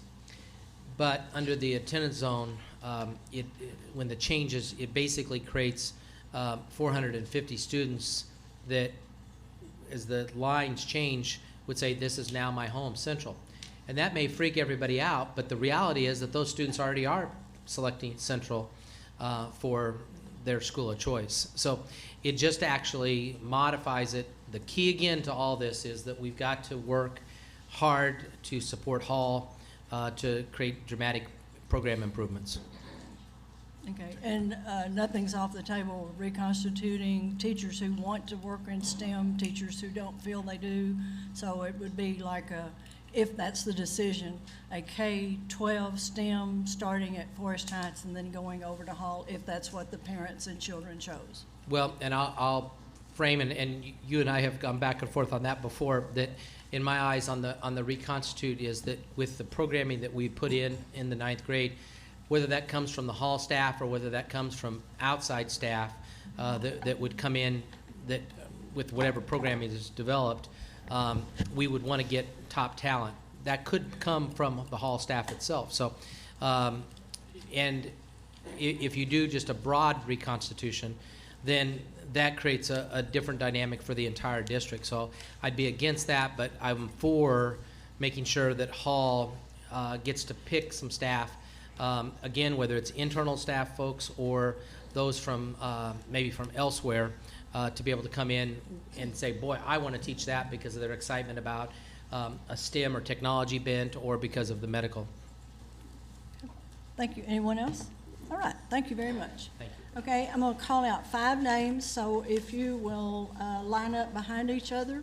Yesterday or day before, the 3 who signed up ahead of time were Mr. McAdoo, Joel Fahom, and Daniel Block. LaRon McAdoo, and Elizabeth Deere.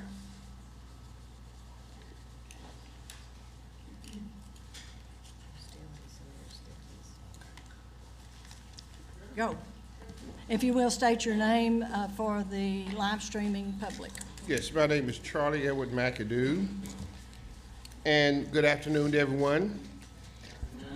As a former school board member, all that has been said here today to me could have been taken care of if we had not been taken off the board, with the exception of one dysfunctional board member that I had to work with for a little time, and I'm not going to call any names.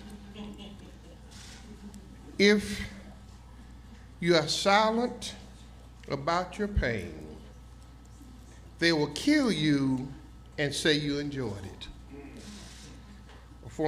A sorority sister of mine, Nora Hurston, we will not be silent. We will go through what you've done with us in the disfranchisement of us and what you're doing to the teachers union in such a way, but we will not be silent. We've been marginalized, but we will not be silent. We have been brokenhearted, but we will not be silent. And you might ask, who are the we? Well, the we is not just the Little Rock School District. It's not just the people of Little Rock. It's everybody in the whole state.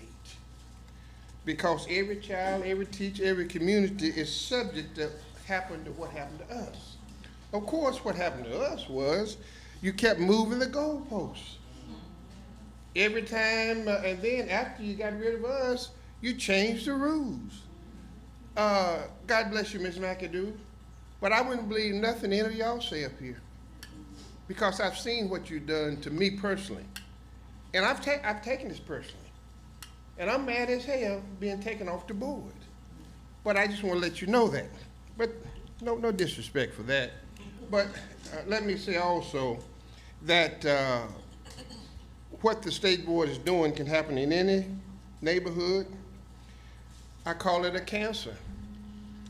I call it a cancer that could spread over this whole state. Think about it medically, that if you were doing something here in Little Rock to the Little Rock School District, to the Little Rock Board, to the Little Rock Teachers Union, it's like a cancer, and it starts spreading. And then Arkansas becomes a place that has an educational cancer to it.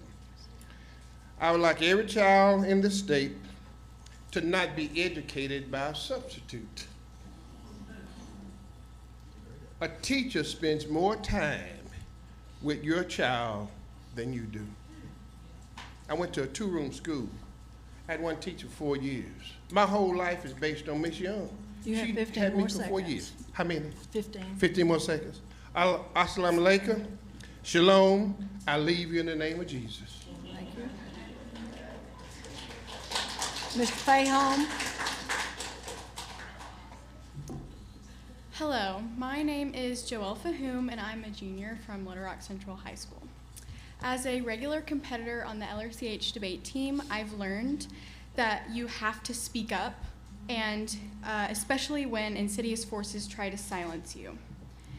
We, the state board, do not believe that students are capable of advocating. You believe that we are not smart enough, and you believe that you can silence us and our teachers by the revocation of the protective union that protects our interests from special interests. But what you have failed to realize is that the teachers you are hurting are the ones who taught us how to identify those injustices and fix them. We recognize that each step you take to dismantling the district is a step closer to stripping our chances of a future, and we will not let you. I am here today against the wishes of my parents, who did not want me to be charged with an unexcused absence because I support my teachers. I'm here hoping that you will listen to students, since you have ignored teachers, experts, community members, parents, former members of this very board, who compel you to return true local control. Do you think we cannot recognize that what you have done is try to gaslight our community into thinking you have actually returned local control? Do you think that we are not capable of sensing the despair that our teachers feel when they are trying to stay strong in the faces of the suppression that the suppression of their voices? Do you think we don't understand these issues? I'm asking you today to consider that we, the students of Little Rock School District, are in fact smarter than you could ever imagine, and we are certainly smart enough to recognize that we have to make our voices heard in any way possible. If not at this meeting today, then at the ballot box when we become of age. We will remember that you used us as pawns. We will remember you should heed the voices of the children and of their teachers. You should listen to us today. Thank you.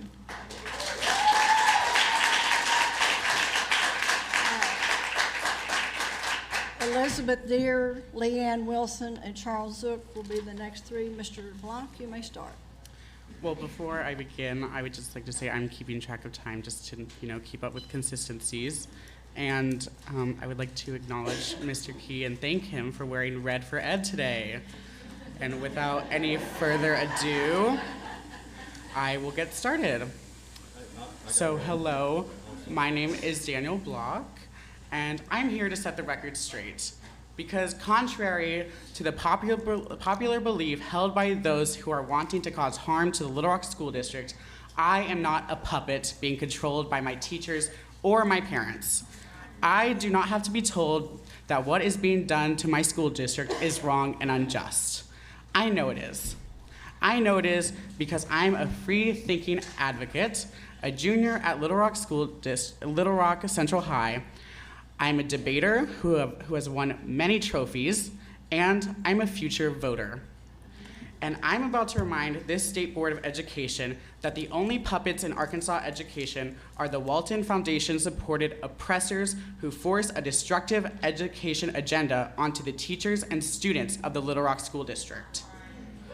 You, the members of this board, doubt us students and don't realize that even though you have attempted time and time again to silence and hurt our hardworking public educators, we have still been provided with the necessary training to call you all out on your oppressive and destructive acts against our teachers and students. This board has forced silence upon our teachers in hopes that they can easily kick the teachers of this district in the teeth without being forced to listen to the teachers' demands for better treatment, or as the State Board of Education prefers to call it, disrespectful disruptions. I feel no sympathy for your pain when you feel disrespected by the LRSD community members confronting you and expressing their anger and sadness and pain, because no matter how much we want and no matter how much we try, we cannot fire you because you were not elected by us and you do not represent us. The only form of representation that you possess with this city is virtual representation, and this is something I learned from a public educator. We are supposedly represented by you due to the fact that the person who appointed almost all of you is our governor, which the majority of Pulaski County voted not to elect. So if the decisions regarding our school district, including taxes, are made by people we did not elect, which is this board, and the person who appointed this almost entirety of this board did not gain 50% plus one of the vote from the county that the district in question sits in, then how is this allowed? How is this allowed that the people of the LRSD are having taxes that they had no say being forced upon them? How is it allowed that this board's reasoning for taxation without I actually have 13 seconds remaining. How is it allowed that the board's reasoning for taxation without representation is that the board represents all Arkansans, even the minority? Frankly, it is not allowed. It is un-American, and it is a weapon it is a violent weapon used by un-American people to keep power in the wealthy and keep it from the minority. And we want local control. Mr. LaRon McAdoo. Hello, board. My name is LaRon McAdoo. I want to love, and I do, everybody. I wish I could like everybody as well. You can call this a poem of sorts. From a transcript of the governor, quote, "I never said I was a segregationist. There must be some time for tempers to cool and for intentions to die down and for people to realize that their extreme opposition efforts are futile. Like in the schools in Little Rock, they're becoming a shamble. I can't think of a word hardly suitable, strong enough to describe the conditions in the Little Rock schools at the present time, end quote. Although that was Orville Faubus, it could have been Asa Hutchinson. Two people noted for being great politicians. Two people who used the law to get around and undermine justice for schools. Two people who set in motion a crisis in Little Rock. I've heard someone even say, 2 peas in a pod. Governor, it's on you to be with truth.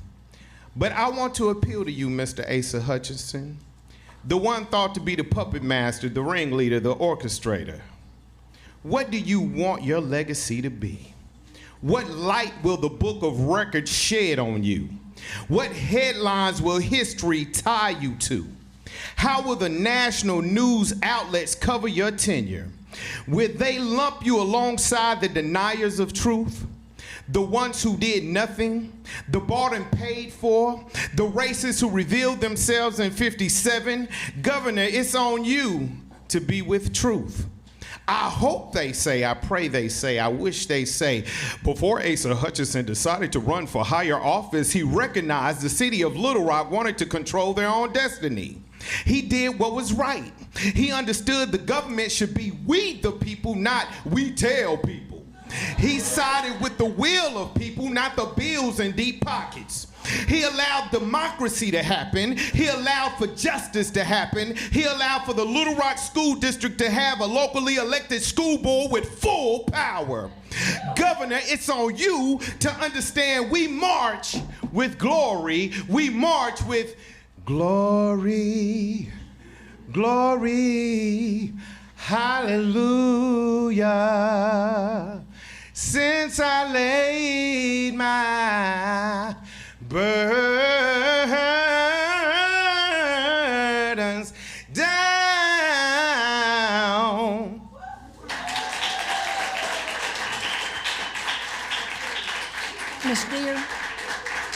Miss Deere, and behind Kimberly Crutchfield and Roy Vaughn. It's hard to follow that. My name is Elizabeth Deere. I'm a licensed certified social worker and a co-chair of the Central Arkansas DSA. This board is an occupation of a school district and is not considered representation of this school district. The fact that you continue to hold these meetings and vote on life-altering agenda items can only mean that we've allowed you to feel emboldened by the echo chamber of your surroundings. I'm here to remind you that we in the community will not slow our efforts to stop your resegregation of our schools and the ignoring of the collective power of people who stand on the higher moral ground. Our children and families deserve our voices.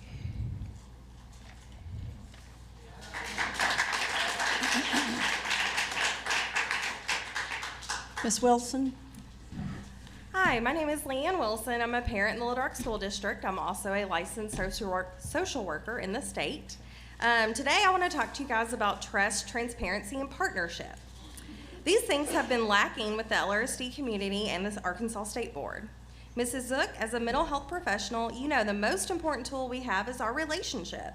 It doesn't matter what tool I use with my patients. If I don't have a relationship, I don't have mutual trust with my patient, no change will occur. This is true for anything. People, communities, or organizations all require mutual trust and respect for there to be progress made. The state board has failed to make a partnership with the community and develop trust. This board will cast blame on the community for that, but the fact is the burden of responsibility is on this board. The board is the one with the power, and any group or person that holds the power holds the responsibility to establish a relationship and build trust and a true progress. A small example is the lack of communication. The recent community meetings are the perfect example for that. I attended the first one at Arkansas Baptist, where a room full of over 200 people were told there would be 5 questions, 3 people could answer for a maximum of 3 minutes. That's not community input. There were postcards for people to write down their comments and an email set up for us to email. Well, how many comments did you get? What did they say? Did people want return to local control or continued state control? This is just one example of the lack of transparency. Ms. Zook, you stated at this meeting there would potentially be another meeting to go over those comments or some sort of posting or notification, but that of course never happened. So you like to state that you guys speak to lots of people in the community members, business owners, parents, and they tell you LRSD has lots of problems and do not like the LREA. But how many? What is the majority saying? I don't trust that these aren't just people in your social circle. Another example I'd like to bring up is the Fair Teacher Dismissal Act. This board voted on that to get rid of that for the LRSD last year. And Dr. Moore, I believe you put that motion on the floor. And yet you put that motion on the floor to reinstate it last month at this meeting. What changed? Why is it magically all of a sudden not hurting the Little Rock School District? Back to my original post, the lack of trust. You truly want to work with the LRSD community, teachers, educators, and staff, then put something in motion that looks like it. Schedule real meetings to have real dialogue about what needs to happen. Give the elected board authority and not just a suggestion box for Mr. Key to approve or veto. Thank you.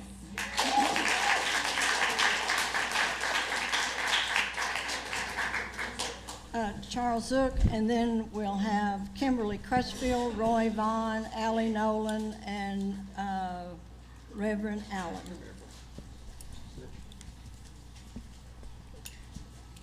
Okay. Good afternoon. Thank you for giving me 3 minutes to speak. As a former Spanish teacher, I'm going to teach y'all some Spanish today. Te conozco bacalao, aunque vengas disfrazado. May 5th, 2015, Johnny Key went on record saying, "I've been asked many times about a national search, and my response to that was, we need someone that can bring Arkansas solutions and Little Rock solutions to the Little Rock School District. That means we need someone who has Little Rock roots and Little Rock connections. I can think of no one better than Baker Curris." As we all know now, Mr. Curris was fired less than a year later, shortly after suggesting a comprehensive data-driven analysis by the State Department of Education before approving expansion of existing charter schools. To my knowledge, no such analysis has ever been done, yet charter schools have been continually approved, even to this day.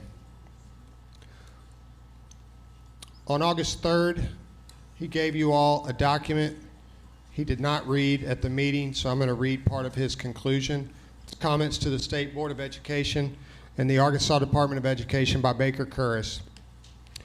The desire of some for school choice can never overcome the state and federal constitutional requirements for a free, efficient, unitary system of a public education. A community cannot thrive without a unitary system which meets the needs and serves the purposes of all, especially those persons of greatest need. Separate but equal systems do not pass constitutional muster. Systems which segregate, isolate, and stigmatize students in protected classes are unsustainable as a matter of law. Furthermore, such a punitive arrangement is abominable. Those are the words, in my opinion, of a moral man and of a thinking man. I do not sense that from this board. I feel like what's in front of me is a bunch of people with an agenda. I feel like y'all know what you're supposed to do, and I feel like you're pretty clumsy often, and we see that. Like when you unanimously voted for the deal that got 2,000 people out at Central, then you came back, and Mr. Pekron seemed so concerned, and he made a motion, and without any discussion, unanimous reversal. That is so clumsy and obvious. I mean, we're supposed to believe y'all didn't discuss any of that beforehand? That is ridiculous. And I see you, Mr. Pekron. I see you too. Yeah, you never pay attention to the speakers. Anyway. You have 15 seconds. Okay, te conozco bacalao, aunque vengas disfrazado means I see you, although you come disguised, purporting to do something else. I see what you're about. We all see you.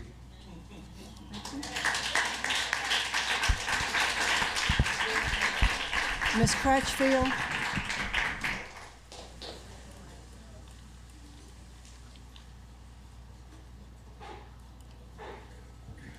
After her will be Vicki Hatter and Laura Alvarez.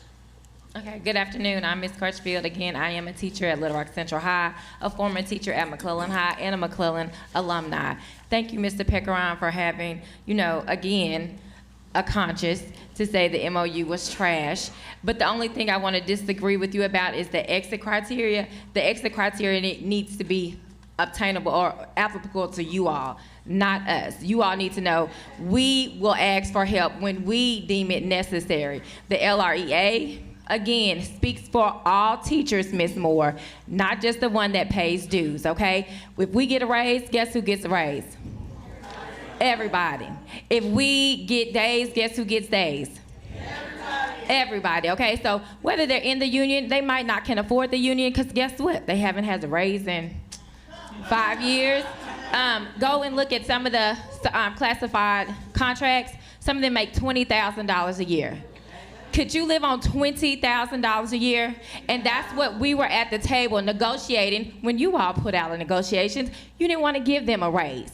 So guess what? They can't afford the $30 a month, but they do support us. And the people that come to you, Ms. Zook, that are so adamant that we're doing a bad job, you see all these people here and all those people at the schools today, they thought we did a good job. And they came out there and they stood with us. Where are your people? Where are your people? Because when we had the crisis at Little Rock Central, all those racists and those bigots, they were out there. They were out there. And they were not afraid to tell everybody they were racist and bigots. But guess what? Nobody was there today because we're all out here and we're supporting our school district. We're supporting our teachers. And I suggest, if you have a conscience, and that means you're aware and you understand and you're woke, and if you believe in a higher power than yourself, then one day you're gonna meet your maker. And I hope you will be standing on the right side of integrity and humanity.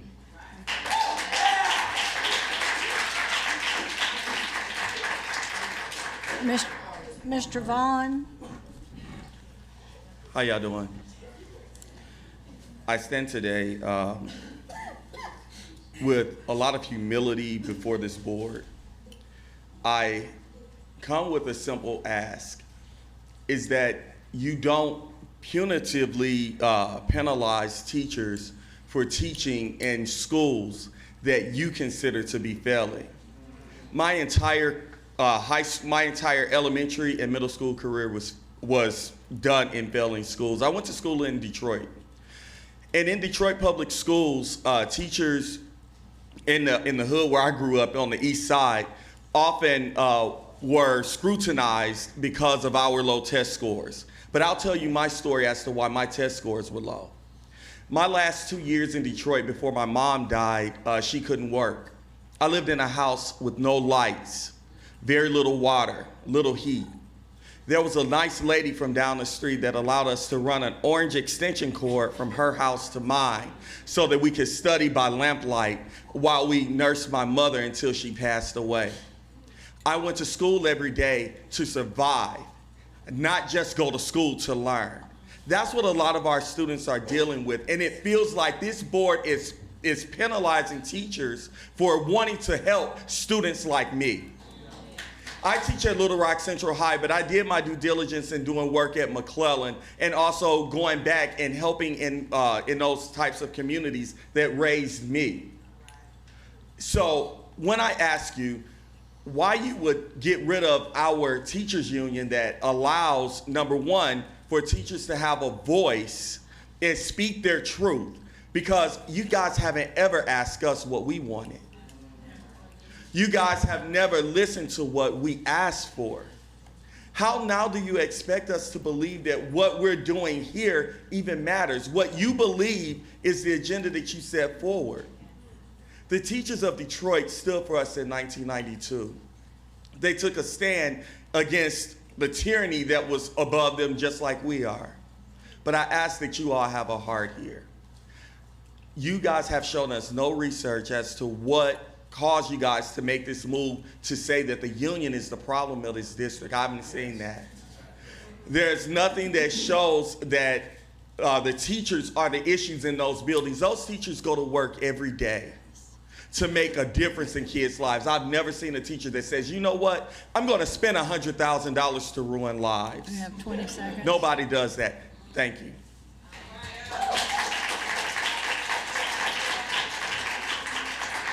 Alan, oops, there you are. After this will be Helen Davis and Veronica McClare. Thank you. My name is Allie Noland. I'm a parent of 2 children in this district. I will get right to the merits. I fundamentally oppose the restrictions that this board is considering placing on a locally elected school board, or the guardrails, as Mr. Pecron described them.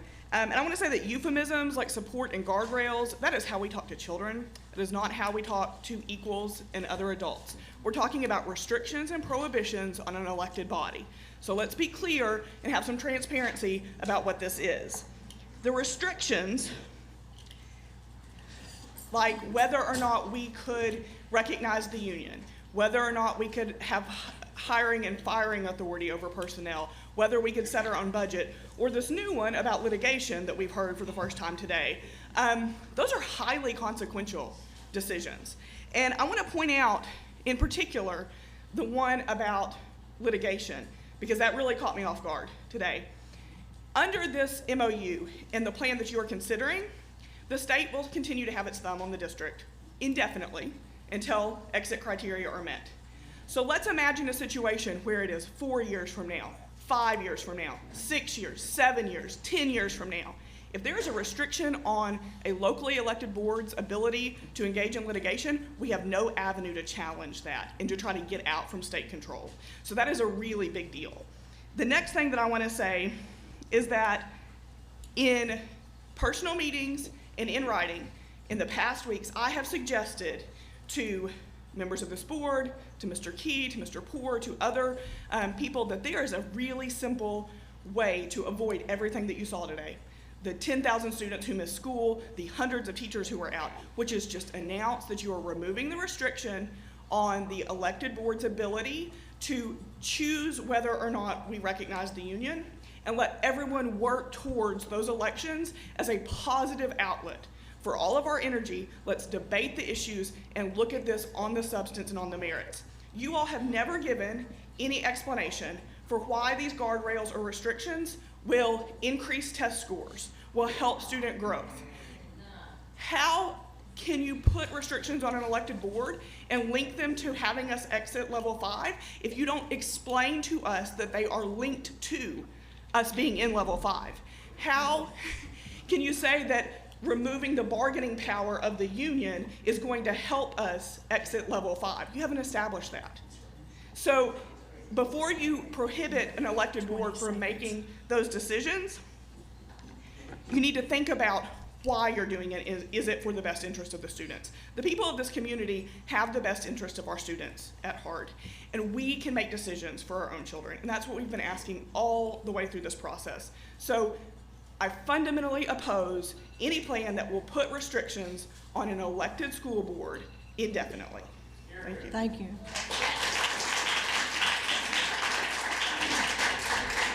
Maxine Allen. Good afternoon, Board. I'm Reverend Maxine Allen. I'm a United Methodist clergy person, and I know that some of you probably don't believe in lady preachers, just like you don't believe in a union. And so I'm here to remind you that before I was a preacher, I was a member of the Communication Workers of America, Union 6507.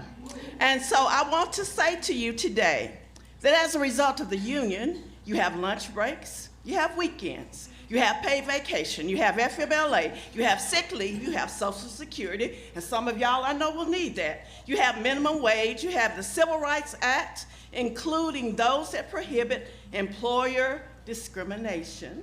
You have an 8-hour workday, you have overtime pay, child labor laws, You have OSHA, the Occupational Safety and Health Act. You have a 40-hour work week. You have workers' compensation if you get hurt on your job at the school. You have unemployment insurance. You have pensions.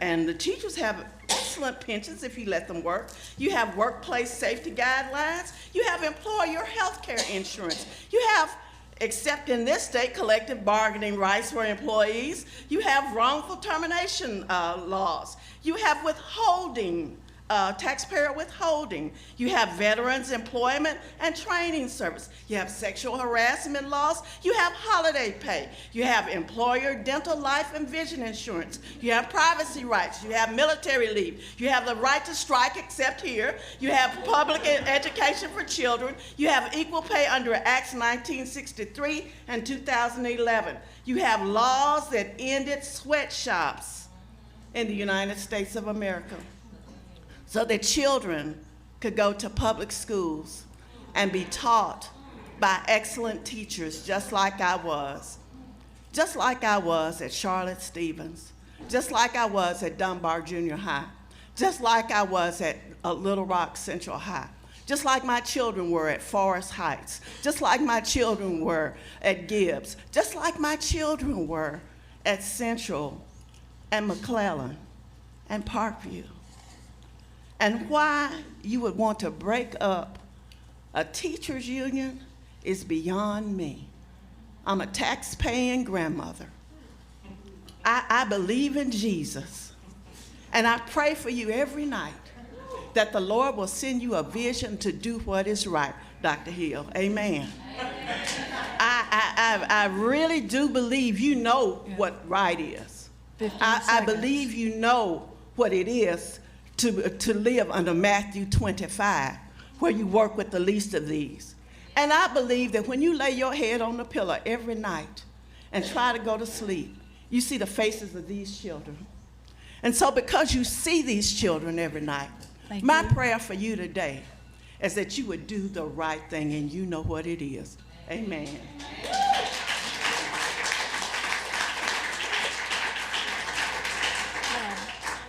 Are you Miss Alvarez?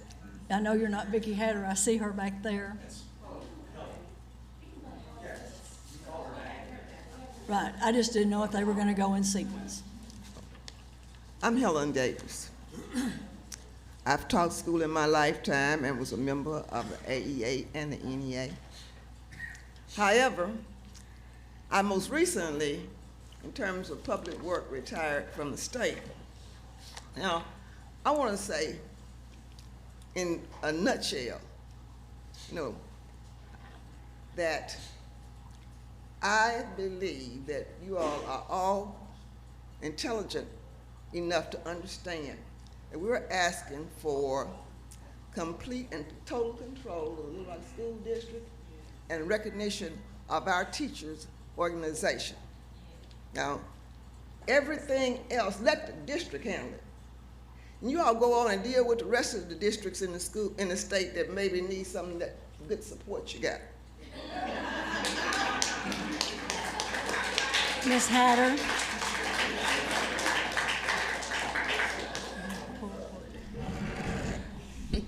Good afternoon, everybody. I'm Vicki Hatter, and I'm a parent in the district. So out of my children have attended Henderson, Fair, McCullen, Gibbs, Carver, and Horseman and Parkview. Now my oldest son, he have attended what you all have said are failing schools. He's out of the district now, but it was those teachers that believed in him and that went the extra mile. And I think that you all need to value our professionals more than what you guys do. I think you guys need to respect them and to willy-nilly, in my opinion, to come up with almost $1 million to hire substitutes to take the place of them today is just straight up disrespectful. And my child, as well as thousands of other children, was not in school today because of it.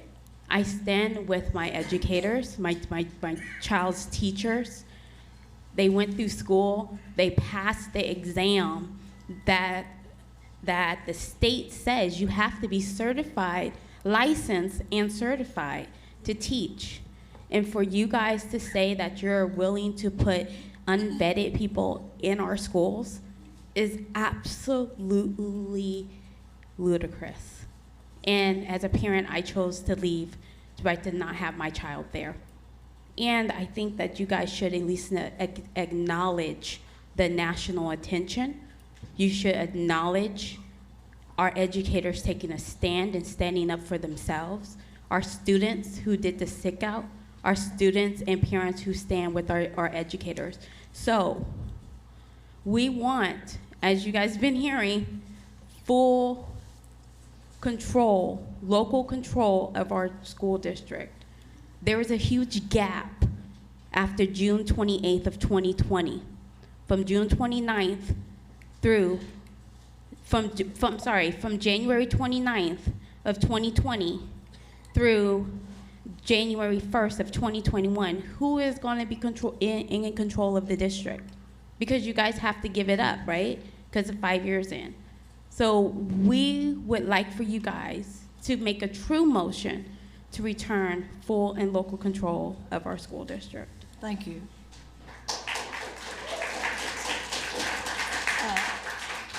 Laura Alvarez, Veronica McLean, Jeff Wood, Deanna McCormick.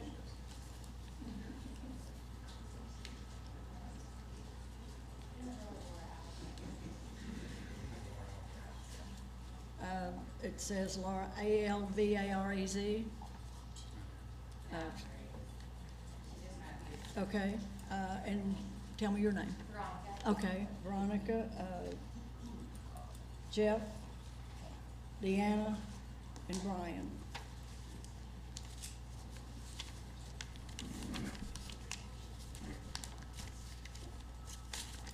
Okay, I'm Veronica McLean. I'm a parent. I'm a product of the LRSD. I've been here several times. I don't really even know what I want to say right now, because I feel like you're right, and you keep telling us if it's repetitive, but do you get it? It's repetitive because we're saying it again and again and again because that's what we want. And then you sit up here and you say, are you asking for community feedback on that?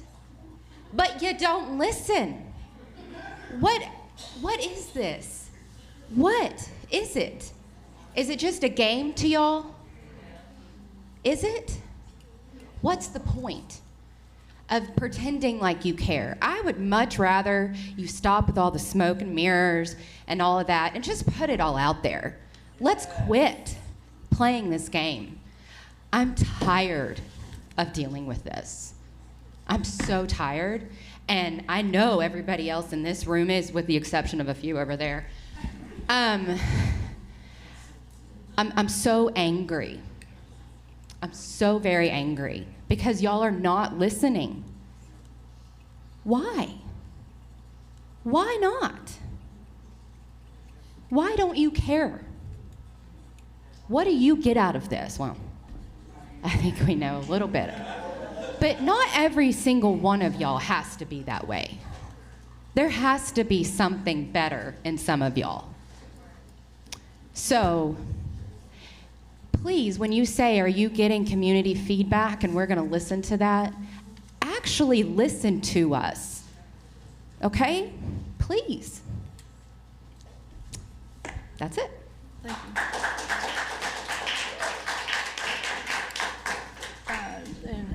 Amy Bell and Mac Bell. Ms. Zook, the commenters after me, I think it was Deanna and Brian and the Bells, have asked me to read a statement for them whenever I have that, whenever their name comes up. I want to talk for just a second. Yeah, that's right. My name is Jeff Wood. I'm the chairman of the Community Advisory Board for Little Rock School District, but I'm actually here to talk just as a parent of 3 students in our school district and a proud resident of Northwest Little Rock. We are excited about the discussion that has begun about a West High School in our district. Families all over West Little Rock are excited about this. The expansion of a West High School began this year with a 9th grade, but there was a little bit of a lackluster response to that because of a late announcement of that 9th grade and because the opportunities that were being offered to the students at that in 9th grade were not very sufficient. This year, only 60 out of the approximately 225 students in last year's 8th grade at Pinnacle View Middle School chose to stay on for the 9th grade. But I don't think that would be the case if next year we installed all grades 9 through 12 and offered a traditional student experience at that location. Traditional student experience including football, basketball, volleyball, cheerleading, band, choir, anything else that contributes to the excitement and the fun that students have in their high school years. That is what the families of West Little Rock want. They want community gatherings, they want a mascot, they want rivalries to enjoy.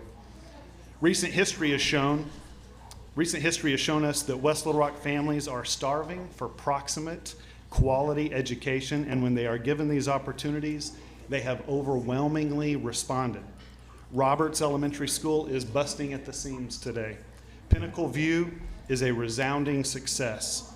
10 years ago, the school district hired a consultant that said in 10 years there'll be approximately 600 students in this West Middle School. Today, in year 4, there are over 900 students at Pinnacle View Middle School. Both of those schools are A schools and they are bright spots for the Little Rock School District. According to Metro Plan, according to Metro Plan, West Little Rock is the fastest growing area of our city and the center of our town continues to move westward. But Little Rock School District is losing half or more of its students from this part of town to competition when those students get to high school. In fact, the largest zone for West Little Rock is Hall, and only 14 students choose to go to Hall High School. The demand is there, the community involvement is there, and it is time for the supply to be there also. If the Little Rock School District doesn't do that, doesn't meet the supply, then someone else will. More than 100 choiced to nearby Robinson High School this year. A new charter school will open in 2 years. 15 seconds. So for Little Rock School District to be competitive, we must meet the demand of that part of town. Thank you. Laura Danforth, Portia Casey, Anika Whitfield, and George Hobbs.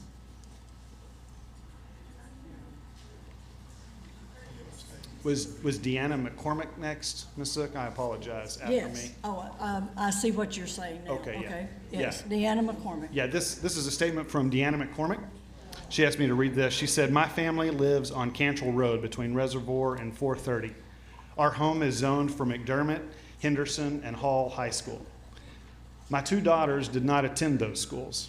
Through much prayer and petition to the district, they attended alternate schools in the district. My eldest attended Jefferson Elementary, Horace Mann Middle, and Central High School. She's now enjoying a successful first semester at Oklahoma State University.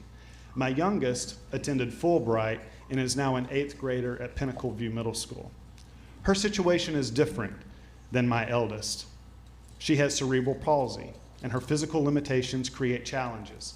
With the help of a paraprofessional since kindergarten, she has been in typical classrooms and able to keep up with her peers.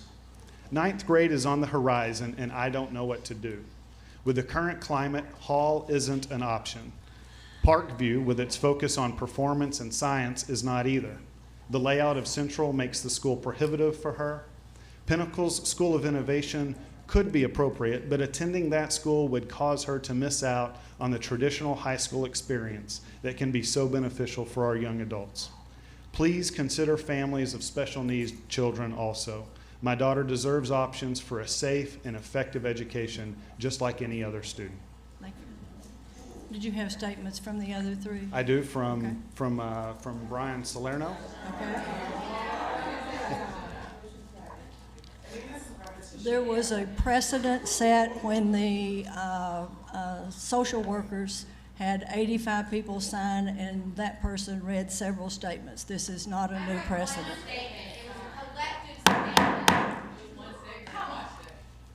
This is Mr. Brian Salerno. He writes this to you. He says, our son goes to Pinnacle View Middle School and our daughter to Don Roberts Elementary School, which have both proven to be excellent schools for academics and the quality of the facilities. As a resident of West Little Rock for over 12 years, we have a tough decision ahead of us to decide if we send our son to private high school or go to a public school out of our immediate area. We pay very high taxes and should have the right to a quality education for our children like that at other high schools like Central. We feel we should have a quality facility and staff in West Little Rock for high school to properly educate our children. Thanks, Brian Salerno. Okay. Do either of the Bells have a statement? They do. A combined statement. Okay. Did they all sign their names? Yes. This is from Amy and Mac Bell. They say, we come from a long line of public school teachers in Arkansas and have been requesting proximate secondary schools in West Little Rock for a full decade, under both local and state control. Roberts Elementary, 10 years after its approval, and too small, which was immediately so full that pre-K was killed after just 2 years. Over 1,000 students are educated there today. It took another 6 years to finally deliver Pinnacle View Middle School. If Roberts' 6 grades, which have 1,029 students, and Pinnacle View's 3 grades with 903 students, if they were high schools, they would already be the district's 3rd and 5th largest high schools. Instead, students are forced to scatter to various alternatives, including magnets, charters, and private institutions due to lack of facilities in West Little Rock. Hall is 8.5 miles from Pinnacle View in a different elementary and middle school zone. Central is 13 miles from Pinnacle View, equal in distance to Maumelle High School. Robinson High School is Let me interrupt you a minute. Whoever has the music playing, either exit the room or turn it off. Okay, go ahead. Sure. Robinson High School is 2.8 miles from Pinnacle View and now open for school choice, which has been a relief option for traditional education. Development of homes, businesses, and other civic infrastructures are expanding rapidly in West Little Rock, with plans to develop 2 downtown business districts at Chenal Parkway and Rawling Road and Highway 10 and the Ranch.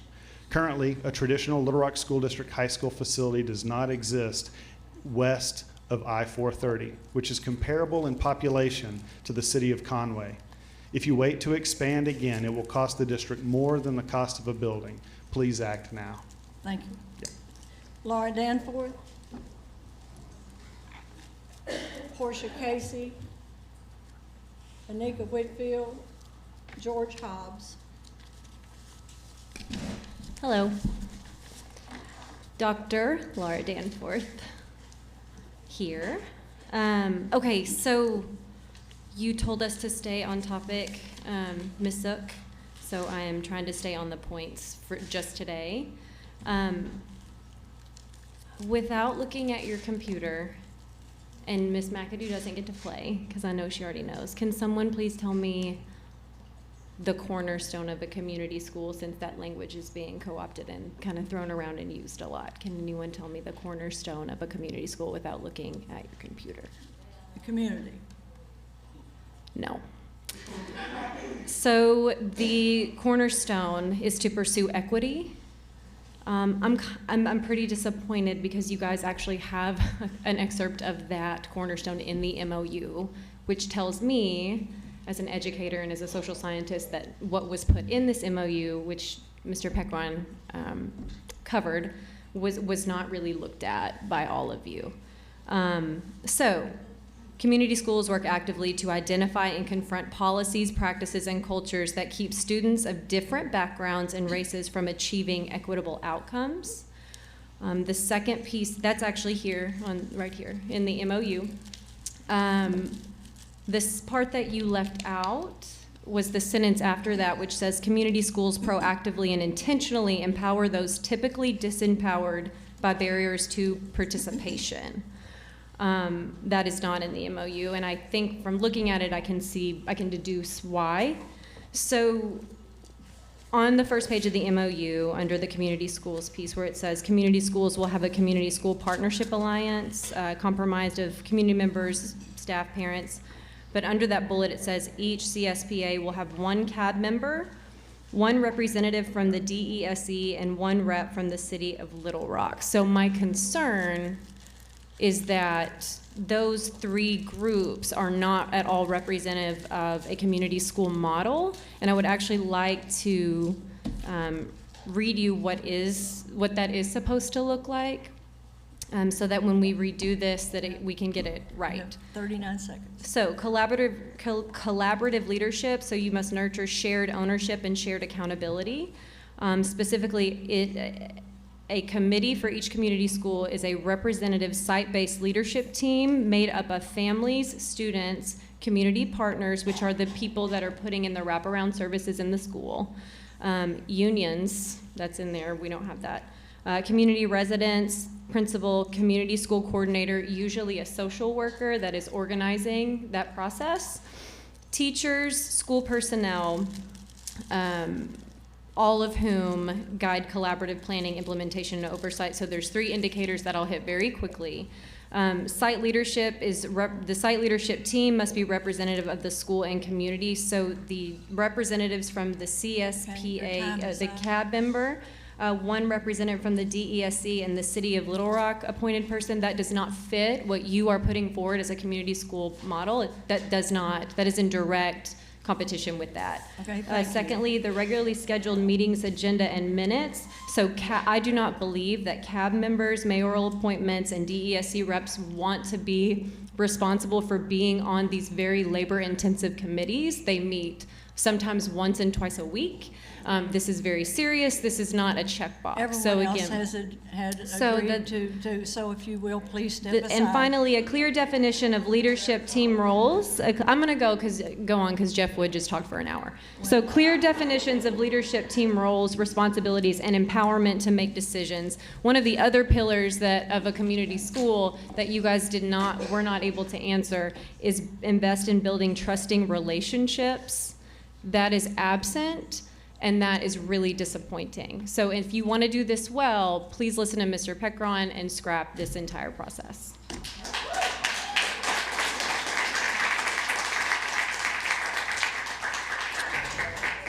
Good Ms. evening. Casey? My name is Portia Casey. I am, I am an alum of a failing school.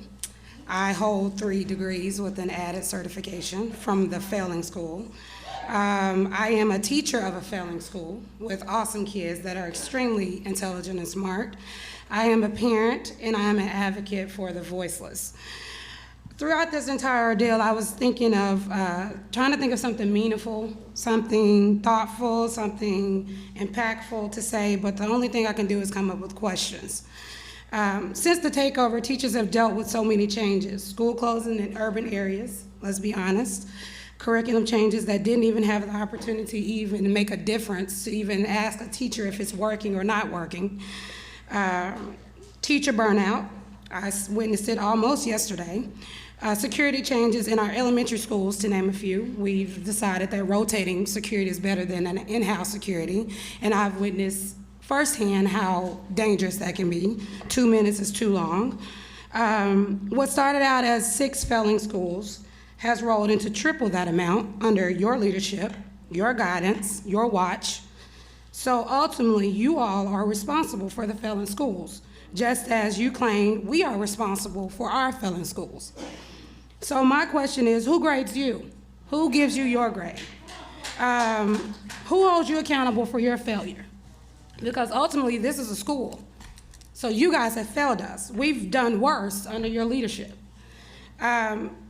But I say that's just a contradiction. And if we aren't allowed to score you, then who's judging your performance? Because this is what it is, it's a horse and pony show. My last question that I would like to ask amongst you all up here, excluding you, Ms. McAdoo, how many years of teaching, licensed teaching, in the classroom experience do you all have collectively? How many years? Because educators, we know what we deal with on a daily. We know what we need on a daily. We ask our parents on a daily. We ask our students on a daily. What makes you qualified to know what's best for our kids when you all have yet to come up into our classrooms and experience what we're walking in daily? We just want to know. Dr. Whitfield? Hello, my name is Reverend Dr. Anika T. Whitfield. I'm a graduate of Hall High School. I attended Horace Mann. I attended Terry, Franklin, Roman, and Booker. And I want you to know, first of all, I'm going to ask each one of you to put this on your calendars. On December the 6th, I don't see anybody moving. December the 6th, we are inviting you to an equity bus tour of the Little Rock School District. We want each one of you to come and ride with us, and we're gonna take a look at 2 different schools in the Little Rock School District. I asked this board, and I know Mr. Williamson and Ms. Zook was on the board before when I asked this question, and maybe you were, Ms. Newton, I'm not sure.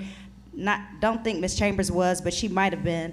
I asked you all if you'd ever gone to any of the schools in the Little Rock School District. I asked you if you'd ever gone to the ones that are supposedly in distress. I asked you how many times you'd gone to any of those schools that were in distress, and sadly, maybe 1 or 2 people said they'd been.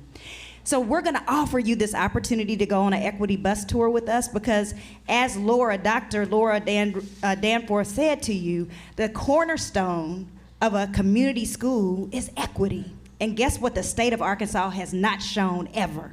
Equity in public schools. And so we are holding you all accountable because for some reason the governor felt that you could do this. To get to this point, I absolutely oppose any additional at-large members for the CAB. I served on the CAC, and Mr. Key, you were one of the people who allowed me to serve on that committee, or on that civic advisory, yes, it was called a committee. And I was really glad that I had that opportunity because guess what we did? We had multiple meetings with the community, and we put together a 40-page review of all the works that we did. And guess what you all did as a result of our 40-page response? Zilch. Never listened to any of the recommendations we made about not closing our schools down, about listening to the community, about allowing us to make our own decisions, about reinstating a locally elected school board. You failed to listen to us over and over and over again. That is unacceptable. That is why we will keep coming here. On item number B, as it relates to the Little Rock School District zones, I have a question for you. What is wrong with the current zones that we have? Why are you trying to extend areas? What are you so afraid of? C, the consideration of the draft of the MOU. Mr. Keith, thank you so much for saying that it's not a good one. That you all need to have discussion and have a session and talk about it, and I hope that you absolutely will. But let me also say on the attendance zones that Mr. Poore talked about, not only do we not like the blueprint and think there needs to be a moratorium on that, we also recognize that you keep saying words like local control, but we don't have local control. Because if we had local control, you would not keep trying to make decisions on our behalf. You keep trying to make decisions for us, and that is unacceptable. So on item A, which is the only item, as I understand it, that y'all are gonna vote on, I'm asking you, Mr. Peck-Ron, to vote no. Ms. Chambers, I'm asking you to vote no. Ms. Newton, I'm asking you to vote no. Mr. Hill, I'm asking you to vote no. Ms. Dean, although you will never look at me unless you give me a mean mug, I'm asking you to vote no. Ms. Zook, I'm asking you to vote no. Mr. Key, you don't get to vote. Ms. McFedrick, I'm asking you to vote no. Mr. Williamson, I'm asking you to vote no. Ms. Moore, I'm asking you to vote no. And Mrs. McAdoo, thank you for being the Teacher of the Year. You serve us well.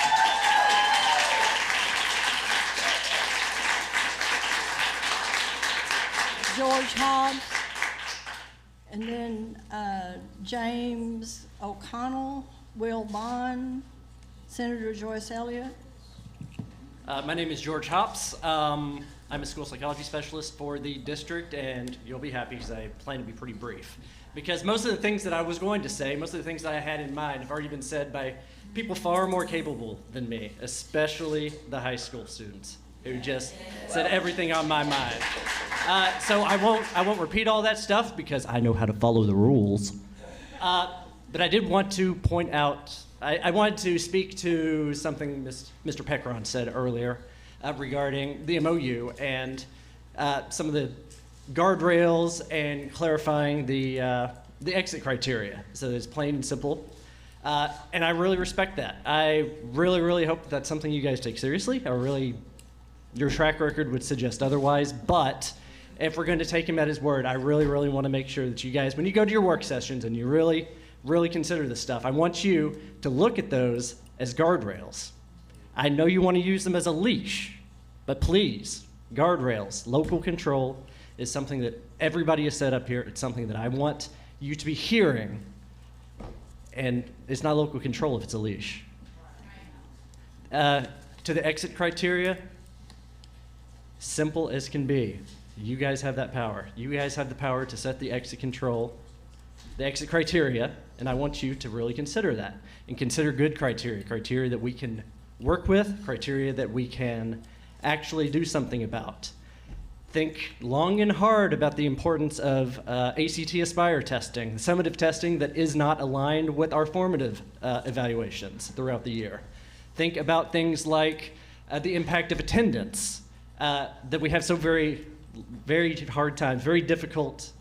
We can't drag kids into the schools.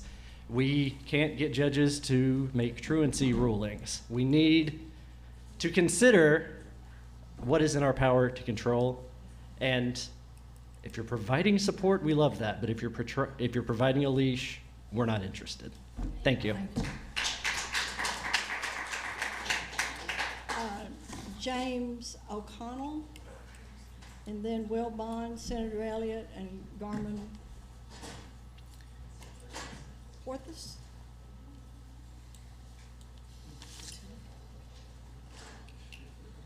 Okay, go ahead, sorry. Hi, I'm James Maynard O'Connell. I hold my teacher certification in Arkansas. I received it 16 years ago. I did my student teaching at Parkview.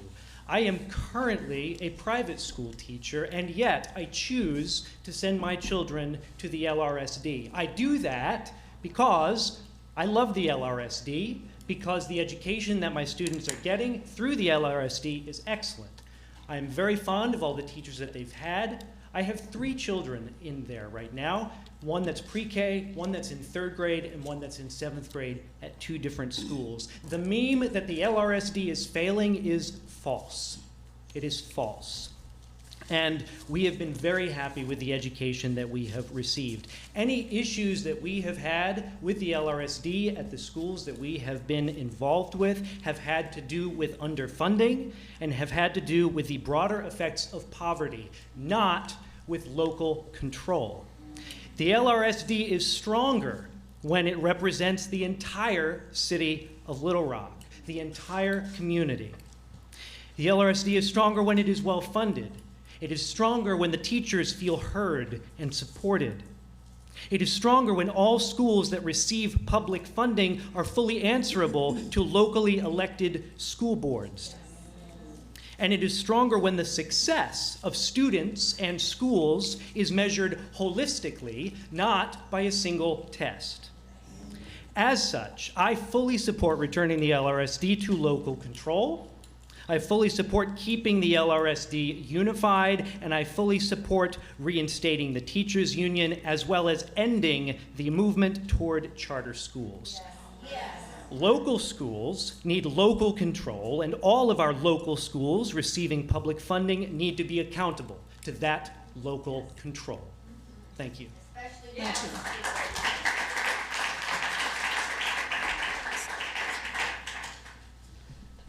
Who all's tired of sitting through these meetings? I know y'all probably are, and we are too. One thing I wanted to go back over, if you remember, we were here for teacher fair dismissal, seems like a couple of years ago, when we had a big crowd, and y'all voted to take that away in Little Rock District. So we left that and we came back, and then y'all threw out the frameworks, that issue.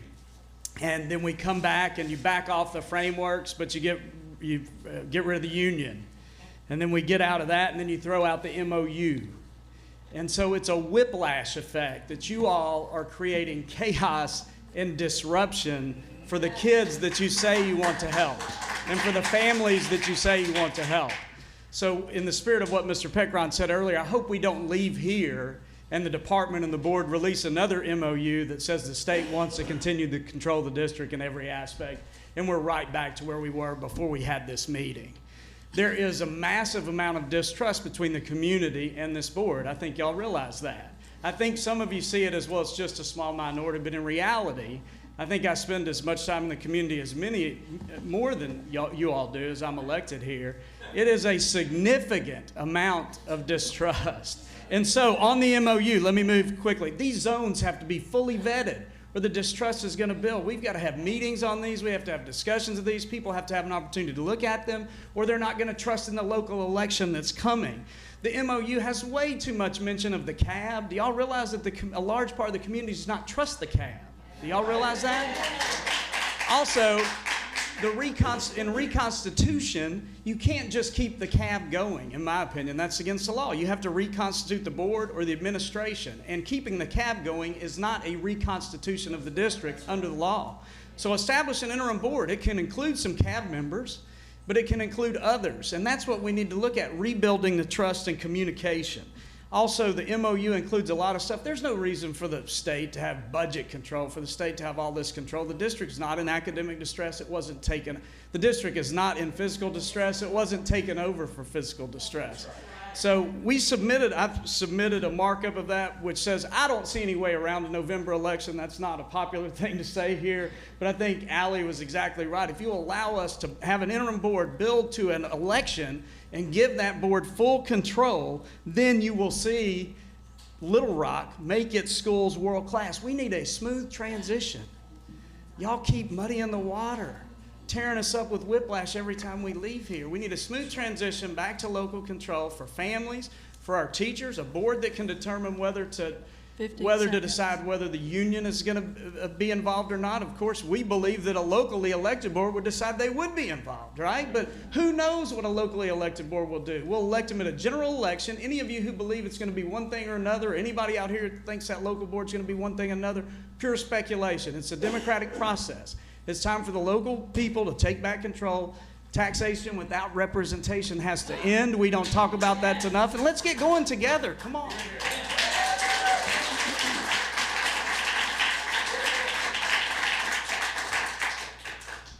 Thank you, Will.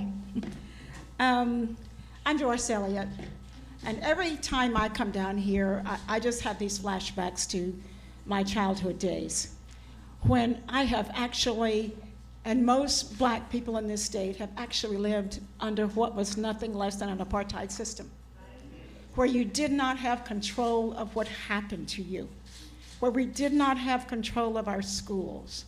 We did not have control of whether or not my parents and grandparents voted. I've already lived so much of what's happening to us right now. And for those of you who are fortunate enough not to have lived that and don't even know what it feels like to be a citizen in the United States of America, and you pay taxes, and you can't determine what's happening in your own town, in your own city. This is not new to me. And I really, really am sorry that it's not new to me. It was not new to me as a child. When I went to school, I was told where to go. I was told to leave a school just because of who I was. And I feel like this is what Little Rock is. There's something different about the way y'all want to treat Little Rock. I don't know what it is, but there's something weird. Just like as a child, I kept trying to figure out, why do those people treat my grandparents like that? Why can't they vote? What are they doing that's so wrong that they get treated one way and other people get treated another way? When all we have done is be born into the world as we are, where all we've done is to be Little Rock. And there's something about Little Rock that it's almost, we have a thing for it. And when I look at what the law says, the law does not require you to take control of this school district. There are people who think there is a requirement in the law that you have to maintain control of this district. That's not what it says. It says you may. It does not say you must And you have made for 5 years here. And you can choose to turn it back to the people of this district. Just like somebody finally decided to stand up for me and say, when you turn 18, you won't have to suffer what your parents and grandparents had to suffer. If we keep this up, our kids are going to be standing right here talking to you, or 20 somebody who seconds. inherits your position. I want to say about the attendance zones. If we're going to do everything by the blueprint and the attendance zones, and we've got schools that may be closed, schools that are going to be consolidated, and we keep talking about we're going to make all these changes based on what's in this blueprint and the attendance zones. Did you say we got 30 seconds? We could have about 30 seconds if it went off, because you said 3 and try to get there. So I will be fast, because I don't want to be disrespectful to the board, because I don't mean it that way. But we are not concerned about avoiding segregation. I'm not concerned so much about resegregation at this point as it seems like everybody said you didn't know what a race-neutral school was. I don't understand how come you don't know that. You know what that work session? I know what that is. And I would just say on the school board zones, please be thoughtful about what Mr. Pacron said.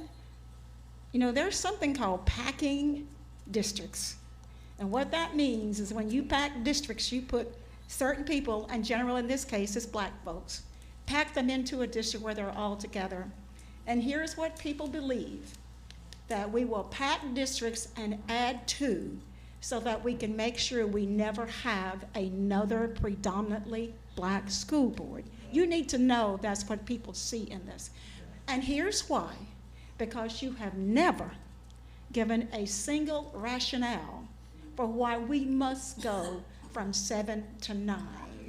Something that should be done by the elected school board after November 20th if they decide to do that. Thank you so much. And I want to come here at some point and not have to live flashbacks, because this is not American. Are you Carmen? Carmen Portillo, yes. Then Marco Dorfsman and Johnny Hassan. Go ahead. Thank you. Good afternoon, everyone. My name is Carmen Portillo. I am a Little Rock resident. I'm a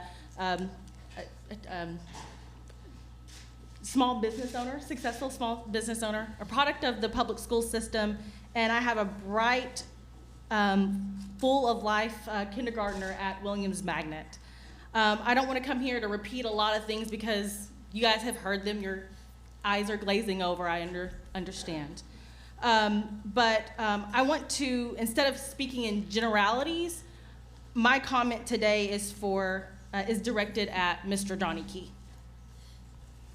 Mr. Key, I don't know any organization or business that will allow an employee to remain in control that has considerably failed to do their job. It has been 5 years since you guys have taken over and since you were appointed by Asa Hutchinson. It's okay to fail. It's okay to move on. You can accept what you couldn't change, and you can learn from your mistakes and maybe find a profession that is suitable for you. Dr. Hill, you run the 2 Fish 5 Loaves ministry at our church, so you know the fish stinks from the head down. I want you to know that pride is concerned about who is right, but humility is concerned about what is right. Thank you.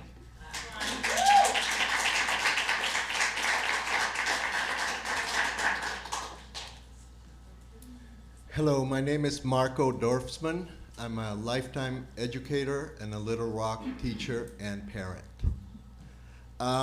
Over the last 5 years, this board has made a big number of decisions, the rationale for which has not been obvious.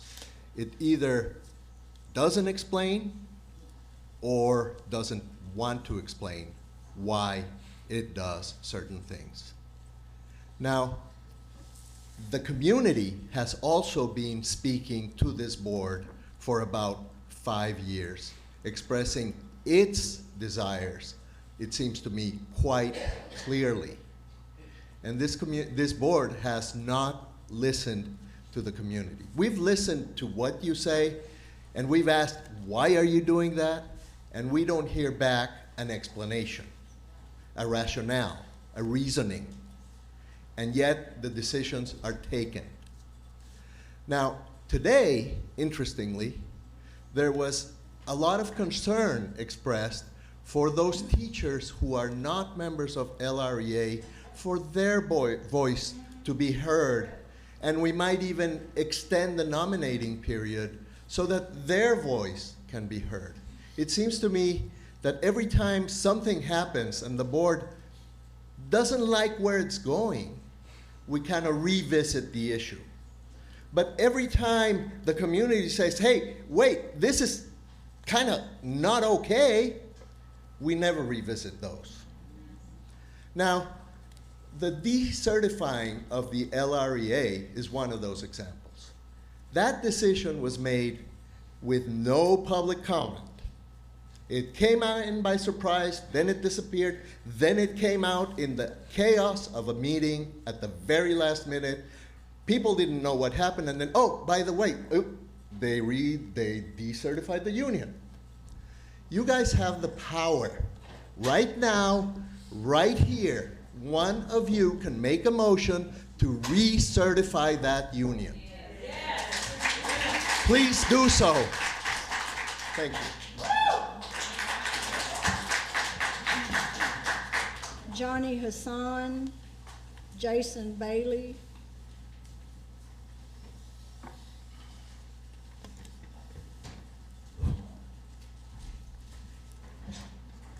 How many more are on the list? 1, 2, 3, 4, 5. We don't need a break. My You time? may- Yes, please. Assalamu alaikum. I just want to explain what Dr. McAdoo said to you when he gave you that greeting. That greeting is God's peace and blessing be upon you. He said that at the memorial service at our attorney with John W. Walker, who was utilized a few days ago. His son said at St. Mark Church that he would ask the governor and the Little Rock School District to be returned to community ownership. That's what John Jr. said, and I quote. So the point of it is that greeting also means a greeting of a blessing to those who have deceased. And so when he said it over the at the church, he was giving John a blessing from God, that only God can give you a blessing of peace. Well, he said it to you.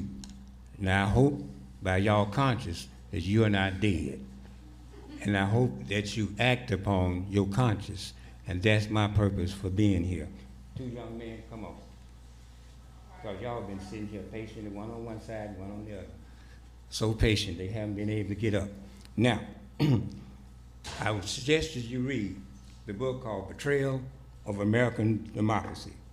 It goes a long way in enlightening people about juveniles that have no power, meaning they're not voting, so they have no input into this situation. Many Americans think that is how governing systems supposed to work, directed and dominated by elite few. But is political systems of privilege and inequality a rank order that assigns most citizens to an inferior status. In fact-filled arguments, expensive expertise are only the route to influencing government decisions. Then, by definition, most citizens have no access. This is a functional reality. This is fairly not democracy. This is capitalism at its most, because most of the time, so the point is, for us, the issue of racism, okay? Most of us, you say those who are not guilty of racism, right, become an instrument of our prejudice. which is by definition, is holding on to opinion and making judgment about someone without getting facts or regardless to the facts. You have 20 more This seconds. behavior is based on attitude and beliefs, and most of the time, arrogance.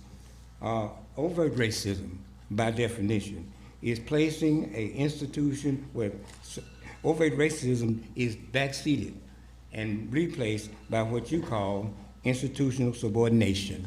And that institutional subordination, excuse me, I didn't go to college, so y'all excuse me for that. Placing a person into a position of status of inferiority by your attitudes and actions and your institutional structures, which do not use color or use inferior ideas in subordinating a mechanism, but instead of maintain mechanisms that indirect related to color, you say that we are inferior by our race. So my point is that you have the left, no school child left behind. This is a document that you're supposed to be working on, as that says here. I'm sorry, your required time states is up. of academic levels. Well, I just want to, for the record, put this on for the record, so that it tells me that you have not did the 100% grade level of math to 2014, reached the goal of 2014, increasing students' proficiency in education. You're not talking about that. I haven't heard nothing talking about this gap in the difference between our school district. And the other thing is the resegregation of the schools. Your own documents, I'm saying, your own documents here says that these schools are resegregated. So my point is, for the record, put these documents, okay, on file and define why these F schools exist and why here AB schools, all the AB schools have white students and all the F schools have African American students. Thank you. Can you define that for me? Jason Bailey. Hello, my name is Jason Bailey. I wanted to speak last time, but y'all guys took way too long, and I had to leave because I'm a teacher, and you like to hold meetings when I'm teaching. So, I'm here to tell you why I'm here today. And Mr. Peckron, I'm so glad you looked up at me because I'm glad that you're paying attention now. I'm here because I overheard two of my students, while we were doing a lab, explain their fears about the resegregation of their peers. So I was in this fight December when I watched you roll your eyes as a mother come up here and talked about her domestic violence situation. I was in this fight already. So I'm here today because that lit a fire under me. And the hundreds of people out there chanting are ready too. There is a dangerous and systemic problem that you have, each of you, and that is systemic racism. Please don't let your eyes glaze over, Mr. Williamson. Thank you. I told you I'm a teacher. I can look at when you're paying attention. You are planning to divide our district, and we see that. And you may believe that we're throwing this word segregation around as if it means nothing, but to this community, it has a visceral, guttural, historical meaning. It is the height of your white privilege that you do not understand that that word isn't a buzz term. It strikes. It hurts. I know because I get to see it hurt my children. They're using the term. The world is watching you. Mr. Peckron, Miss Owita Newton, Mr. Hill, Miss Dean, who I taught your students, Miss Zook, Mr. Key, Miss McFedridge, which I never hear you speak, Mr. Williamson, Miss Moore, and Miss McAdoo. The world is watching each and every one of you. And right next to your name in the papers, there's reserved terms for you. Your actions, your behaviors are going to determine this. Not necessarily what you say today, because 30 we seconds. know that your words mean almost as much as they do with your actions. Nothing. Nothing. They're empty. Okay? We are one district. seconds. We are one voice, and we ain't going anywhere. Thank you.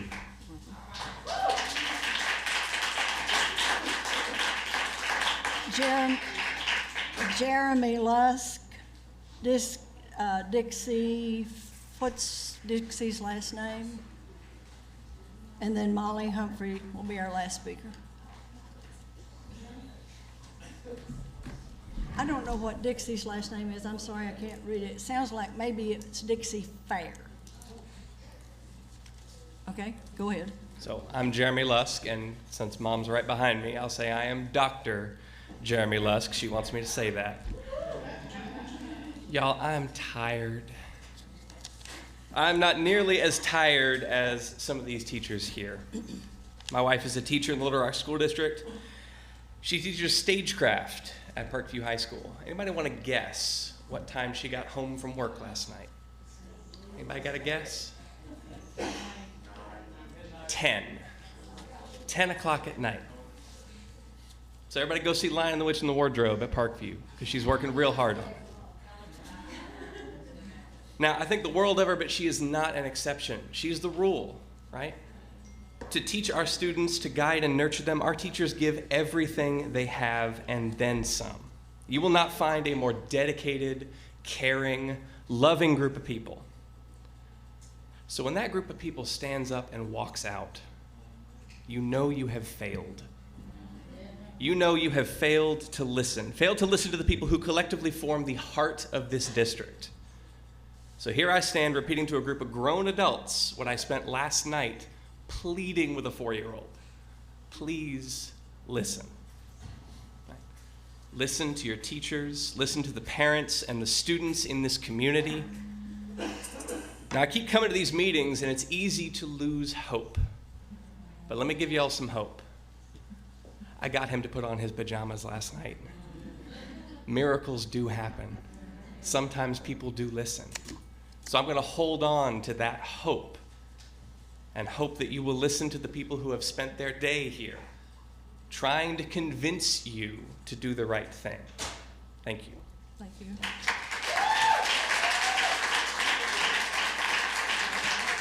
Dixie Fair, and then Molly Humphreys.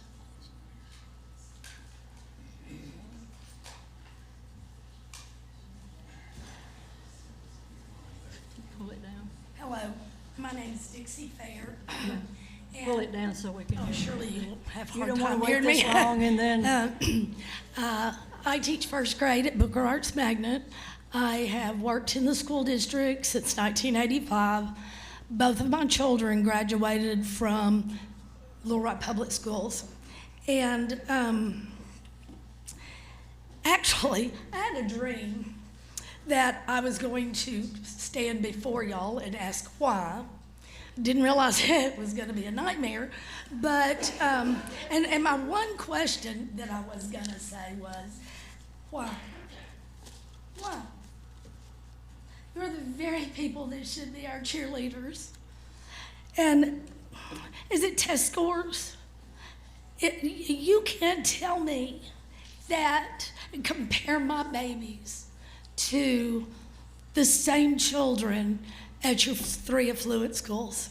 You cannot tell me that the teachers at those 3 affluent schools work any harder than the teachers at Booker.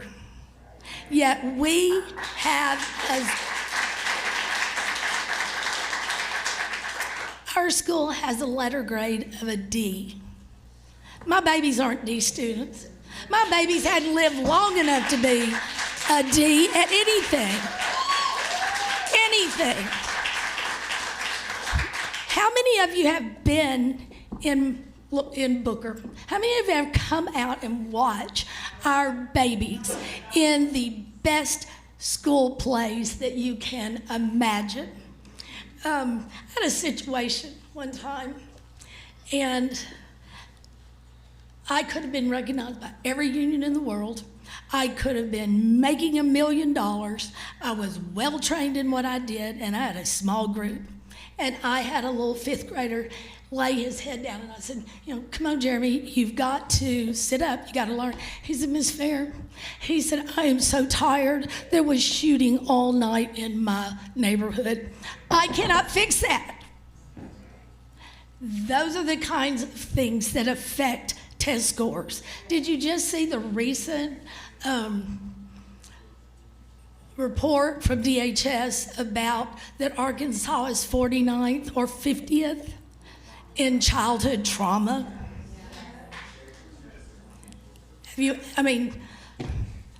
Take some of that into consideration. Come see our school.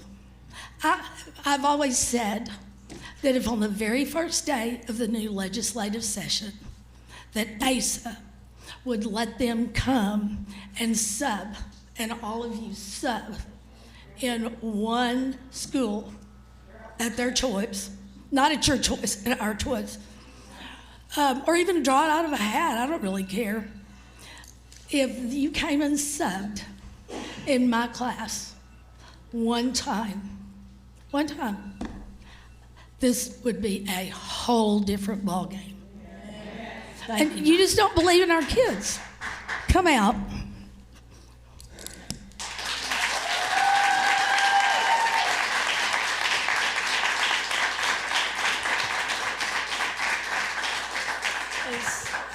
Is Ms. Humphreys, did she have to leave? Okay, thank you. All right, that ends the public comment. I think of the things that were on the agenda, there are only two things that have a need for a timely decision. I didn't know who was sitting back there. One would be whether or not we have the camp expanded, so that if we're going to expand it, that those people who get selected can be done in December, and have a chance for some training before they start in January. And the other is whether or not to extend the PPC time, so that one teacher from each building can be on the PPC. So do I have a motion on either one of those or both? No taxation without representation. No taxation without representation. No taxation without representation. I'm not sure why you're doing it, but I know how to walk out. No taxation without representation. No taxation without representation. No taxation without representation. No taxation without representation. No taxation without representation. No taxation without representation. No taxation without representation. No taxation without representation. No taxation without representation. I'd like to make a motion.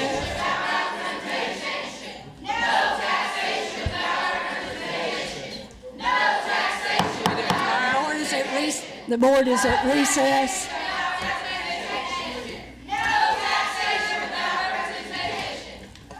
taxation without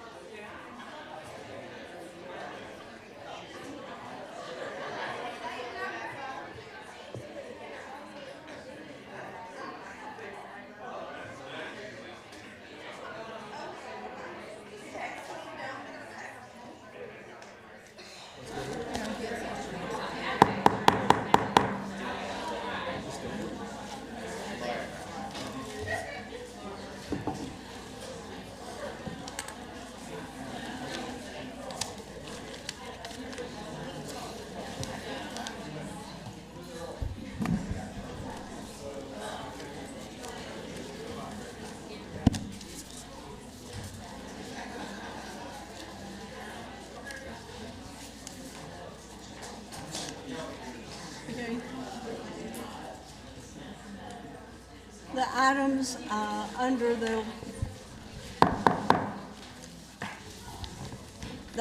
under number 13 with regard to the Little Rock School District reconstitution will be moved till tomorrow morning, and we will at that time decide on what points to vote, as well as the new business, which will be the makeup of the PPC. So without objection, the meeting is adjourned.